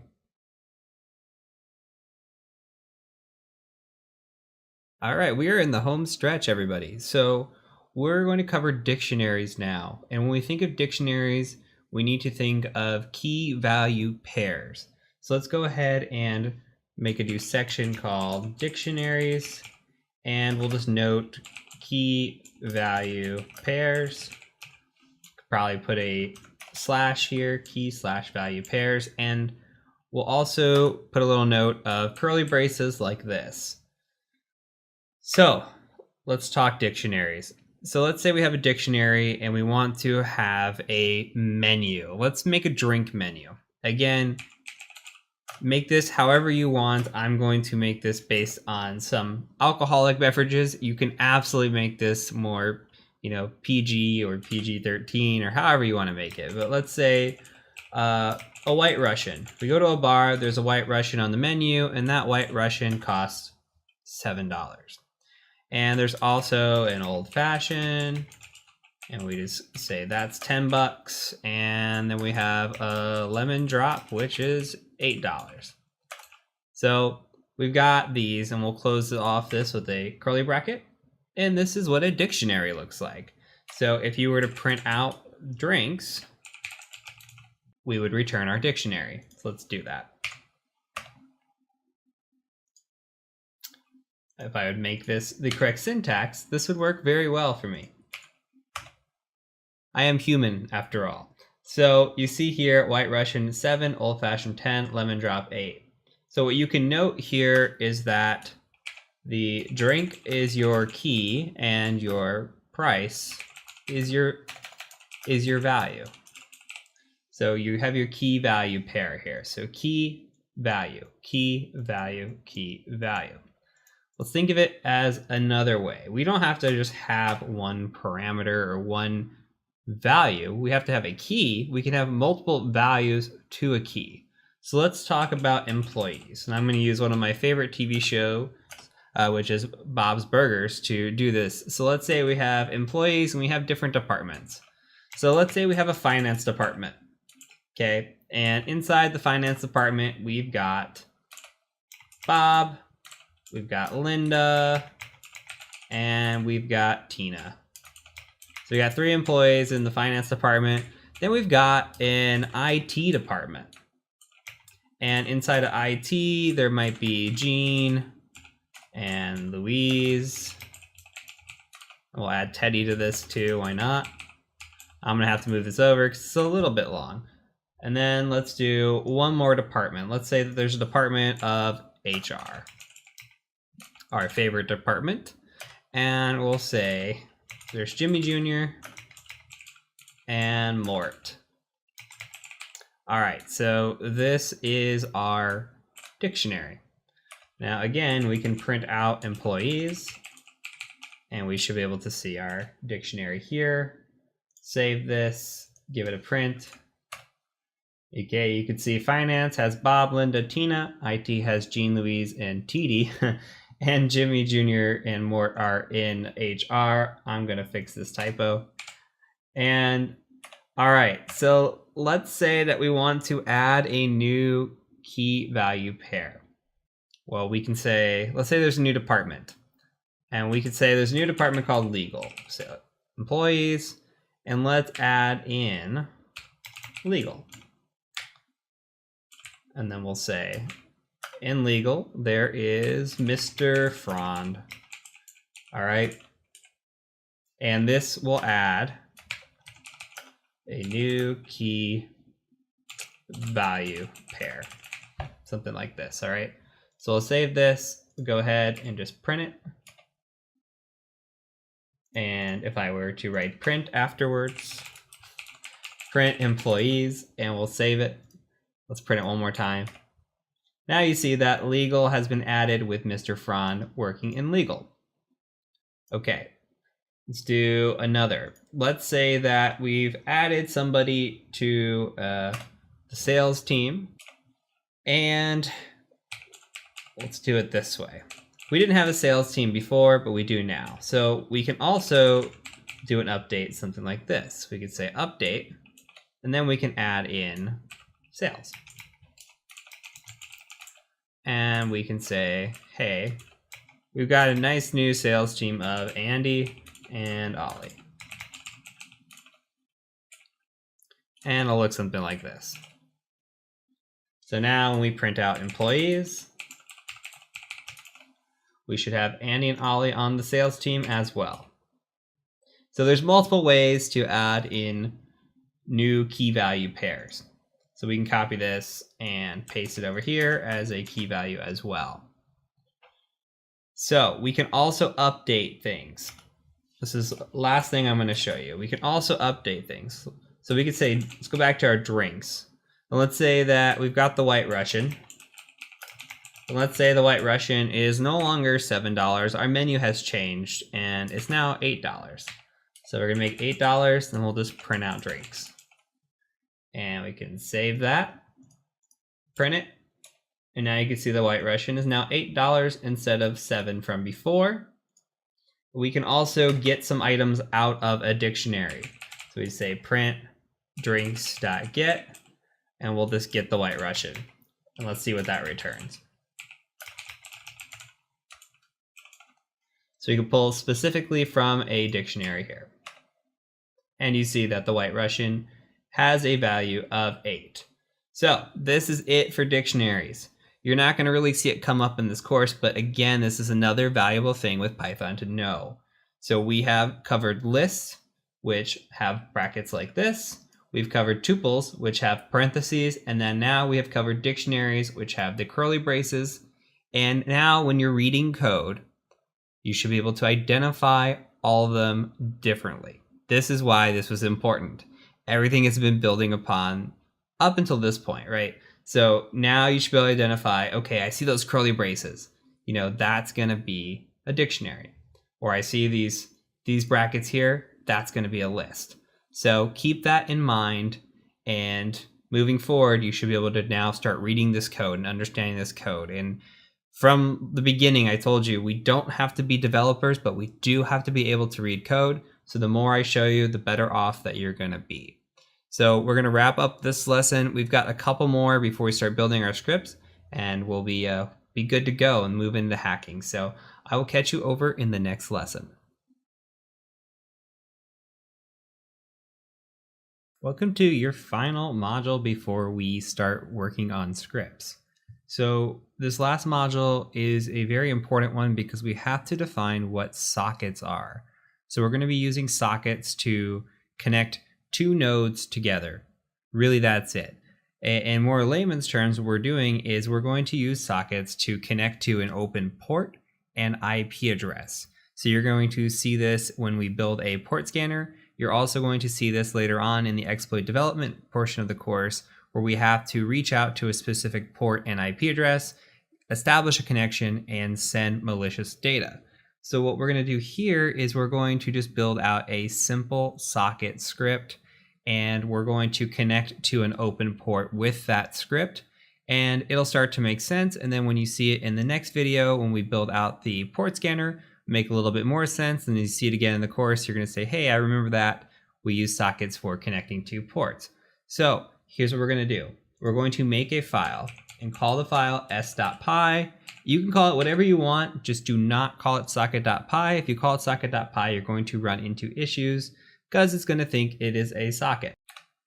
So we need to define a couple of things first. So what we're going to do is we're going to, of course, shebang up top, do our bin python3, and we're going to import socket. So remember, importing is important. We have to import socket up here at the top. Now let's define a couple of variables. So the first variable we're going to say is host. And we're just going to give that our local address here of 127.0.0.1. This is our local host. And we're going to define port. And I'm just going to give mine all 7s. You can give it whatever you'd like here. And I'm going to define another variable like this. S equals socket.socket, socket.af inet, socket.sock_stream. Now this looks long and intimidating. Please do not be intimidated by this. We are just making our life easier on ourselves. So we're defining a variable that stores all of this into one. And this is very, very common when it comes to sockets. This syntax here is very common. So what we're saying is, hey, we want S to equal socket.socket, and this socket AF inet, socket sock stream. So AF inet, just think about that as IPv4. We're connecting over an IPv4 connection. Socket.sockstream, you could just think of this as a port. So AF inet, IPv4, sockstream, it's a port. So let's say we want to make a connection. We're going to say s.connect. Now connect is just another part of the socket module. So we're going to make a connection here. And so if you think about this, using all this and then .connect, right? So we're declaring this, and then we have these two parameters here, socket AFINet, socket sockstream. So the AFINet, we need to say, hey, let's make this our host variable, and then this one our port variable. And we could, in theory, just put in 7777 and 127001, but it's just easier to define those in a variable up top and then use them later to connect. So I'm going to go ahead and save this, and then I'm going to open up a new terminal in a new window here. And I'm going to utilize a tool that we have not used before, and this tool is called netcat, and we'll use this later on in the course quite a bit. So we'll say netcat, and I'm just going to say NVLP. This means I'm going to establish a listening port. I'm going to listen on port 7777 for a connection. So you see here, it says, hey, we're listening on any interface for all 7s. You don't have to worry too much about this right now. We're going to go into detail on netcat at a later time. But all we're doing right now is we're waiting for anybody to connect to us. Now here we're sitting at our local host of 127001. So we need to establish that connection, which is what we're going to do with this script. Now the script does nothing. It establishes a connection and that is it. So let's go ahead and take a quick look. We're just going to say Python 3 s.py. Do that. Come over here and you see that we had an established connection made and then the connection closed. We didn't tell it to do anything. There's nothing here to say, hey, keep this connection open, send over some data, do anything at all. We just said, hey, make a connection really quick. And it did. It made a connection from 127001 to 127001. We connected to ourselves. But with this script, we have successfully achieved what we wanted to, which was to utilize sockets to connect one node to another node. That's it. So we're going to build upon this whole thing here in the next lesson. We're going to build a port scanner. It's going to be a bad port scanner, but it's still going to be a great lesson. So let's go ahead and just take a look at that port scanner, and I'll catch you in the next video.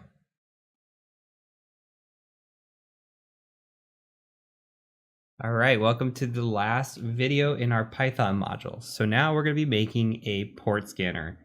And you heard me say in the last video that it's going to be a terrible port scanner, and it is, but it's going to be a functional port scanner as well. And we'll talk about what we can do to improve it and how we can think this through. So what we're going to do is we're going to go ahead and open up a gedit here. So I'm going to say gedit, and we'll just go ahead and call this scanner.py. And we'll do the ampersand at the end. And let's go ahead and declare that this is going to be Python 3. And now let's talk through some things. So there's going to be a lot of familiarity. Everything I've done up until this point has been for a reason, and you're going to start to see it all tie together. So the end goal of this project is going to be that we run something along the lines of Python 3 scanner.py, and we provide an IP address here. Now with that IP address, it's going to go ahead and scan through a selected port range for us and try to return back results, whether or not the port is open. So we're just checking if a port is open on a machine. So to do that, we're going to need a few things. So first of all, we're going to need to import sys. We're going to import socket, as we are going to make a node-to-node connection. And we're going to import datetime from datetime, as we're going to make a pretty little banner as well. So why was sys important? I told you sys would come back into play. So we have here an argument.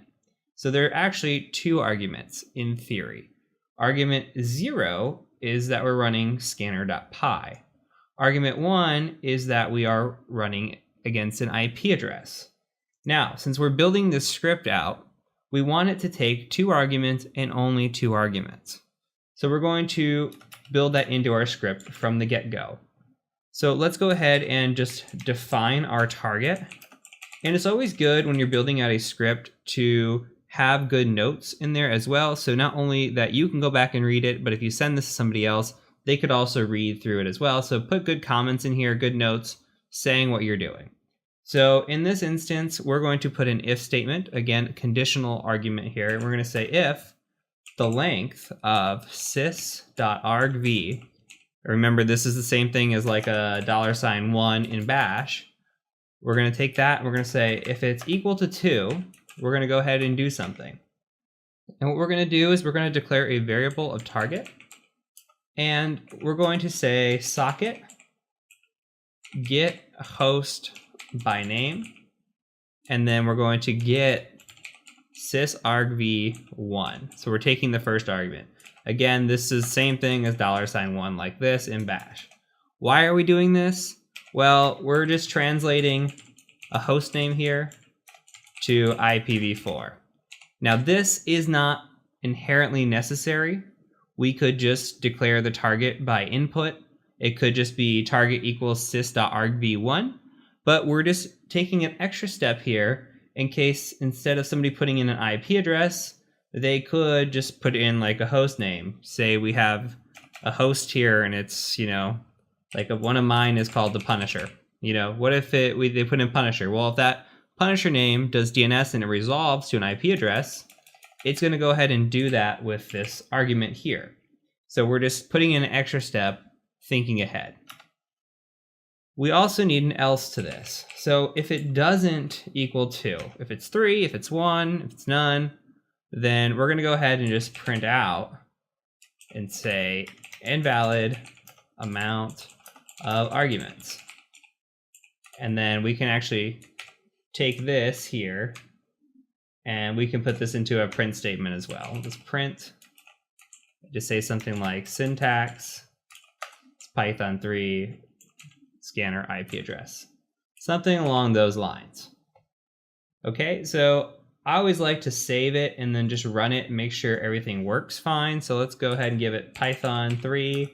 We'll say scanner.py and we'll give it no argument. And it's going to say, okay, invalid amount of arguments, syntax is Python 3, scanner.py IP. So we'll just give it an argument here. Okay, so it runs. We met the conditions and we set the target variable to, well, to this, right? So that's okay for now. So let's go ahead and I like to always put in a pretty little banner or something, so let's add a pretty banner. And I'm just going to do something like this. I'm going to say print and we're going to do dashes. We'll just do 50 dashes. And then we'll go ahead. I'm going to copy this just so it'll be easier. And let's go ahead and print a couple things. We'll say print. We'll say scanning target. And then we'll add a space and we'll just do plus target. And then we'll say print time started. And then we can just do a space there plus the string of date time dot now. Now that came back into play as well. So make sure you have 3 closing parentheses. So we've now utilized sys, socket, and date time, all of which we have seen in the past. And then that last copy paste here for the banner. So let's go ahead and save this and give it another go. And you can see it says, okay, scanning target. And it's resolving to this 23. This is not accurate, but just let it do its thing. And then it's got the time started of the scan here. So you can see here, I'm putting in a host name and it's trying to resolve to DNS to this. Maybe this is what it resolves to. I don't know, but we'll move on. So the next thing we're going to do is what is called a try statement. So we're going to try to do something. And if we can't do it, we have exceptions. So you'll see what this looks like when it's all built out. So go ahead and type try, and you're going to see try later as well when we get into the exploit development. So we're going to do a for statement. So for port in range. Now we need to specify the range.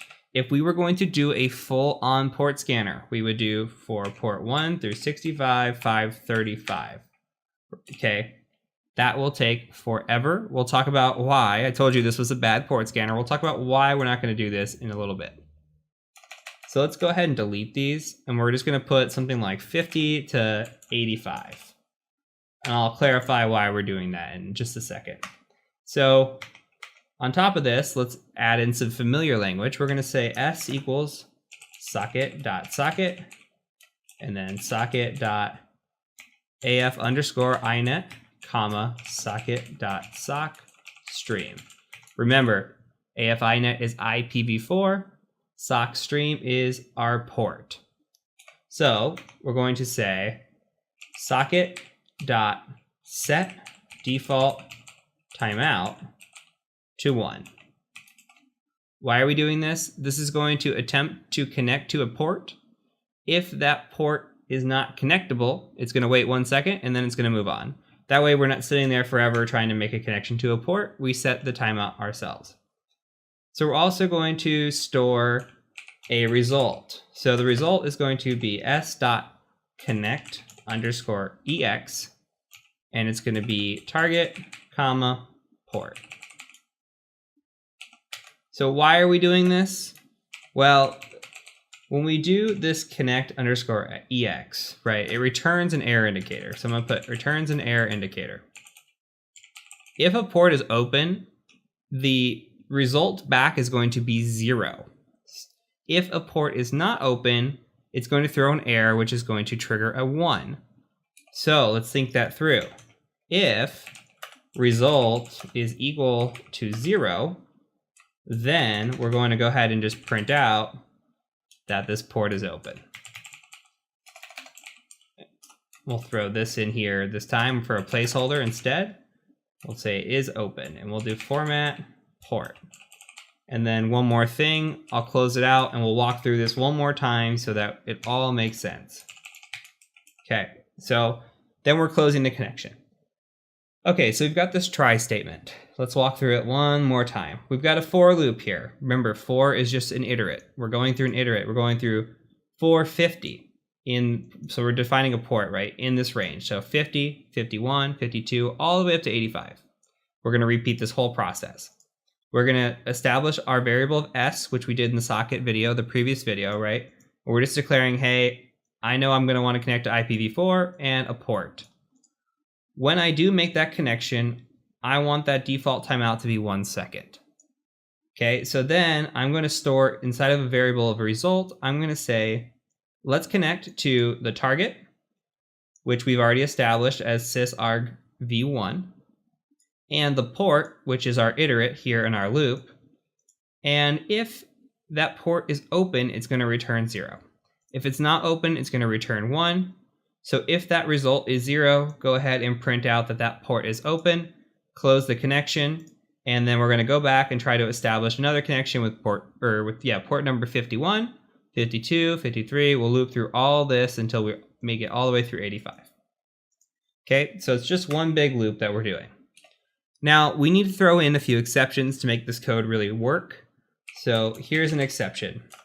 Exception, keyboard interrupt. So if you've been using Linux for a little bit now, you should know something like Control-C is a keyboard interrupt. So if we want to interrupt the scan, we need to define that there is an interruption here. So I'm just going to put in something like exiting program. Okay. And we're going to say when that happens, when there is a keyboard interrupt, we're going to say sysexit. That allows for that clean exit. Okay, there's another exception that could be occurred here, right? So we're going to say socket.gai error, and we're going to say print hostname could not be resolved. So if we can't resolve the hostname, DNS is failing us, we're just going to go ahead and exit out. And then one more. What if we can't make the connection to the address in general? Well, that's what's called a socket error. So we're going to say socket.error, and we're going to print out couldn't, if I could type, couldn't connect to server. And then we're also going to exit this. So we'll say sys.exit. So I'll give you a little bit of time to catch up on this script if you're behind. I was typing fast and talking as well. So one more walkthrough. We're going to do our for loop through these specific ports, and then we're going to go ahead and have some exceptions. So we're going to try these with exceptions here. If we hit Control-C, we want to exit the program. If there's no hostname resolution, we want to exit the program. if we can't connect to the IP address that we specify, we want to exit the program. So we need to build in these exits. And these are this is that thinking logically that I talked about earlier in earlier videos, right? That it wouldn't hurt to build this out and then just think logically. And I will be the first person to tell you that when I build a script out and I write it, it's always terrible. First time's always terrible. 10th time, still probably pretty terrible. You have to start thinking of things logically. Like, you might not define an if statement at the beginning, right? You might have to think through that because you might need 1 argument or 2 arguments or 3 arguments and you don't know. So maybe this doesn't look like this and it doesn't look like the pretty banner in here either. And you just start with this for loop. And then you realize, well, maybe I should make that a try statement because what if the user wants to exit or there's no connection for a host name or there's no connection to the server? How do we get out of that? Or else we're just going to be stuck in this for loop until it's done. But if we get into one of these error situations, it's going to get weird, right? So, and then you start thinking through, okay, well, I know my arguments, so let me go add in a statement at the top so the user knows how to use it. And then maybe I'll put a pretty banner in there when it's all said and done. And it starts to really, design itself. Now, before we run this, let's talk about why this isn't great. This is going to sit here and run through 1 port at a time for a second of a timeout and then reiterate. This is going to take a little bit to run through these little ports. Now, when we get into scanning, you're going to see that there are tools out there designed that do it much better, much more efficiently, and much faster. This is not the best way. There is something that we could do called threading. Now, threading would take the process and run multiple processes at once for us and allow us to scan a lot of ports at once. That would be a potential idea here. And there's just improvements that we can do. Some of the things that we thought about already, like the socket get host by host name, you might not have thought about that in your first iteration. You might just say, hey, I want to just put it to IPv4. And what happens if, we supply an argument and the argument is something like a mixed bunch of numbers? It could be like 152, and then you got letters and somebody mistypes, or what if you give, an IP address that doesn't exist, something like this, or, maybe like 256 dot or 257 or something, that isn't possible. How is that built in? How are we going to prevent that in our script? Right now, not that big of a deal. We're writing this for ourselves, so, it doesn't have to be perfect, but if we write this for somebody else, we go put this on GitHub, we kind of want all those errors to be handled. And that's where these exceptions come into play, and these if statements at the beginning come into play as well, so we can handle those errors and those exceptions, and we can really start thinking logically on how an end user might fat finger something or break a program or do something even maliciously, possibly. So there are ways around this, and we'll talk about it as well when we get into a bash script that I wrote later on in the course, and we can kind of look at how that was written and how that strips out some arguments and prevents some human error. But we'll get to that later. So let's go ahead and actually save this now. We've got our scanner script, and we're going to go ahead and run it. So I'm going to run this, and I'm going to run this against my router. So my suggestion to you is to do the same, or do it to a machine that is in your network and has a port open. Why am I choosing my router in this specific range? Now, my router should have port 53 open because of DNS, and it should have port 80 open because I need to access the web interface on it. So I'm going to go ahead and run this. And I have a typo. So I have something called soccer here. I sure do. If you caught that originally, good job. You knew I was going to mess up. Let's try it one more time. And there you go. So it just ran through it really fast, said port 53 is open, port 80 is open, and immediately, it knew. So it did its job. It went out there and it found port 53 and port 80, which is what I was expecting. Hopefully yours did the same. Now I could back this off to 1 through, 65,535.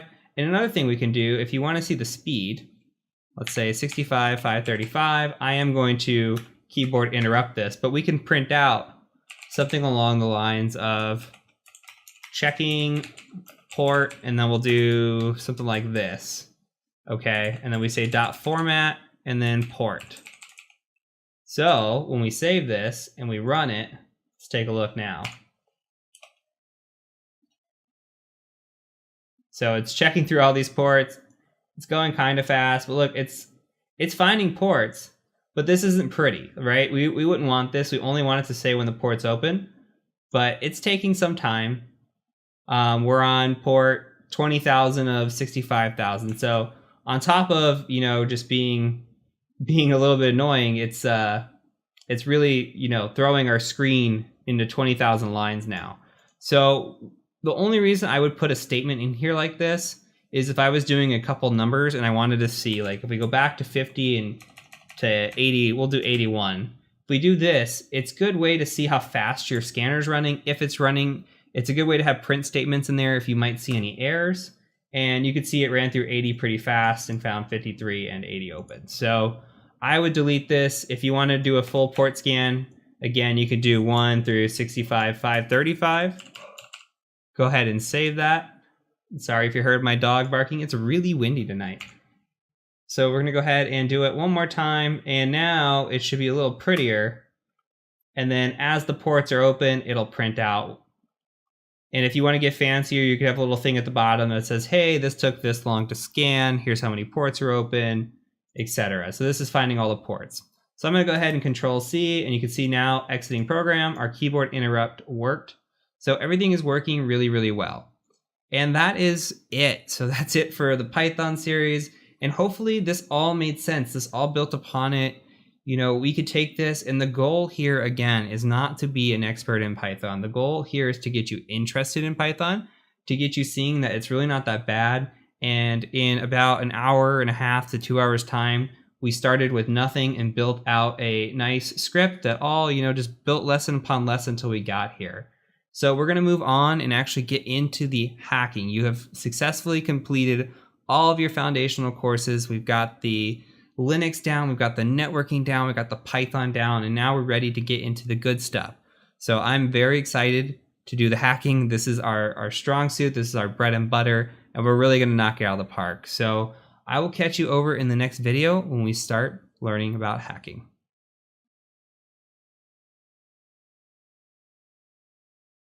Okay, before we get hands-on, I have to give you a little bit of death by a PowerPoint, but it's for good reason. So we need to introduce the 5 stages of ethical hacking. These are the 5 stages that you will go through on every assessment. So before we do that, let's first make a big note. From here on, we are moving into the ethical hacking portion of our course. We're going to learn malicious things. Please only use the information learned in this course for ethical purposes.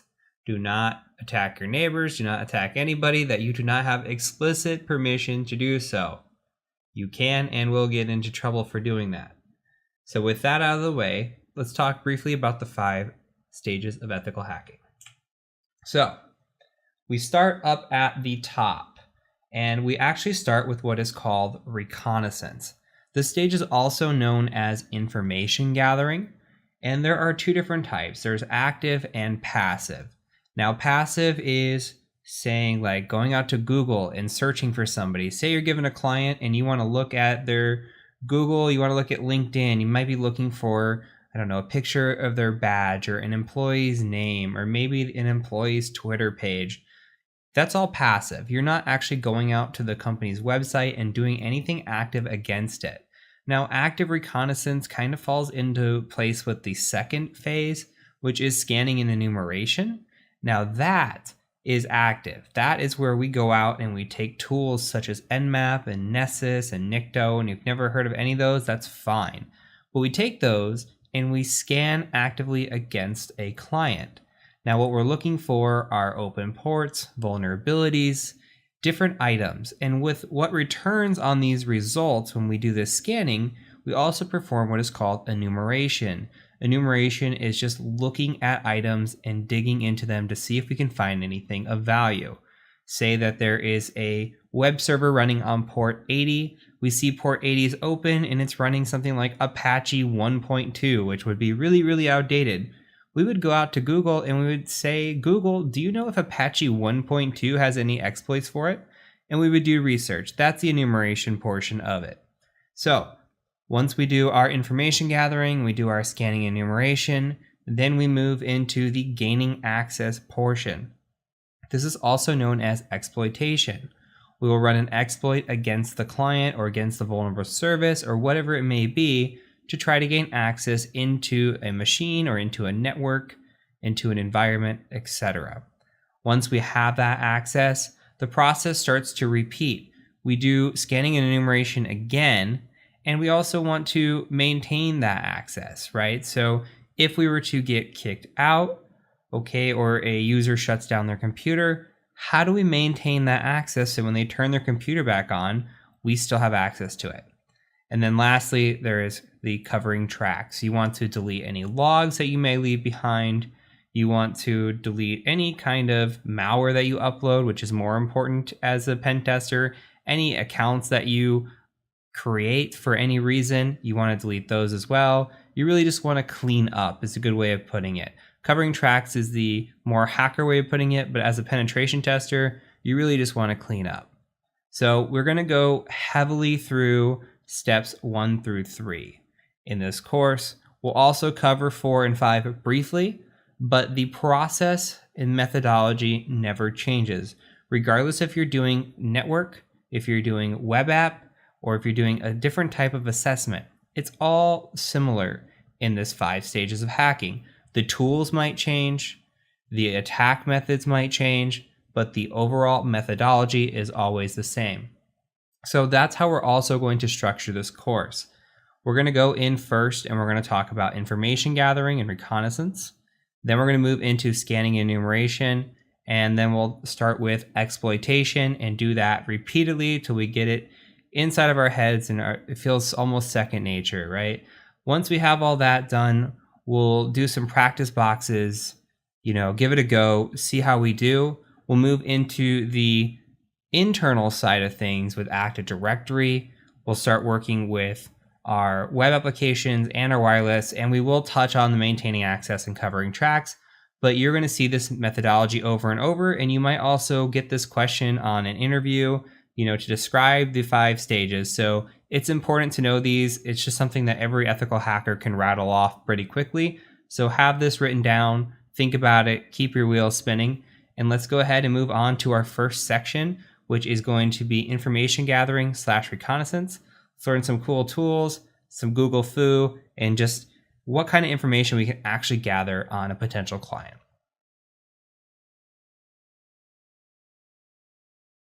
So in this section, we are going to be talking about information gathering. And all the information gathering we're going to do in this section is going to be passive. So I'm calling this passive recon or passive reconnaissance. I wanted to give a brief overview of what we're going to be covering and talk about some high-level topics before we get into the weeds and really dive into our target.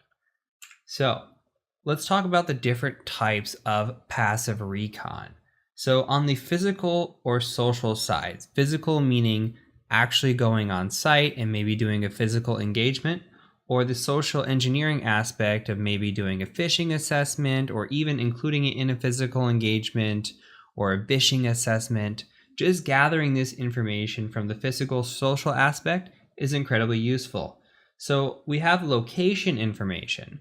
So we might utilize something like satellite images, or often we'll go on site and do drone reconnaissance where we fly a drone around and try to gain information.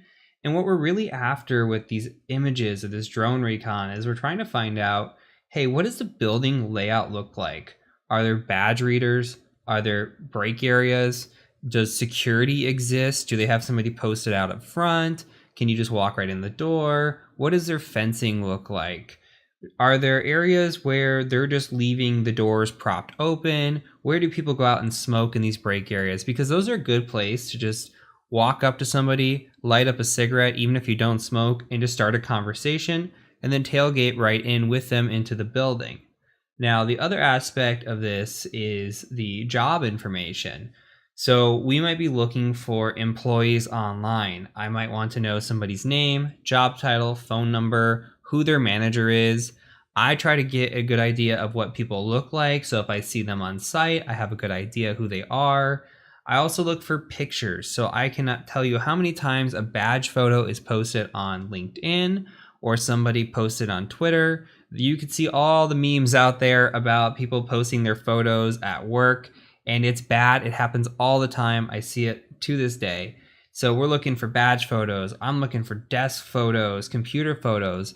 I had a situation once where somebody took a picture of her watching a game at work. She was watching a basketball game at work, and the basketball game was on her computer, and on her screen there, it showed all the different tools that they utilized at work. She had a work application open in this photo. There was a desk in the background. You can see different things, and it just gives us information. And that's really what we're after. What kind of information can we gather? Now, this course is not a course on physical or social, so I kind of wanted to give a high level of what to expect. We won't really be doing a whole lot of this in this course with this type of information gathering, but these are the things that you should be looking for. So if you are tasked with a physical assessment, do go out there and look for satellite images, try to get a good feel of the building layout, and also try to get a feel for who the employees are, who maybe the IT manager is, in case you're going to say, you know, I work for IT.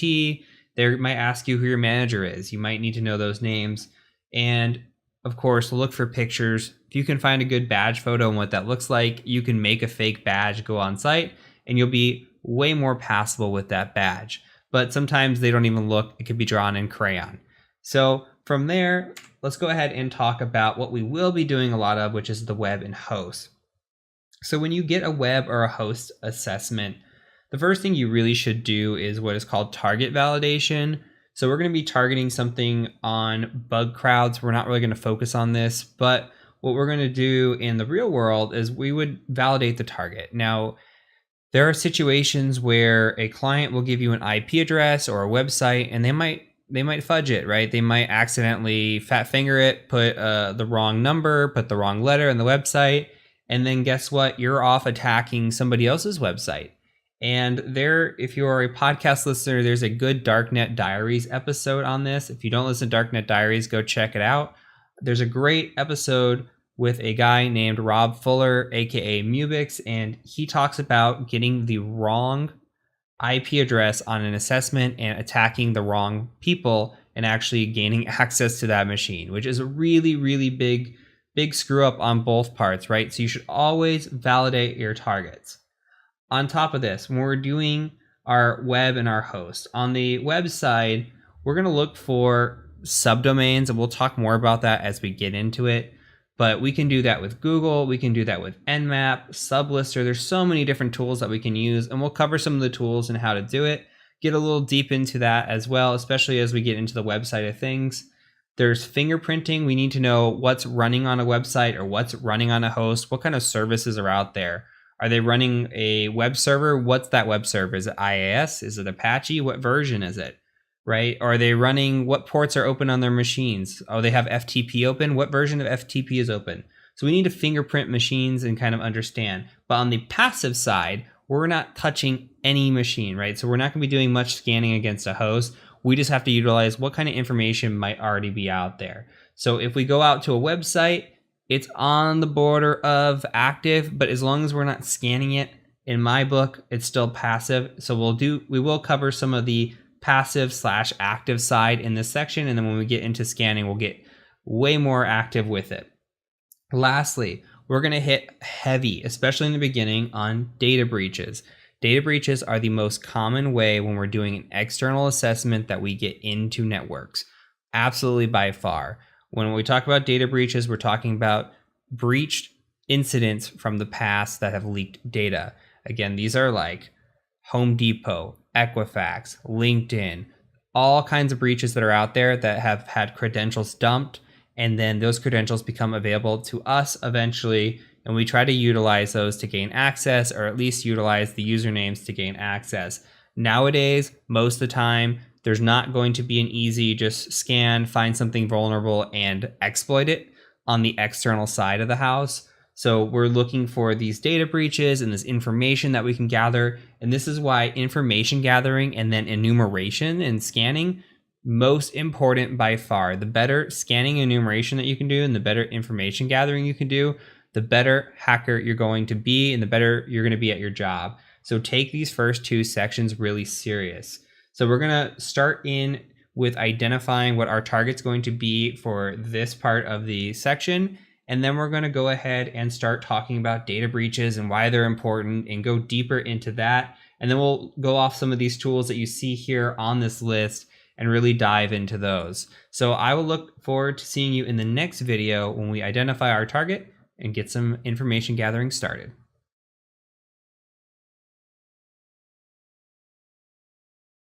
All right, before we begin doing our reconnaissance, we have to establish a client to attack. So for this course, we're going to be utilizing a client out of BugCrowd. If you've never heard of BugCrowd, BugCrowd is a public bug bounty program. What that means is there are programs on the website that will allow you to attack them. And if you find a bug against the program, you're able to submit it and potentially get money for it. So you are able to hack these programs publicly as they are part of this program. Now, the program we're going to be attacking is Tesla. So Tesla is part of BugCrowd. Now, please do note, please double check when you're watching this course, as some time may have passed. Tesla might no longer be part of this bug bounty program, so it's very critical to make sure that you are still within scope before you attack.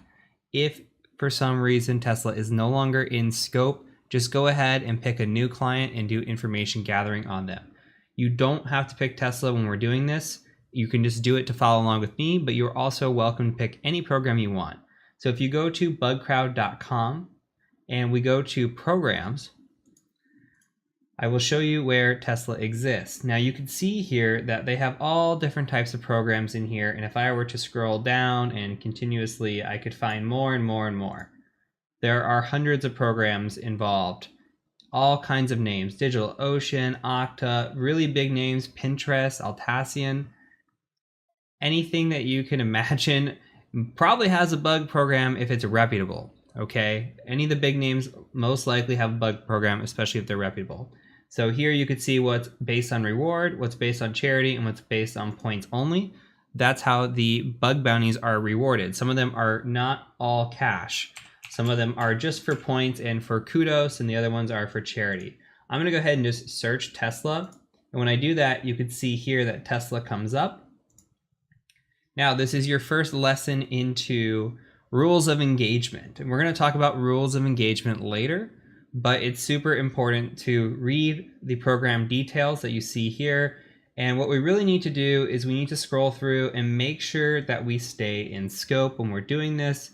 So we have a wildcard here. So this means that any subdomain inside of tesla.com is fair game, tesla.cn, Tesla Motors, etc. What is more important is that we stay within this out of scope. So we don't want to attack shop.eu.teslamotors.com or energysupport.tesla.com. It says you can report vulnerabilities to bug bounty for this one. Any domains from acquisitions, such as Maxwell. So we have to stay within Tesla. And there's a few more sites. We're not going to worry too much about that. When we get into the web app portion of the course, we're going to talk about way more detail on enumerating web applications and go into that. So for now, what we're going to do is we're just going to focus on information gathering. What kind of information can we gather from this client? So again, I'm setting my target to Tesla. If you pick another Tesla or another client, just make sure you stay in scope of that client. So from here, we're going to move on to our first video and get our information gathering started.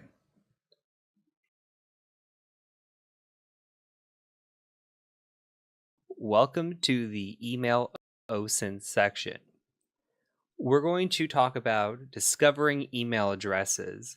And this is something that I do on a weekly basis. So I'm going to show you the most common tool I use to actually look up email addresses and try to find people, and what you can do to kind of verify email addresses. So I'll show you some of my favorite tools and concepts. And this is something that I do because not only for OSINT and doing it for investigative type work, but think about sales. if I'm trying to find a lead or I'm trying to find multiple leads within an organization, I have to figure out where the emails are, who the people I'm trying to email are. So maybe I'll Google them and say, who is the CISO or Chief Information Security Officer for this company? And I might find that it's Bob Jones. And we go look up Bob Jones and we say, okay, well, how do I get Bob Jones's contact information? Can I find it via Google? Maybe it's out there in the public, but maybe we have to dig a little deeper. Maybe we have to kind of do some guesstimation and see if we can figure it out. So that's what we're going to do today is look at the email addresses, formats, and try to determine if we can find some emails. So let's go ahead and move over to the Kali Linux machine that I've got. And the first website is one of my favorites. So hunter.io. You just come to hunter.io. You get like 50 or 100 free searches a month. I don't remember what it is. It's a fair amount. You can come here and basically just type in a company name. So like say I want to type in TCM Security, TCM-sec, and you can see TCM Security here. We get one result on the email address. So we'll click it and see what happens here. And looks like we have like an info@tcm-sec.com. It tells us, hey, there's 5 sources that identify this. So we see tcm-sec.com. There's an about, blogs. This is where they're finding it, okay? A better example, maybe something that has more users, like Tesla.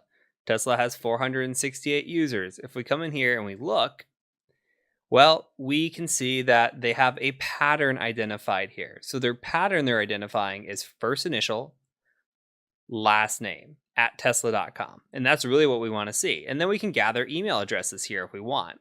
But say like we knew Bob Jones. Again, going back to that example, Bob Jones. So maybe Bob Jones works at Tesla. Maybe his email would be bjones@tesla.com. So it's something to think about. Now, we can sign up and get actual information here. You should be able to sign up with a Gmail account. Sometimes this does not work depending on the country that you are in. So be cognizant, you might have to use a different email address, but I just tried signing up with a Gmail account that I have on here and it worked just fine. So I'm going to go ahead and try to log in.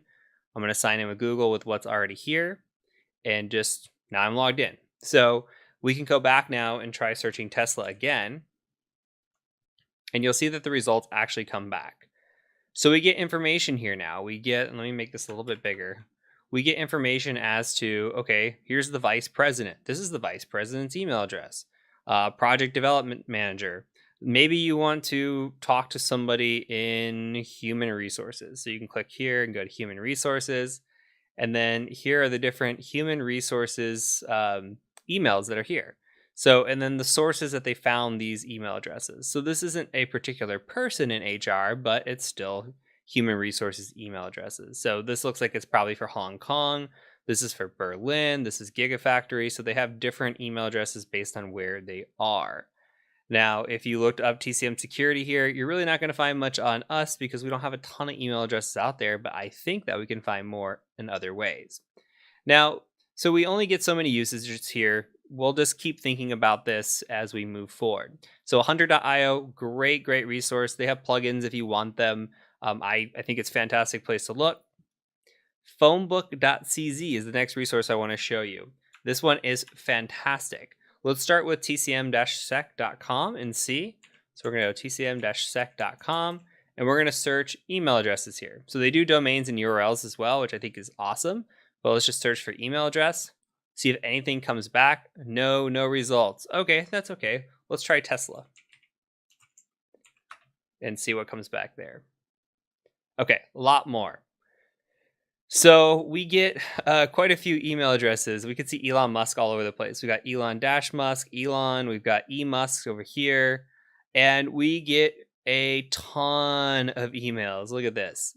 So what's nice about this is we can sit here and try to identify what the possible email addresses are. So again, first initial last name looks like it's showing up quite a bit.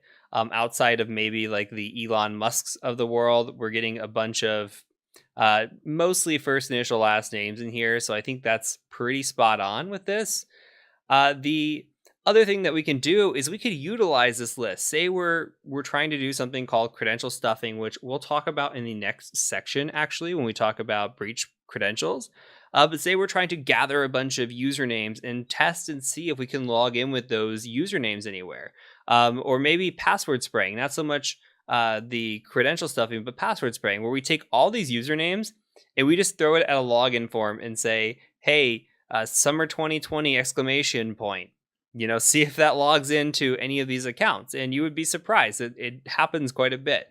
So this is valuable information, even if we don't know exactly. Maybe we're not just hunting for one email. Maybe we're hunting for an entire domain. This is a great way to get free entire domains with a quick copy and paste capability.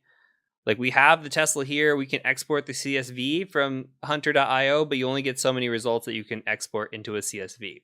Here you get a bunch. There's no guarantee these are all valid, but it's still information. Information is what we want. This is all we're trying to gather, is as much information as possible. So these are all potential email addresses for Tesla.com. I think it's a great, great resource. Now, we could also use something like Voila No Bear. Now, this one, you can get 50 more leads for free. I'm not going to show you. It's the same kind of deal as hunter.io. They're showing you how to utilize it here. Basically, you can just search for people and see to try to find their email addresses. There is one I want to show you that I do use and I have quite a bit of success with, and that is called Clearbit. And Clearbit has to be used in Chrome. So I'm going to bring up this here. Clearbit has to be used in Chrome. So you can download the Chrome extension for Clearbit. And all you would have to do is go to Google. Let me log in really quick. And then I'm going to just select the free account. We get so many searches, 100 emails a month. So basically, you're going to search for Clearbit Connect, and you would just say, hey, Clearbit Connect. I'll put a link down below, by the way. But Clearbit Connect is awesome. You'll see why here in a second once I authorize this. Okay, we're going to come down here, acknowledge, probably give out our firstborn. And then now we're going to say, hey, I want to find emails. And here's all different kinds of things that we can sit here and search for. You can see TCM securities in here. These are some searches that I've done. These aren't any clients of mine. These are just searches that I've done in the past, maybe looking for information or looking for possible leads or anything. So if I come in here and I say, hey, I want to look for TCM security, you could type that in. I'm going to just click on TCM security. And look what it discovered that the others didn't. It discovered me. Okay, and if I click on me, look, it says heat.tcm-sec.com. Where did that come from? And then look, it has my LinkedIn right here as well. That's amazing. That's awesome. And it says here, you can email Heath. Just click this button. And then it's also got Rizwan. Rizwan's on my sales team. Look, it's got Rizwan at tcm-sec.com. What does that tell you? That tells you that we're using a first name basis for our email addresses. It's awesome. Now let's come in here and maybe we want to look at Tesla. Maybe let's try Tesla one more time. Maybe we're looking for the CISO of Tesla if Tesla has a CISO. You could come in here and look, like Elon Musk is right here, obviously CEO, but you could come in here and maybe go by role, and they have different roles in here. So CEO, let's see if we can find any sort of CISO. I don't see one, but I do see information technology. So maybe we can find somebody in the information technology department or IT department. And then here we go. We've got quite a few IT people. Here's a CIO. This could be somebody of interest that we might want to reach out to. And we could just scroll through this list and find people. So say we want to reach out to the CIO. Just click on this. We get first initial last name, just like we thought we would. We get this person's LinkedIn page. We get their location, website. This is awesome. Awesome, awesome. So I typically will start with a Google search. If I'm trying to hunt something down, I will start with a Google search. I will say, who is in this role at this company? If I'm looking for a specific person at a company, then I will go to phonebook.cz or hunter.io, try to identify the formatting of the email, and then try to find that person or guesstimate that. Once we get to that point, I try not to burn through these Clearbits unless I need to, but Clearbit is very good at identifying this. Once we get to that point, we can take this email, say like this email, or we'll even try a different email. I'll show you a couple. But we could take this and we can go try to verify this. So there is a website called Email Hippo. you can go to tools.verifyemailaddress.io, and all you have to do is type in an email address here. Sometimes you can get false positives if they're good or bad. Here, I typed in this email address a couple times and just got a bad result. This is an email address that does not exist. Now, let's try an email address that we saw, info@tcm-sec.com. See if it works. Result is okay. So it says, yeah, this email address works. So we're verifying that this is up. So say that you get somebody and you see that they have a potential email address, you can come here and try to verify it first and see if it works before you go fire off an email. You don't even have to fire off an email. You don't have to do anything or interact. So this is the benefit. Like if you're from a sales perspective and you're doing OSINT here, this is the benefit of not having to email, waste your time, get it rejected. You can come in here and just validate. If you're doing an investigation, you don't want to interact with the person or company that you're investigating. You want to come in here and just verify without any interaction. This is the way to do it. Same thing with this website here. emailchecker.net/validate, email-checker.net/validate. Say, hey, checking the email. I put the same email address here. You can see it says bad. We could try again with info@tcm-sec.com and see if that works. And it says okay. So again, this is doing a great job. There are possibilities of false positives. There are so many searches that you can do per month on these, I do believe. They have APIs, which is nice if you want to automate this or script this out. But I think this is fantastic. This is great stuff. Now, there are plenty of other ways to verify email addresses. In the next section, we'll talk about that even more as we talk about breach data. Because if somebody shows up in a data breach, guess what? That email address has been used in the past. If you look at something like a have I been pwned, which we'll talk about in the next section, and they show up, guess what? That person's email address has existed. So we're trying to verify if an email address exists, who that address might belong to, etc. Now, this has been from a business perspective. Some of this hunting down of emails may be more difficult to do if you're trying to find a specific individual. That's where breach data comes into play in a lot of this research. And what I'm going to show you in the next section, we'll try to hunt down individuals with maybe having loose pieces of information like a name or a username or something along those lines.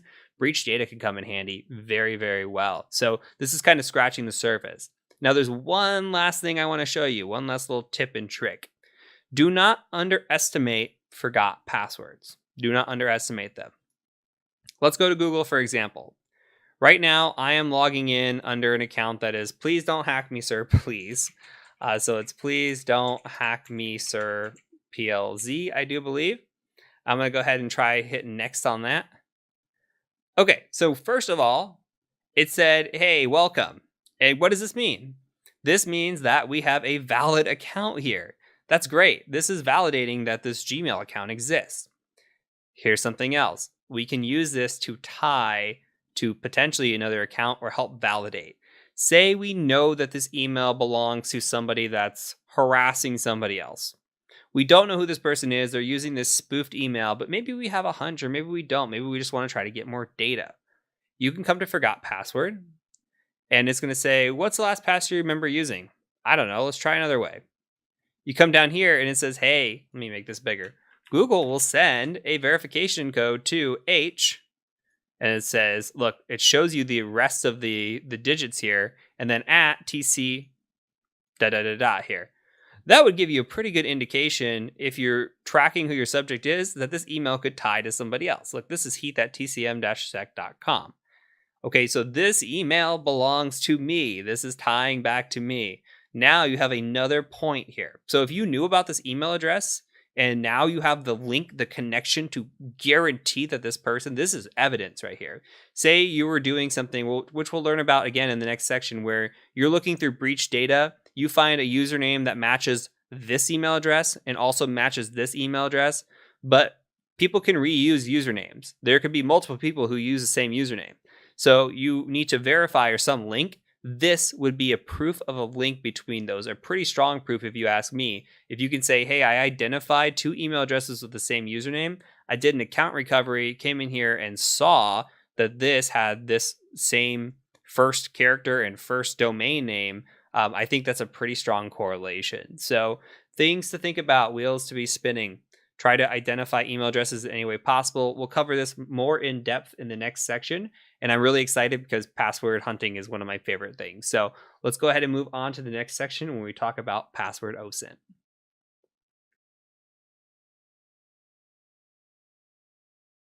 Okay, so I would like you to go out to github.com.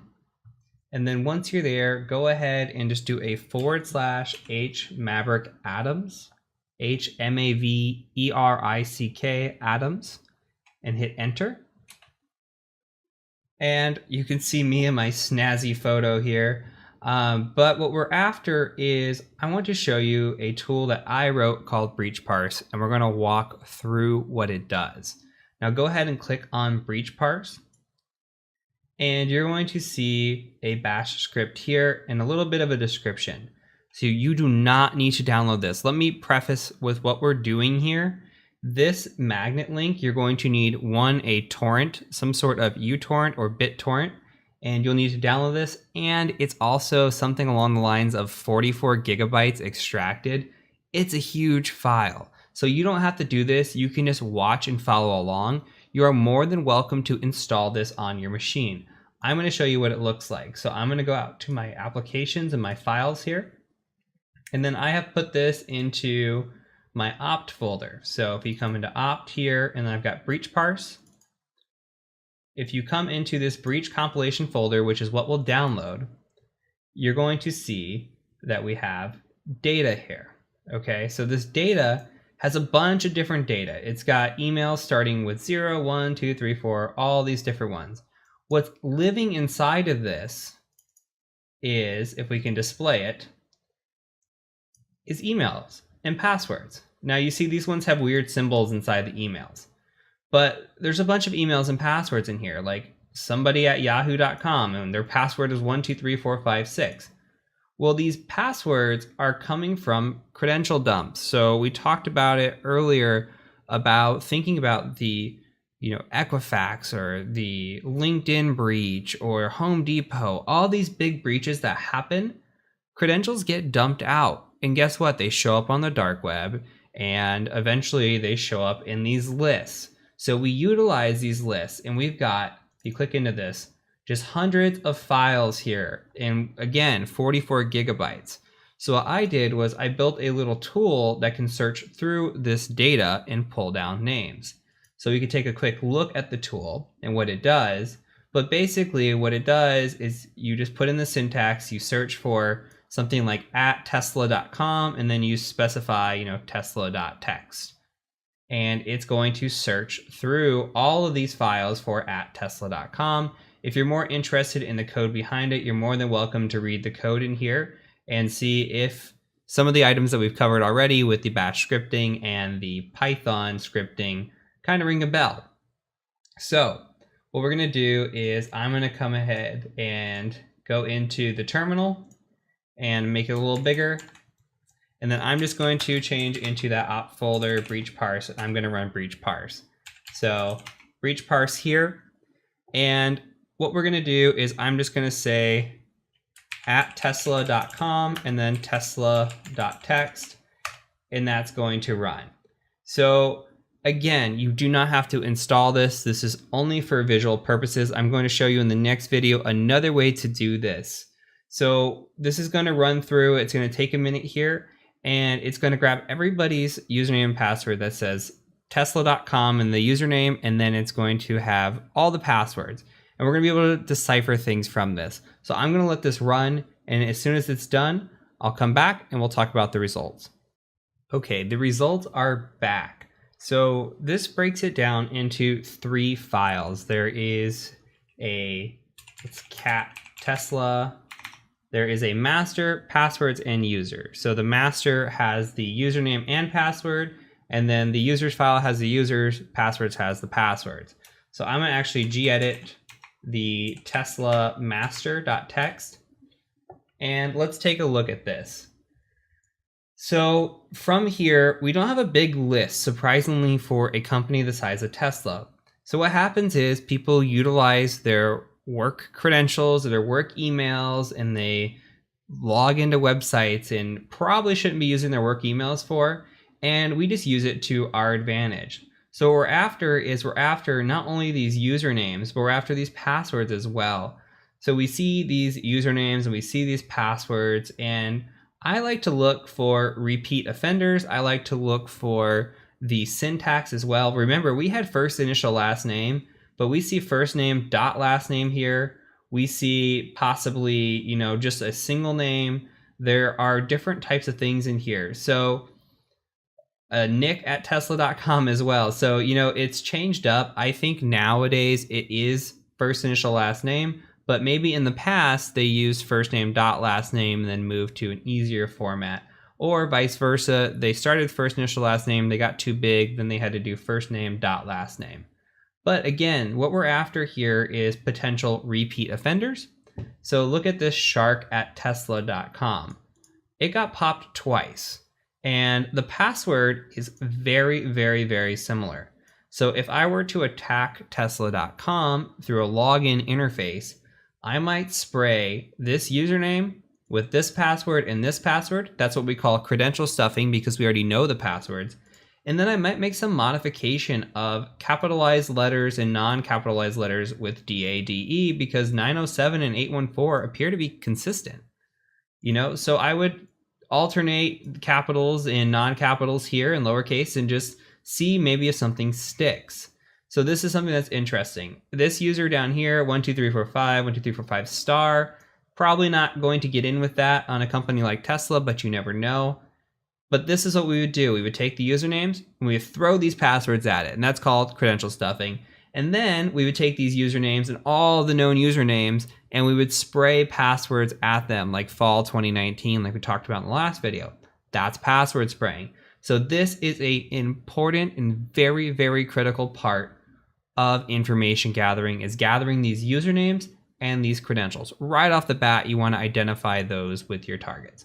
So this is kind of what it looks like. This is what I do during every assessment, and hopefully that makes sense and that works into it. In the next video, we're going to go ahead and just show another method and start thinking again about these credentials and how they can be utilized. And then we'll do some other information gathering as we move on and learn some techniques and how we can get information on a client. So I'll see you over in the next video.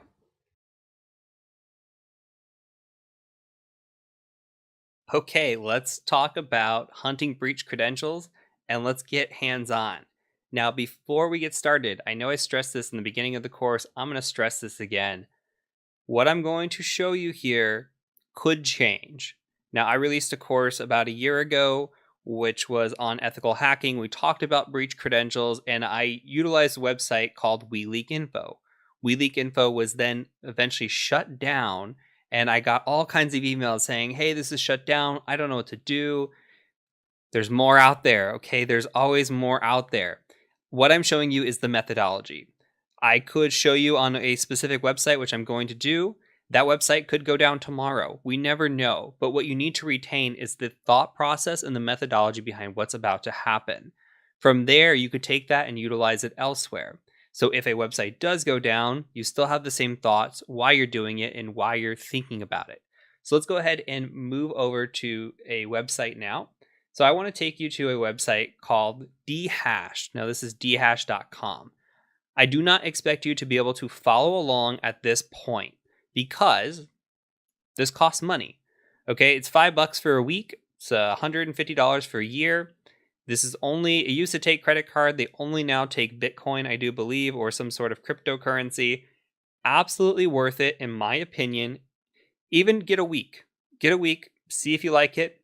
It's amazing. There's going to be tools I show you later on in the course that will go through and we can do it locally, like the one I just ran in the last video. I ran breach parse, right? This is something that I put together and set up, and it's free, but the database isn't maintained. It's a slow search. I don't get the results back as instantly, and I can't tie it to as many data points as a website like this can. I think this website's great. Now let's talk about what dhash can do now that I'm logged in.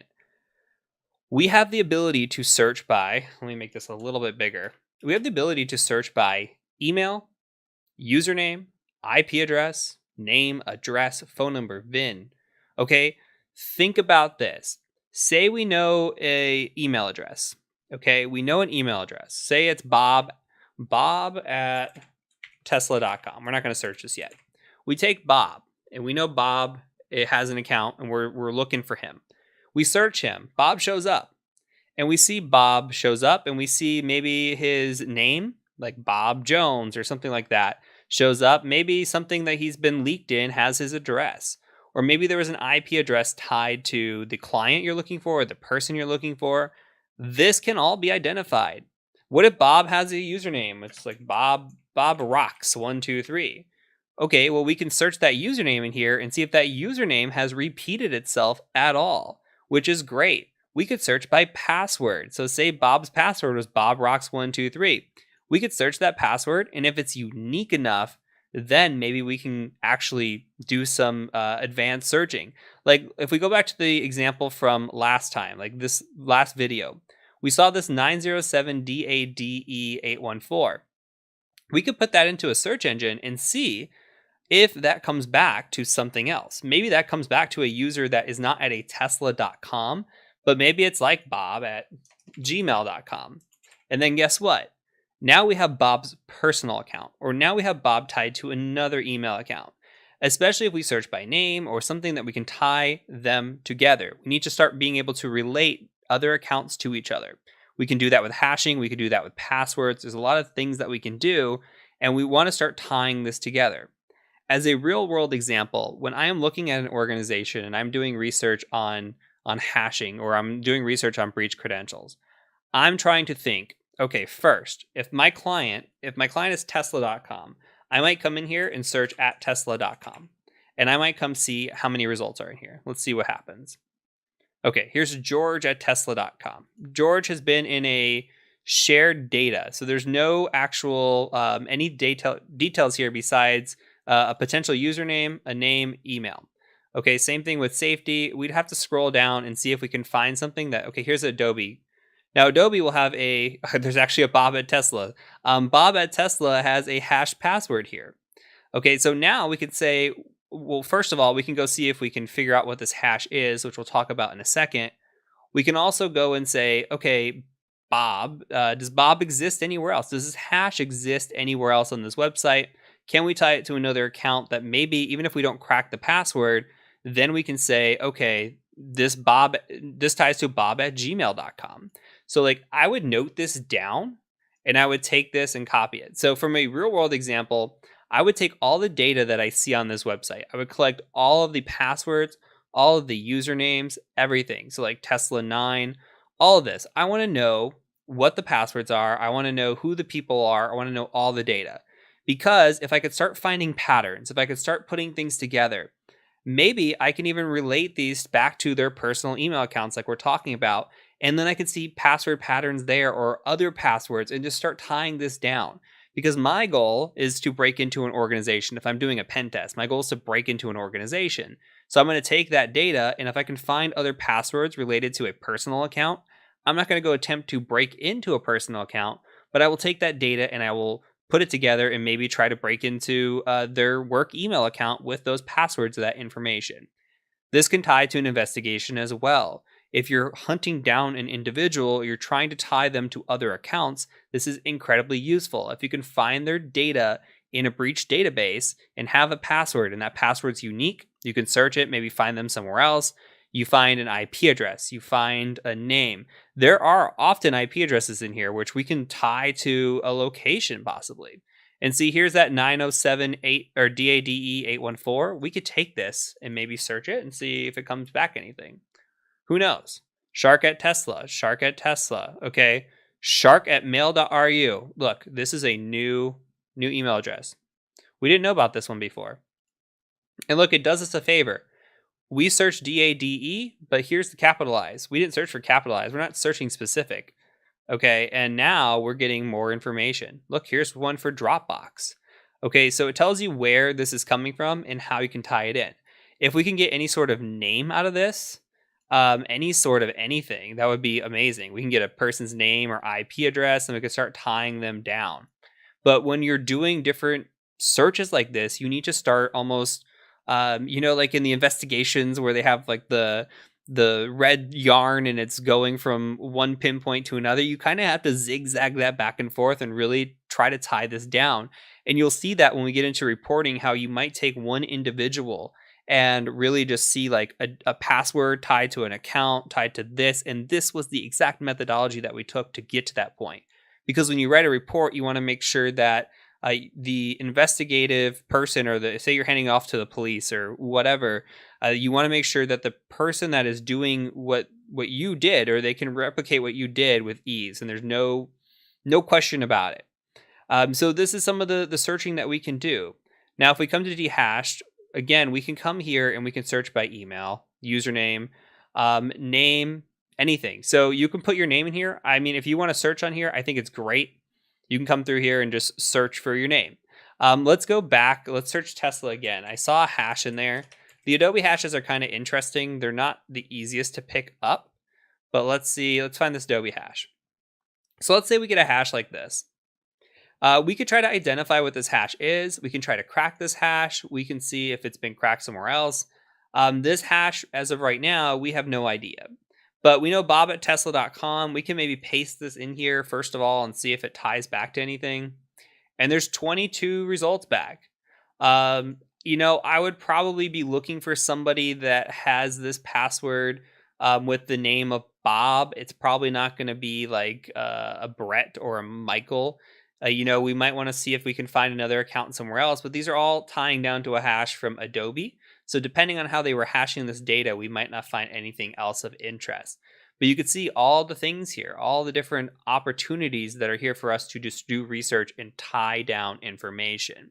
Now we can go to a website called hashes.org. And if we come here, we have the capability to actually try to search for this hash. So we could search hashes and see if we can find it. So you can come in here and just paste it. And again, it doesn't do a great job, in my opinion, with the Adobe hashes. Sometimes they crack, but a lot of times it says it can't find them. Oops, there we go. Let's try hitting a search here. Okay, so it says not a valid hash. Now, if you put this into Google as a search, you can see it didn't come back with anything either. So we want to make sure that when we're searching this, you know, we try all options. There is an Adobe database that if you do put in a hash and it does show up, there's a GitHub Adobe database that will actually show up here. So with that being said, this is kind of what I want you to start thinking about when we're hunting down breach credentials. How can I take a person or company that I'm looking into? So if you have a company, you can just go at companyname.com or .net or whatever it is, search in here, see how they show up. If you have a person, maybe a personal email account, if you can find that person, if you know their email account, you come in here and say bob@gmail.com. Maybe you don't know what their email address is. Then maybe you come here to the main page, you go, okay, I'm going to look for a name. I'm going to look for Bob Jones and search for that. And then you start taking this and trying to find the patterns. If you know Bob lives somewhere, maybe you could find an address for Bob, or maybe you know Bob lives in like Arizona. You could search Bob Jones and see if Bob shows up, and then kind of take it from there. And there is some search operators that you can utilize. You can see Bob Jones is taking forever. You can put this in quotations and search it again, and kind of narrow down your results here. So if we click on this, you could see like, here's a name of, we got a lot of results, but here's the name of Bob Jones. This is a very common name. So, but you could see like, if we're trying to look this down, we can start searching and adding operators in here and trying to see if we can figure out to tie a username or something to them. So again, get your wheels spinning. Don't rely on just dehashed, but just rely on thinking about this. This is the thing you should be thinking about. Again, dehash could go down tomorrow. But if you're thinking about it in the way that the credentials and the information can be interwoven, remember that red yarn again, that's really what I want you to take away from this. So we're going to do another video on this. I'm going to show you some more, I guess, tools that are out there and some other things that you can do, offer alternatives to this, and then we'll wrap up this section. So I'll catch you over in the next video.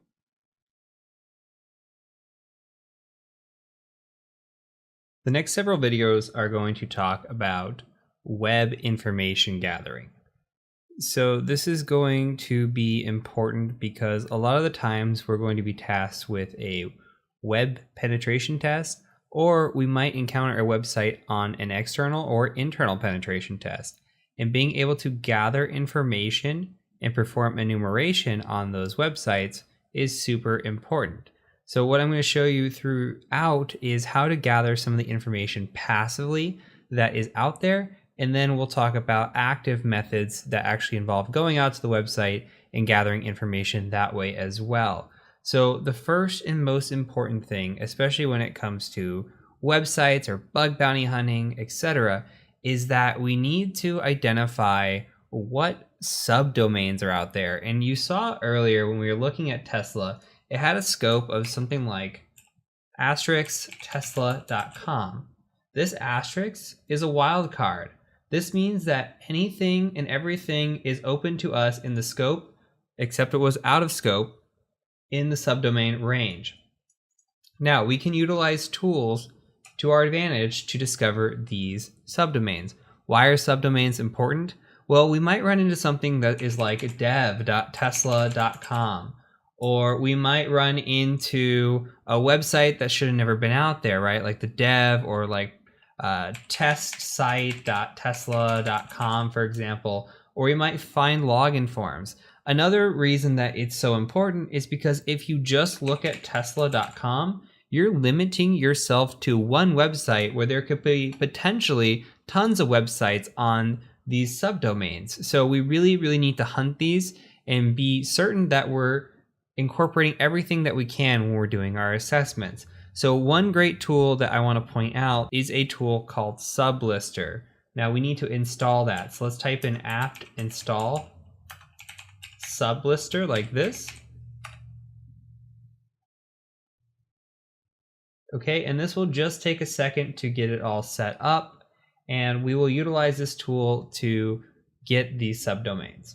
Okay, now that it's set up, all we have to do is type in Sublister, hit tab for autocomplete, hit enter, and it gives you the syntax. We can do a --h for help or -h for help, and all we really need here is a domain. So we could say -d for tesla.com, and it's going to start searching for tesla.com. And don't worry about this error if you get the error.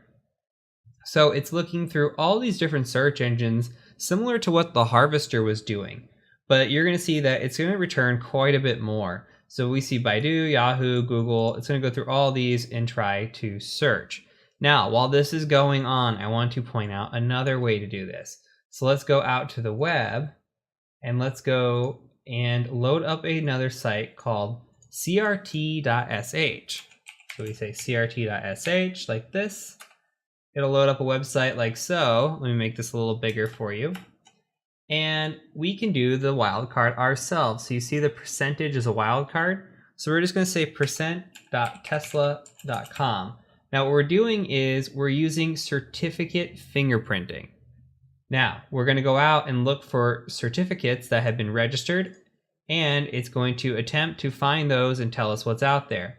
So you can see that we can find energysupport.tesla.com, gridlogic.energy.tesla.com, and we would scroll through these and try to identify all the different ones. Like SSO, single sign-on, that might be interesting. If I could find anything in here that's like vpn.tesla.com or dev.tesla.com, any sort of thing like that, I'm also interested in it. API Toolbox could very well be interesting. sso-dev.tesla.com.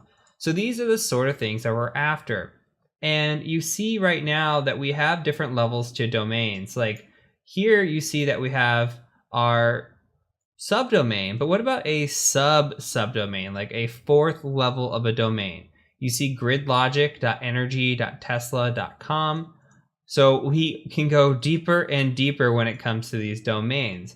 And what Sublister is going to be doing right now is it's going to try to find just the subdomain. So it's going to look for third levels. It would not discover this gridlogic.energy.tesla.com without a little bit of finagling and looking through the help to figure out how to do that.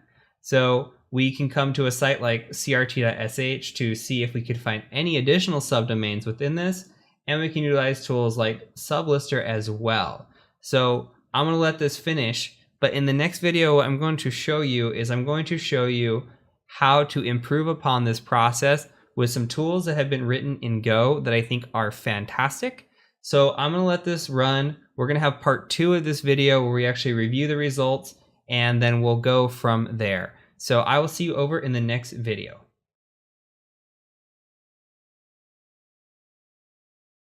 Okay, so we have our results back.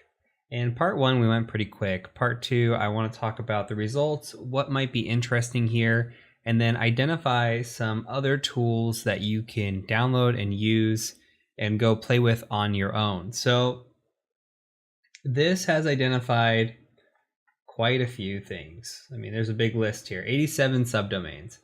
And I lied to you when I said that it didn't get 4th levels. I thought there used to be a recursive feature where you'd have to do a -R to get those. Now you don't have to do that. It just picks up 4th levels for you.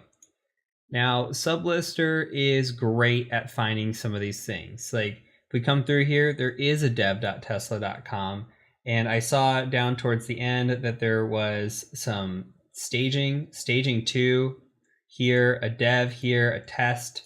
These all look juicy. SSO-dev looks juicy.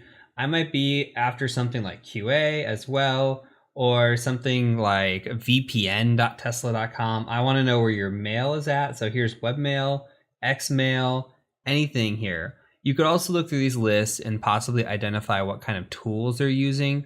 You might see something like link.tesla.com or zoom.tesla.com. And this really just kind of drives home what they're running on their back end for a lot of things. Now, this isn't the all-inclusive. Sublister is a great tool. Sublister was ahead of its time when it came out, but there are better tools out there. There are tools that incorporate pretty much everything in one go. So you might have cert.sh like this, you might have Sublister included, and the one tool that is really popular, if you go out to Google, type in OWASP AMAS, and this is the go-to tool for a lot of people doing bug bounty hunting. So if we click on the AMAS project here in GitHub, you can download the project and install it per the installation instructions here. So you have an installation guide down in the documentation. The reason I have chosen not to show it in this series is because actually running AMAS takes a long time. But you can configure AMAS to do a lot of things and find a lot more subdomains. So my challenge to you is to get AMAS installed, and on top of that, see how many more subdomains than 87 can you find when you actually run it. So another last thing to point out is if you want to use Sublister and you used it, it was really, really slow, it's always helpful to check the -H on the help. And you can see in here that there is a -T for threads. Always check the help. So we can specify a domain like we did before, do something like -D of tesla.com, and then you can specify threads of like 100 as opposed to maybe 1 thread or 10 threads that was running originally. We give it 100 threads, it's going to go a lot faster. We're going to get a lot more results. You could also do a -V for verbosity here and get your results in real time if you're impatient or you're trying to go out to the web. So there are great tools out there for doing subdomain hunting. And again, subdomain hunting is very, very critical because if we just limited ourselves to tesla.com, look at all the things that we would miss. So we can find out a lot here. Now, not all of these pages are going to be alive also. There's a good possibility that we can go to something like this mfa.dev or -dev.tesla.com and then it won't work. We can give it a go and see. Like, not always do these work. These are what show up in search engines, but it's worth knowing about them. And there are other tools out there such as like, go to Google, such as TomNomNom's HTTP probe like this. Tools like that out there that will probe a list that you give it. You can give it this list into the probe. It'll say, hey, this website's alive or this website's not alive. And then you can start narrowing down these lists as well. So that is something to think about when you get your wheels spinning. But for now, for information gathering and for the scope of this course, we don't have to worry about it too much, but I do want to point out some other alternatives and ways to do subdomain hunting and then what to look for in subdomain hunting. So that is it for this video. I'm going to catch you over in the next one.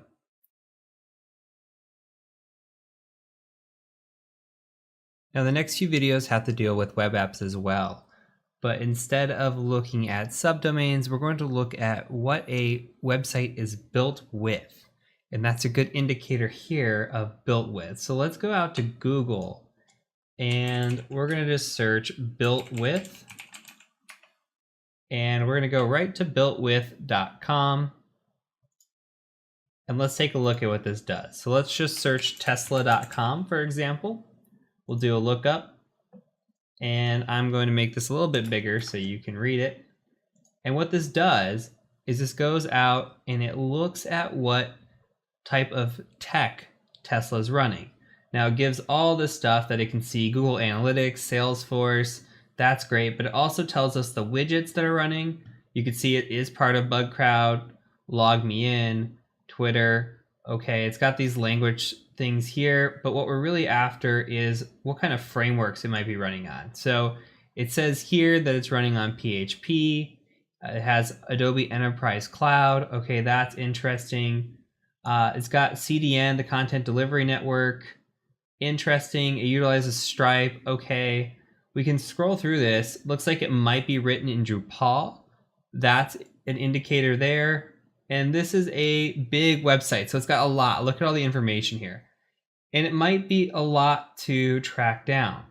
So with a big website like this, there's a better way, I think. Now, Built With is a great resource, but I think there's some other stuff out there that might help us a little bit better. So let's go out to Google as well, and let's search for a tool called Wapalizer, just like this, and we're going to use it for Firefox. So it should pull this up here, and we'll click on the first one. And go ahead and just select Add to Firefox. Select Add, and now it will appear. So now we have Wapalizer. Let's go back to Tesla. And you see this little guy here in the corner. We're going to click on this. We're going to accept it. And now we get a little bit of information as to what's going on. Not as much information as Built With, but I actually like Wapalizer a lot more because it kind of just gives you an indication right away with what's going on. Now, Wapalizer is more of an active type of reconnaissance. I only say that, and I don't necessarily believe it, but it's because we do have to interact with the website. Now, we're not doing any type of scanning. We're just going out to the website like a normal user would. And to me, it's still kind of passive because we're not doing anything that would be out of the norm. So here we can see the content management system is running on Drupal. We can see the programming language is running PHP. Those are both identified with Built With as well. Now, why is this important, you're telling me? Well, it's important because if we know that it's running with PHP or Drupal, there might be a vulnerability within those. A lot of times when we have this, let's see if we go to this website, you can see PHP is running, we get a lot of things, and we get version numbers. So look at the Wapalizer website. You see that it's running on an operating system of Ubuntu. It's got a programming language of PHP. The web server is Nginx with 1.14.0 version number. Okay, it can tell that it's running on Amazon Web Services as a platform. It's got all kinds of information here. It's got the payment processing. It's running Google Analytics. So see the type of information that can come through. A lot of times you'll see things like jQuery and other type of libraries here, and the version numbers as well. Now you take those version numbers and you do enumeration on them and you try to find any type of vulnerabilities that might happen there. And the more information that we can gather on a client, on a website, whatever it is, the better off we are. So when we're gathering information on Tesla, okay, now we know the content management system is written in Drupal, the programming language PHP. Is that going to lead to an exploit? Maybe, but you don't know where it's going to come up in the future. So this type of information gathering is great. Now, one more thing that we can use. We've got something built into our machine. Let's go out to the terminal and we can take a look at it. So we've got a tool called What Web, just like this, and hit enter on it. And if we look at the syntax, all we need is to specify a target. So we enter the URL, hostname, IP address, or Nmap format. So we just say what web URL. So let's give it a go. We'll say what web, and we'll just say https tesla.com.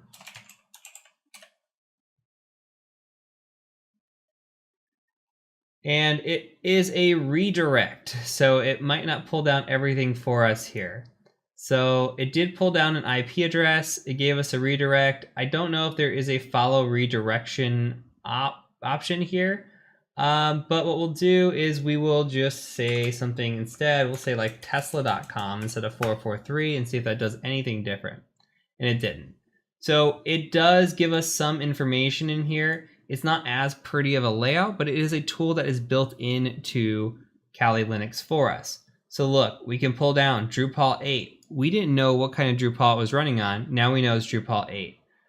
We see that it's running PHP 7.3.7. That's identification too that we didn't have previously. So using more tools to our advantage gives us more information. And we can pull down the headers that it has here, and you see they have different types of headers, which we're not going to get into this quite yet. When we get into the web app portion of this, we'll talk more about headers.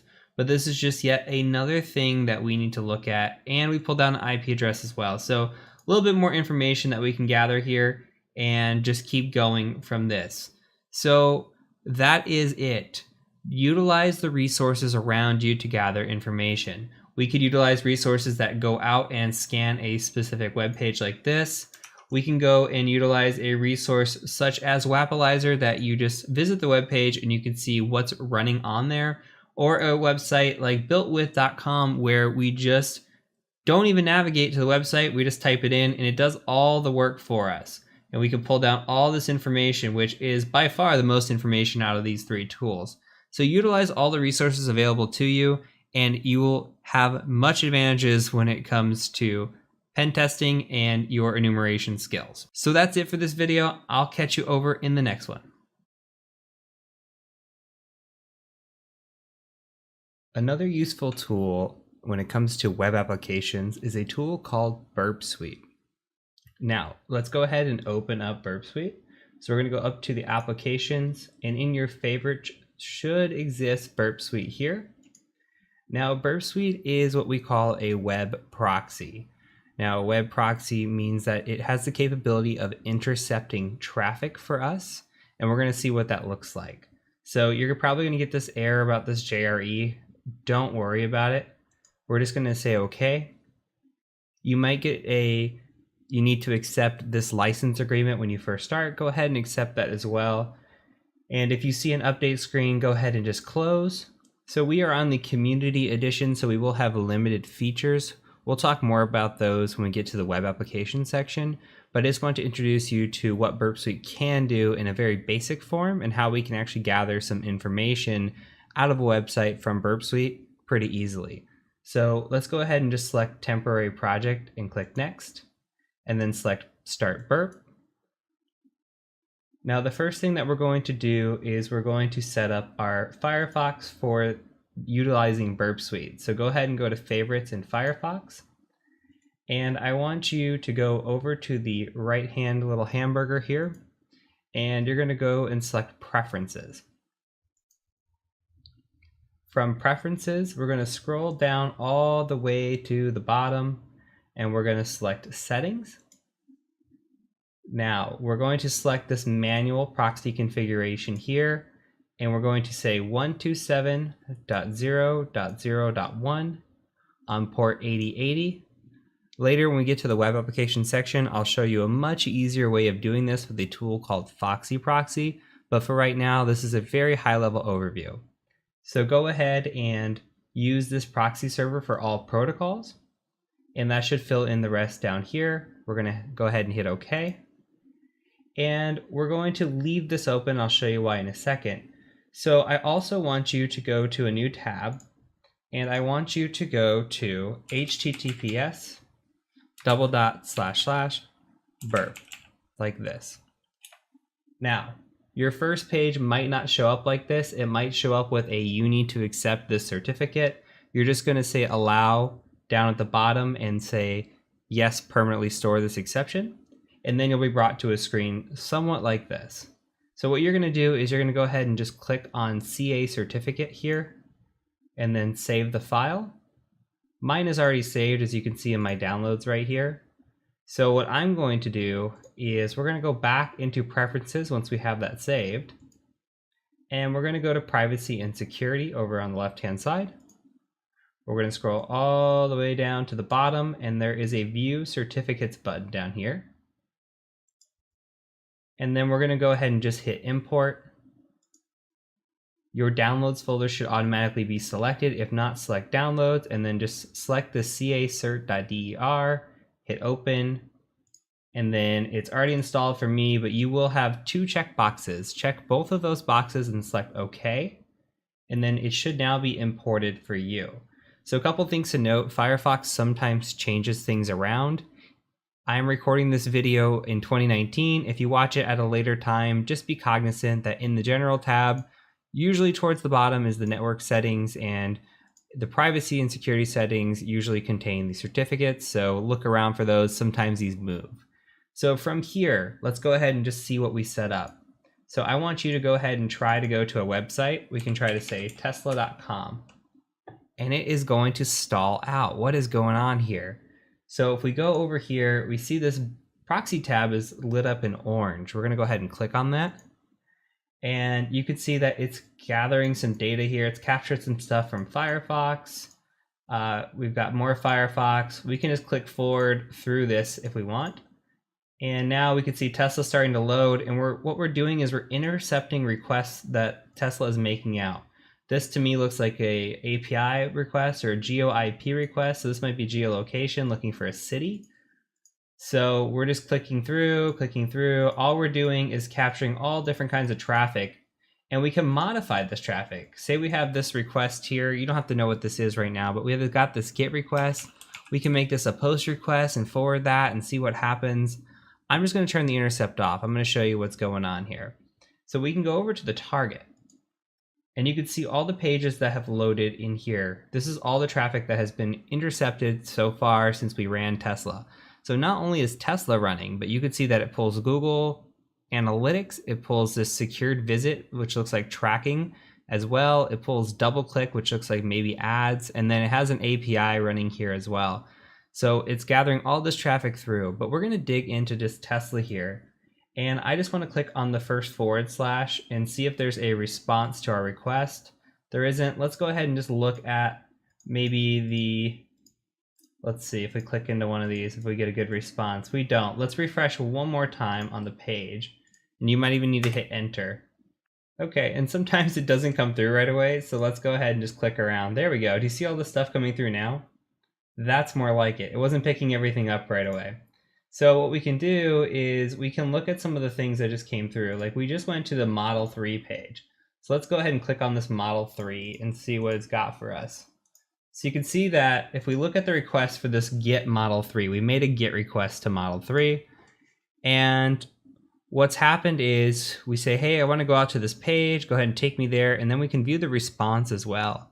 Now in the response, we can get so much information. Look at this. We're seeing here that PHP 7.3.7 is running on the back end. We can see a bunch of information here as well, like Drupal 8 is running. We identified that earlier, but we're identifying it again. We could see a lot of other stuff. There's weird things here going on too, like there's a server name sitting in here. Typically on an assessment, this would actually be a finding, a low finding, but it's informational, as this is giving us information on possibly naming structure inside the network. But they also have their own Tesla type header here. So this is very unique for a client.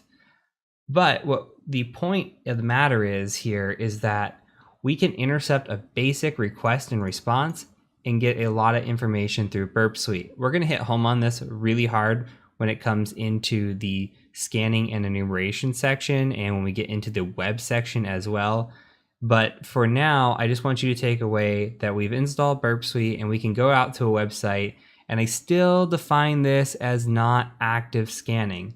There is a feature in Burp Suite that has active scanning that we could actually run, but that is a Burp Suite Pro. So it has a vulnerability scanner built in. You can see up here, upgrade to Burp Suite Professional, automatically find vulnerabilities.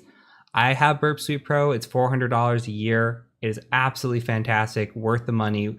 One of the few applications that I would recommend anybody buy. But for the course, I'm going to limit it to utilizing Community Edition. I will bring in Pro sometimes just to show you some features, but we're not going to worry about that. So long spiel short, I still feel that we are in step 1 here, even though we are accessing the website. We're not doing anything very actively with scanning. This is all very passive. We're using traffic like a normal user would. So you can see that we can intercept traffic and get a lot of information. Again, tools like Wapalizer, look, it pulls down the headers for us and it says, hey, it's running PHP 7.3.7. It's running Drupal 8. Where is it getting that from? Well, it's getting it from these responses. So it's pulling a lot of that down for us automatically, but there's a lot of things that we can do when we get into Burp Suite as well. So consider this just a mini introduction into the tool, and then we'll touch back on it over and over again as we go. So this is it for this video. We're going to get into some Google Foo in the next video and talk about social media as well. So I'll see you in the next one.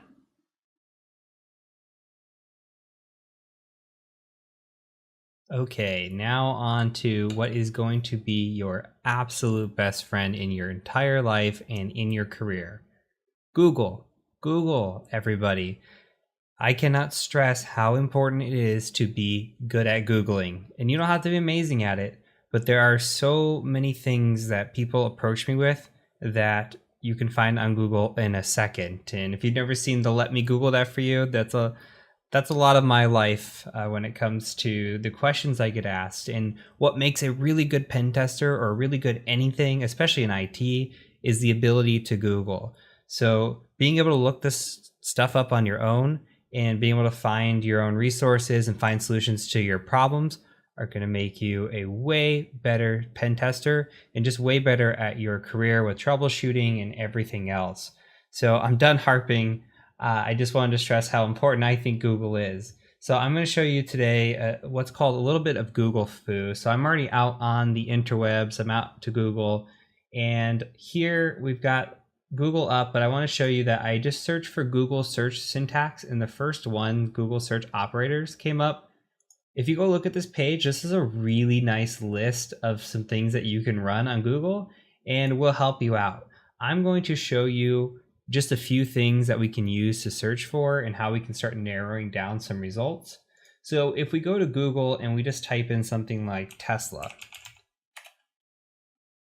that's going to bring up Tesla here. Okay, we found the main Tesla site, but we're going to get news articles and we're going to get all kinds of stuff. Okay, we get the Twitter, and maybe we want this.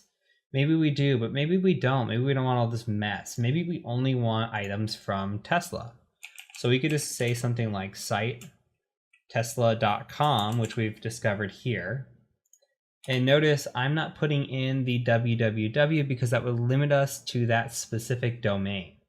So we have the wwws in here, but you could see that it's starting to pull in something like shop and other items, right? So we can search for tesla.com, and maybe we don't want tesla.com www. Maybe we take out, with the subtract here, maybe we just take out www.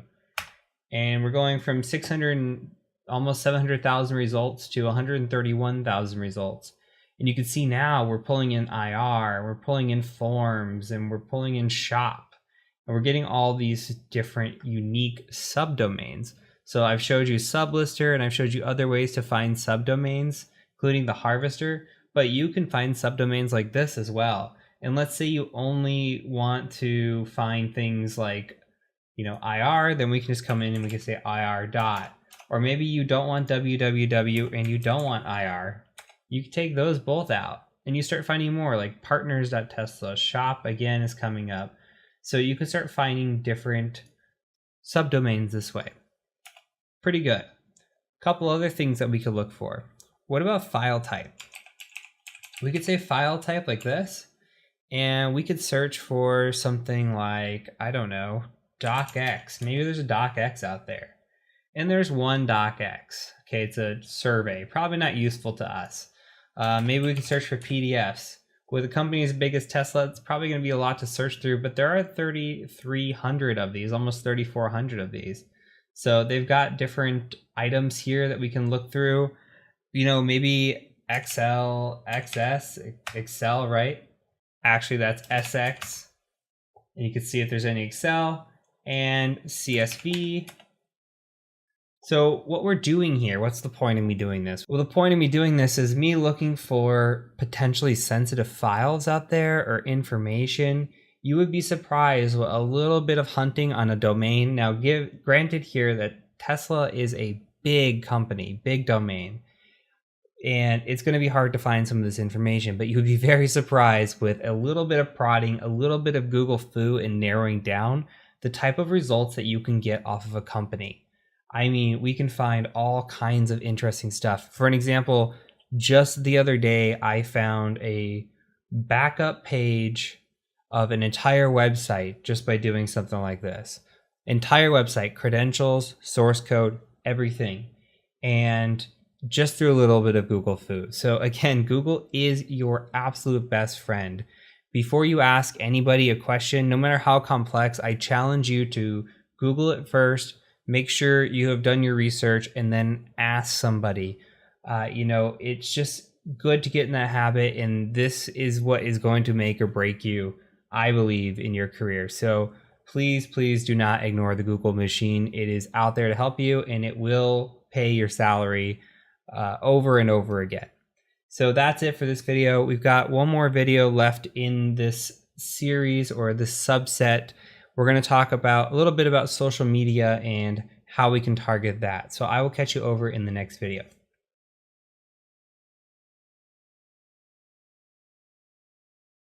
Okay, so you don't have to follow along in this video. I just kind of want you to start getting the wheels spinning and thinking about other items that we could be looking for when it comes to OSINT. Now, we could look on a website like LinkedIn or like Twitter and find useful information.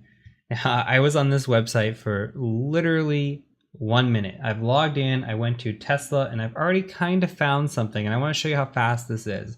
So you come in here and you go to Tesla, the company page here, and I love to click on images. There's always employee photos on images. Now you scroll down a little bit and you can see somebody has recently posted a picture of their internship at Tesla. And what we can do is click on the picture and look for things like badge photos or desk pictures or anything of the sorts. Now, good employees are told to hide their badges from pictures, and you can see they've done a pretty good job. But if you look down here, right down here, it's hard to zoom in, but there is 100% a badge there. Is this a great picture? No, but this is a good example of an easy way to find a badge is utilizing social media. And you can find a lot of stuff very, very, very quickly. So another thing to point out too is that Twitter is a gold mine for these kinds of things. I have found badge pictures, desk pictures, software, all kinds of stuff via Twitter and via LinkedIn. Now, from the non-physical perspective or information gathering perspective for what seems like physical assessments, the other thing to point out is that it's really good to find the people. Like LinkedIn's great. So we can come in here and we can find members, right? And these are all going to say LinkedIn members. I don't have this account is just kind of my peeping account that I just utilize when I want to look and not trigger anything weird when I'm looking at a company. Because if somebody sees me as a person looking at a company, they might say, why is this guy looking at my profile? So you might not get names if you don't have the premium on some of these. You might see LinkedIn member, but you can also dig some names. Like here's a name, here's a name, here's a name. And you take those names and you remember the formatting from before, right? We had the formatting when we looked at hunter.io and we said, okay, first initial, last name. Well, I might take a first initial, last name here and I'll add that to my list. Now, we could utilize scrapers out there to look through the employee list and pull down all the the names and then transfer those names into first initial last name. You could write a script to do that with Python if you want to challenge yourself to do that. I guarantee you there are tools out there to do this. But this is the kind of information that we're after. We're after what kind of credentials can we gather? And this loops all back. This is the wheel spinning here, right? You want email addresses. When we're talking network and we're talking what you're going to be doing with these kind of assessments, you want these email addresses. You want anything that's been a part of a breach credential leak, right? And you just want as much information on the employees as you can gather. When you take all these email addresses, and it says 34,000 employees. When you take 34,000 employees, I would almost bet money on it that one of these employees has a password of something like fall 2019 or winter 2019 exclamation, or something like Tesla 1234 exclamation. People are always the weakest point of an organization, and people will be lazy with their passwords unless you absolutely force them to use long passwords. I do not know Tesla's password policy, but I get in almost every external assessment with a weak password like fall 2019 or winter 2019. So I want you to think about these things. We're not going to go too depth into social media, but have that in your wheelhouse as well. We're just trying to utilize as much resources that are out there in order to use them for our advantage. So there's a lot of tools that I've shown you, and I've given you a lot of the basics, and really that's all you need for information gathering. Google is your best friend. Utilize Google to your full advantage. Utilize social media. People post things all the time that they shouldn't be posting, and just dig deep. Information gathering is one of the most important steps along with scanning and enumeration. Keep repeating that to yourself and you'll be very, very successful as a penetration tester. So that is it for this section. I kind of just wanted to give a brief overview of this and then give you some ideas to get your wheels spinning and really think about it. Again, we're harping on breach credentials mainly.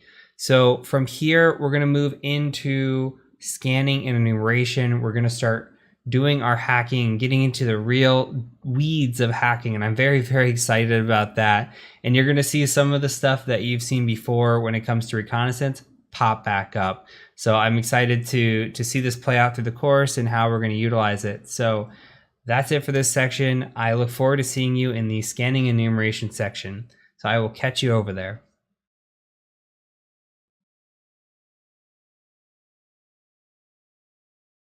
Welcome to the scanning and enumeration section of this course. It is actually now 2021 when we're recording this, and we're doing some light updating on how we go about starting off this lab in this section. So we're going to be using a vulnerable machine called Kioptrix. If you go to Google, you can type in Kioptrix and find it fairly easy. So you go to Kioptrix like this, Kioptrix. And we're going to be using level 1. I'm showing you the source of where it's coming from, but we're actually going to provide this VM just to avoid any sort of confusion. So Kioptrix level 1 here comes from a website called VulnHub. Let me make this a little bit bigger. So you see VulnHub here. VulnHub is a great website and great resource once you kind of get into hacking and learning about this, where you could come to VulnHub and just download a vulnerable machine, run it on VMware or VirtualBox or however you want, and try to attack it. And you can see they have difficulty easy, intermediate. You can come through here and just have fun playing with vulnerable machines. And that's all Kioptrix is. It's a beginner level vulnerable machine that you can download, install, and run. Now, the download and the install, you can see this is from 2010. Some of the stuff was broken, sometimes a little bit difficult to get running in the original lab. So we're just modifying this a bit to make it easier. What we've done on our end is just hosted a file that will work, should by default install and run.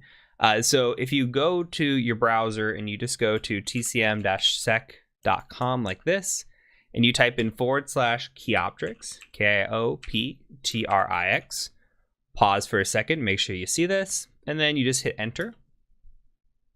You'll be brought to a Google Drive. Okay, and this Google Drive here should say Kioptrix. You should have an OVF and an OVA file. All you need here is the OVA. And all you'll have to do is just hit download right here, get the download going. I believe this is around 250 megabytes, so it might take a minute. Go ahead, download it, pause, and then come back when you're ready to continue. Okay, so moving on, I'm going to show you how to install this on VMware and on VirtualBox. These are the only two supported methods that we're going to utilize in the course. If you're going and you're using something like VMware Horizon, or you're using a different type of virtualization software, that's fine, but we can't support it if you run into any issues. So we strongly recommend using VMware. If you're using VirtualBox, that's fine as well. But we're going to be doing most of the course in VMware, though it should not matter too much. So here is VMware. I'm going to show you first how to install it here, and then we're going to go ahead and do the same thing in VirtualBox. So all we're going to do is we're going to go to player up here, or we can go to home actually, and we can just say open a virtual machine, and then just go ahead and navigate to the area where you downloaded it. Okay, so here's my file, Kioptrix level 1. I'm going to say open. I'm going to go ahead and just save this here. So I'm going to say, this is where do you want to save your storage path? I'm saving it here. Call it Kioptrix level 1, import. The defaults are fine. You might get an error right here. That's okay too. Just hit retry and it should work fine. It's going to take a second to import. While we're waiting, I'm going to go ahead and also do the same thing with VirtualBox. So I'm going to get VirtualBox going. And what we'll do here is a similar process. So we'll go to import, and then we'll just select the area for our file. Okay, and mine again is just sitting here on this drive, Kioptrix level 1.ova. I'll hit next. And then it's going to ask me some questions here. We're just going to hit next on this. We'll go ahead and set these up in a second. So I'm just going to say import, and that'll be fine. All right, so looking at the settings for both of these machines, I'm going to go ahead and drag this over. Here, we can just right click and go to settings. Same thing here, you can right click and go to settings, and we're going to set these up the same. So either way, on 512 megabytes, this is fine. Honestly, if you wanted to kick this down to 256, you could. I would not recommend going any lower than 256, though. Oops, I did not mean to exit that. Though I will say that if you have, I wouldn't go lower than 256. We're just going to be running this in the background. But you don't need to go higher either. So 256 I think is fine. If you want to give it 512, that's fine too, depending on the amount of RAM that you have on your actual machine. So 256 is good. And then here in the network adapter, we're going to switch to NAT. Okay, so make sure you're good there and just hit OK. And that should be it. Same thing here. So if you want to switch the storage, you can, or the amount of RAM allocated, you can. Only big thing here is just going into the network, and you can see that it says NAT network, and that's exactly what we want. Okay, so this box is set up just fine. And then all you have to do on these is just hit play. Okay, all you got to do is power it on. You could just say start here, and I could just hit play here, and both will start. All we're going to do is just let this run. So that's all you want to do at this point. You're just going to let it run. You can see I've got both machines booting. You will come to a login screen, and that's when you know that this is ready. Okay. So when you're at the login screen, it'll say, hey, Kioptrix, blah, blah, blah. And then we're going to take it from there, and we're going to figure out how we can get into this machine. Okay. So if you get a screen like this, you can just say do nothing. And just let this keep booting. But other than that, once this runs to a login, we're going to go ahead and move on to the next video. So you see this, once you're at the login screen, you are good to go. All right, and that is it. So I will catch you over in the next video as we walk through how to find this machine, and then we're going to start scanning it and attacking it and hopefully rooting it. So I'll catch you over in the next video.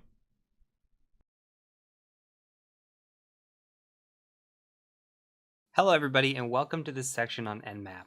I'm actually recording this in 2020, so the video you're going to see here shortly is from 2019. We've had a little bit of issues with the command that I show, which is netdiscover, on how to find your IP address of the Kioptrix machine to actually begin scanning this machine.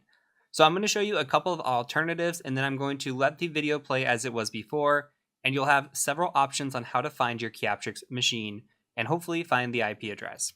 So at this Kioptrix login page, we can cheat just a little bit. So what I'm going to do is I'm actually going to give you a login here, and just go ahead and type John as the login. And I'm going to show you the password before I delete it. the password is going to be 2cows2, just like that. TWOCOWS 2 with the T and a C capitalized. So go ahead and type in John and then 2cows2. And you can see we are now logged in as John at Kioptrix. Now, this machine is very, very old, so the typical ifconfig or IPA or any of those do not work on this machine. However, we can do a quick ping, for example, to anything we want. We could say 8.8.8.8. It could be an internal IP address. It doesn't even have to be an IP address that resolves. But we could say ping, and as we ping, I'm going to hit Control C here.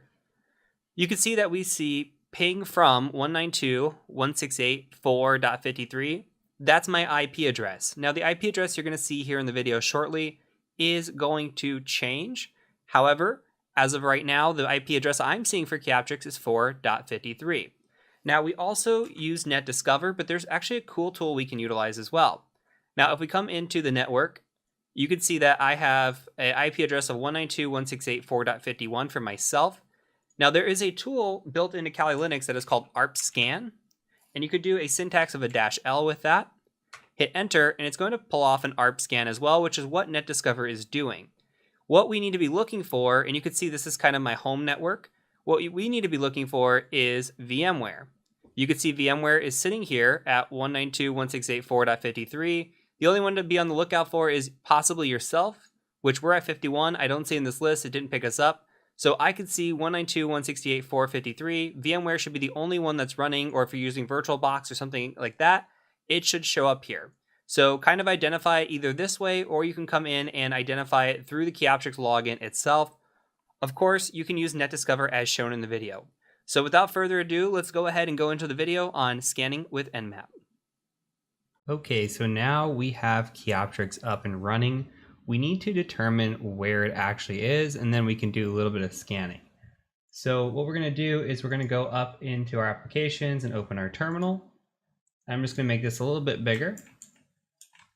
And we're going to run a tool called NetDiscover. So before we can do that, we need to type in ifconfig and identify your IP address. So I'm just going to go ahead and copy this first 3 octets here.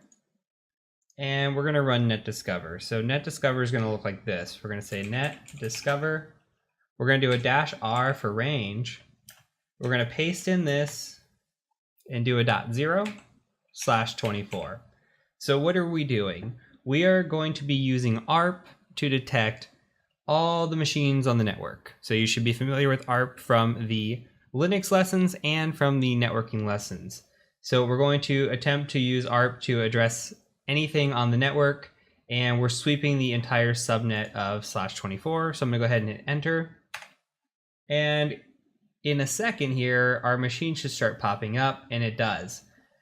So remember, our host was at 139. This host here at 134 is likely our culprit. So you should only have 2 machines in network because we're only running 2. You can ignore .1, .2, and .254. We are only focusing on the one that looks similar to ours, which is 192.168.57.134. So now we know our machine address. We can start attacking it. So I'm going to go ahead and hit Control C, which is going to kill this session here. And I'm going to hit Control L to clear my screen. All right, so I'm going to open up a notepad and we'll just store this away for a rainy day. We need to first talk about what we're going to be doing here.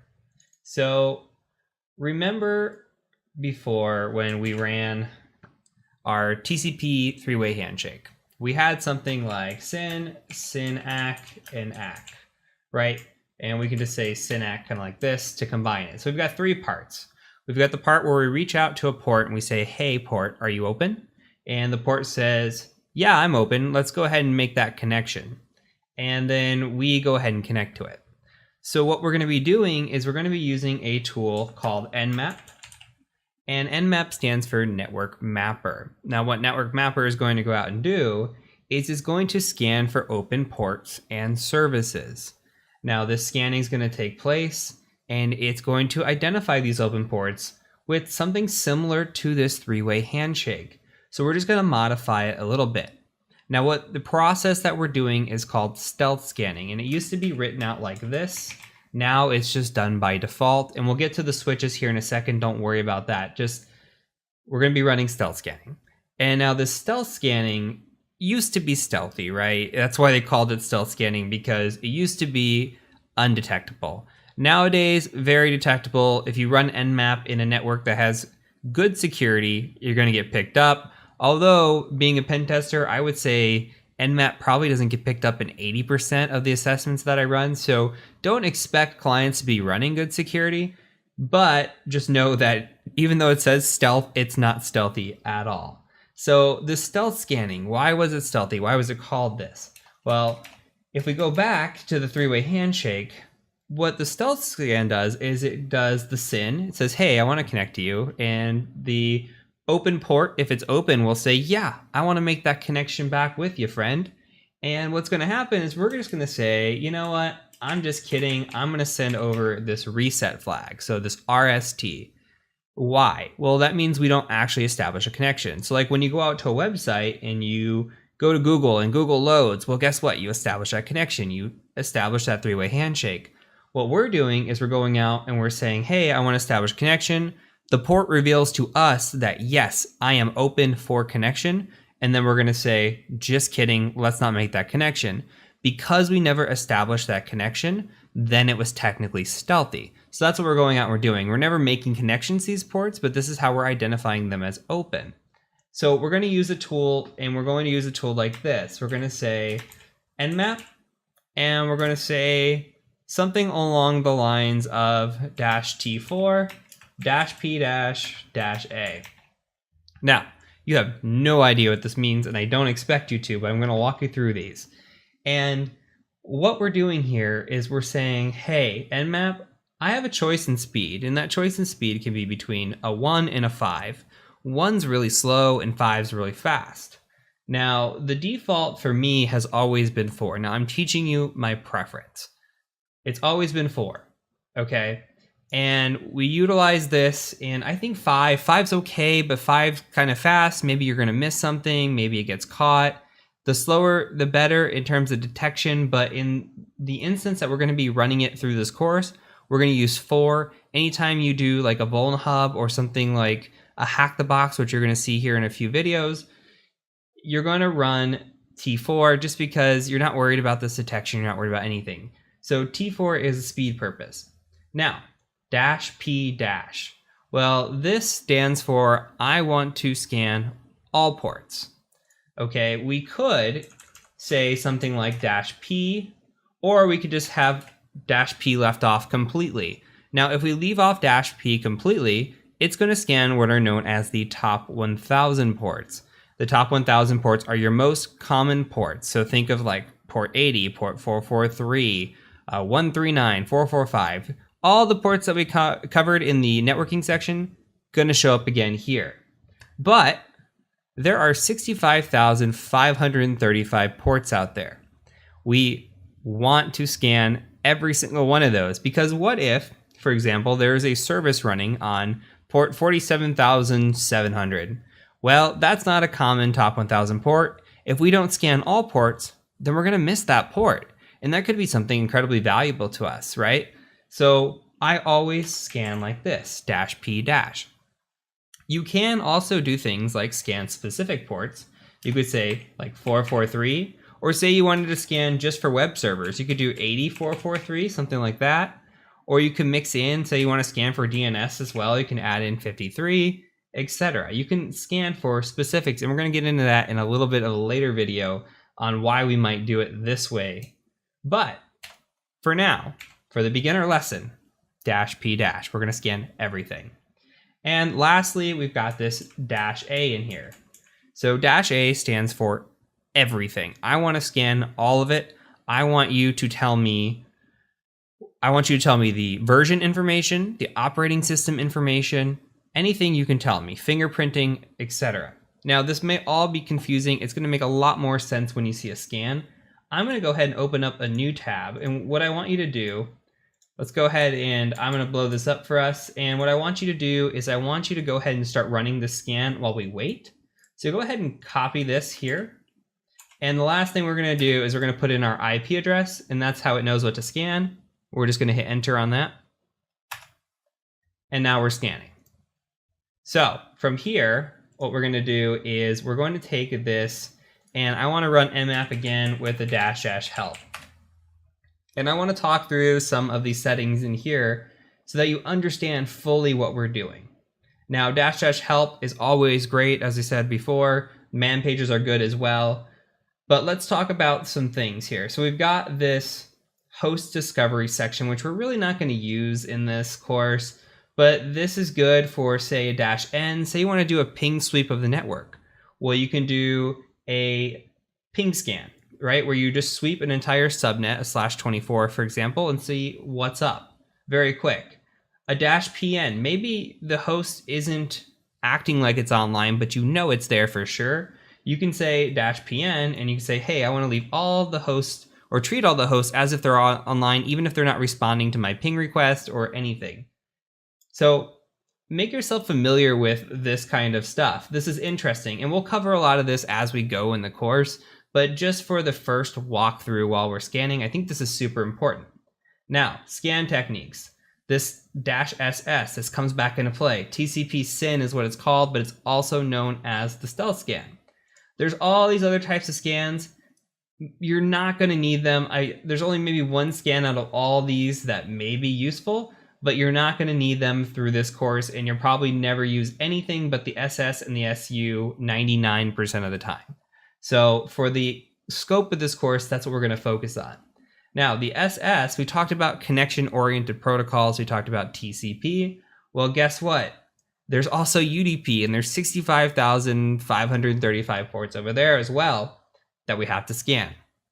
Now, UDP is a connection-less protocol.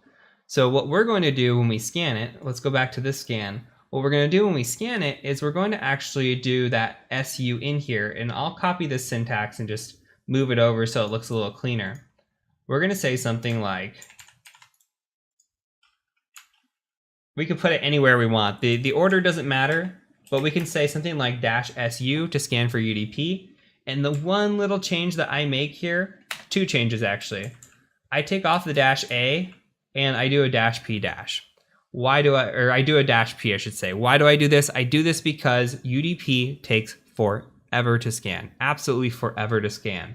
Because it is a connectionless protocol, it does not have that instant response time. So when we scan UDP, typically we scan the top 1,000. That is my recommendation to you, or else you will be sitting here waiting for hours upon hours for a scan to finish. See, now our scan over here is already finished. If I were to run this UDP with the same thing, it will take forever. Going back into this before we get into the scan. You can see here that we can specify -P of port. That's going to be very common for us, but here's where I really want to get into. We're doing a -SV, a -SC, a -O here, all with the -A, okay? So we're probing open ports for service information. We could say -SV, and we could say -SC, or we could pick these, one or the other, or a mixture of some of these. But we can also do script scanning, which we'll get into script scanning here in a little bit as well. But we can do OS detection, where it goes out and it tries to define an operating system, and you're going to see all this with our scan. But when we use -A, it does it all for us. So why not use -A? So you can see it does OS detection, version detection, script scanning, and traceroute. Now, there's one caveat to -A, and we're going to talk about this in another video in a thought process. It is much faster to remove the -A and scan a -P-. Typically, that'll come back much, much, much faster. Then what you can do is you can define the open ports. So say there's port 22, port 80. Okay, just go through this. You can specify those ports specifically.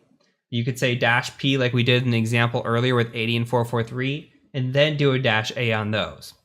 Now that will just scan only these specific ports with all. Instead of going out to every single port and attempting to do all on every single port, it's just a little bit faster. Now, if your wheels are spinning and you're thinking about it, maybe even you can script this, right? You can script something to say, hey, Nmap, I want to take these ports from a basic scan, anything that you pull back, and I'm going to go ahead and I'm going to run a new scan on it with the -A, only specifying the ports that we found. That gets your wheels spinning. This is where scripting becomes important. If you want an improvement on speed, for me personally, I've never ever done that. I don't think, for me personally, that it's made much of a difference. I just let my scans run as they run, and I work on other things while scans are running. There's plenty of time to do other things while you're doing your scanning.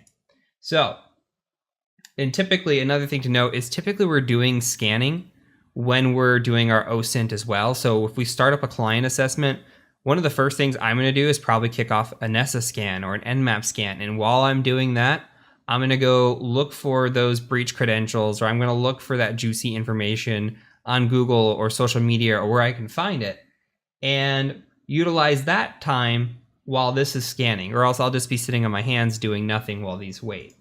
So we're going to take this information now and we're going to start reviewing it. So we have here our scan results, and you can see the scan results come back, and the first thing we notice are open ports.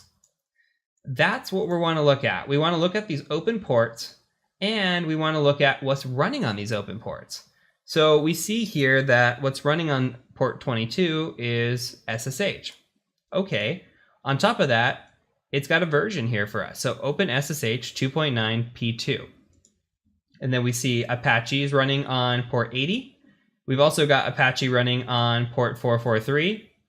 And we've got this RPC bind in 139. Now remember from the networking lesson, these kind of always play together. So we've got SMB open, basically Samba shares. And what we can do is, first step is usually enumeration. Once we see this, we take the scan in, we scroll down a little bit as well, and we can look at some things and see, okay, there's no OS information. It found Linux here, 2.4.x, and it's most likely pulling that down from the Apache. It's probably a best guess because it's running Red Hat, that it's running Linux, and taking a stab at it here, or may have actually determined that from sort of header or some other location. A lot of times, this isn't so sure as it's saying it is here. A lot of times it'll give you a percentage. So the OS is not always definitive as it is here. So we've got the OS, which could be useful for us later when we do enumeration, and you'll see how that comes into play. What I want you to take in right now is that so far we've got a scan result back, and that scan has gone out and it has looked for open ports doing that modified stealth handshake. So it says synac reset RST. Doing that, it's found a few open ports. Now it is our job to look up the information that we are seeing on these open ports and try to find exploits on them. So that's what we're going to do. And I'm going to cover in the next video, we're going to go kind of step by step, and I'll talk through the methodology and why I attack certain ports first, what ports those are, how we can enumerate those ports, and then we'll enumerate everything, get all the details down. Once we have all the details down, we're going to move into the section of exploitation. It's going to get really fun, and we'll exploit this machine in multiple ways. So from here, just take apart or take that away from the lesson that you've officially successfully scanned this machine. I encourage you to maybe go back and take notes, or to go back and scan it again. Get the syntax down in your head. Keep typing this out. Remember it. This is the one thing you're probably going to type out more than anything else. And then also go through and look at the different types of options you have there. If there's one that interests you, just run it against the machine. Play around with it. This is your lab time. Make the most of it. So for now, that's it. In the next video, we're going to start enumerating these ports. So I will catch you over in the next video.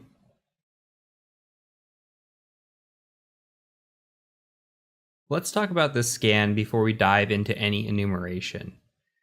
So the scan here, we've got these open ports. We've got 22 with SSH, and we've got 80 and 443, which are hosting websites. And then we've got 139, which has got a file share with Samba on it. And then you've got the 111 and 32.768, which are RPC and related to the SMB. So we need to think about point of attack as an attacker. Now, when I see this scan, I light up with 80 and 443, and I light up with 139, and sometimes you'll see 445 with it as well.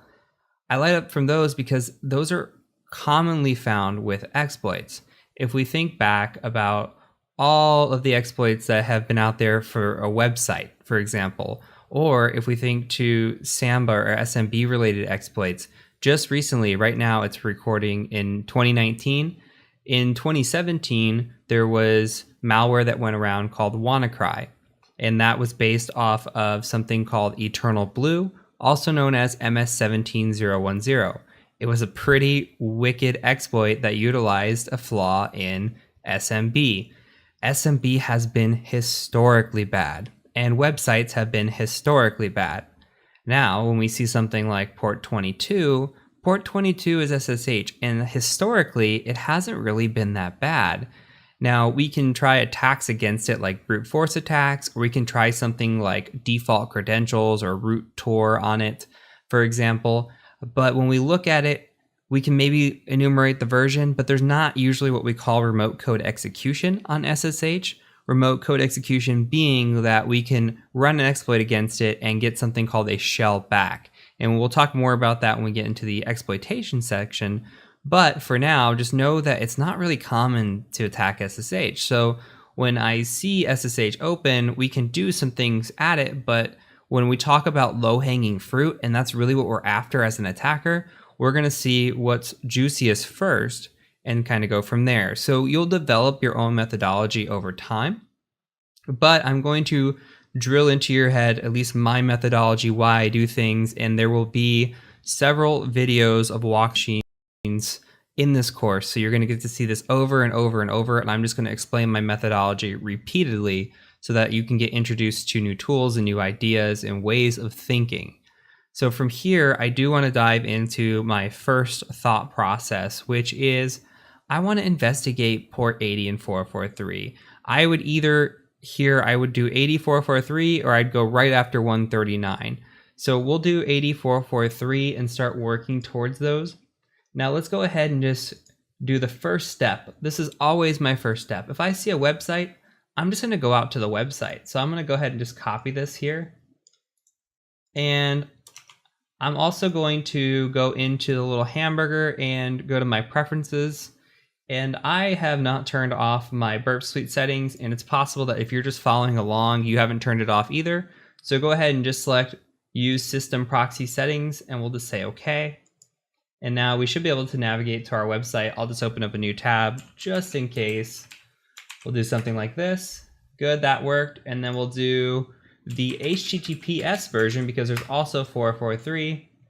You might get something saying your connection's not secure. Just go ahead and say advanced and add an exception here.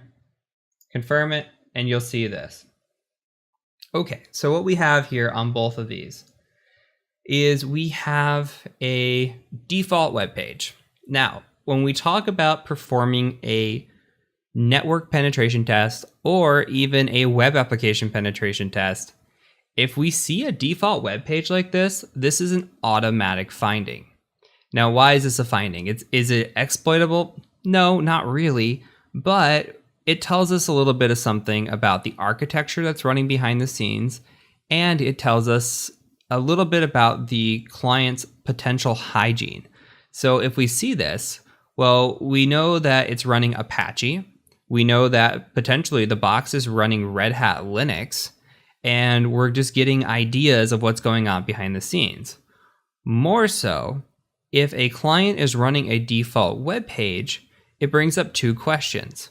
One, are there other web directories behind this? So we'll show you something here in a second where we do directory busting and attempt to find a directory. Like say we're looking at this and we don't have anything to click on, but we say, /admin, maybe that directory's there. Okay, are they hosting a website somewhere else that's just not at this IP address on this base?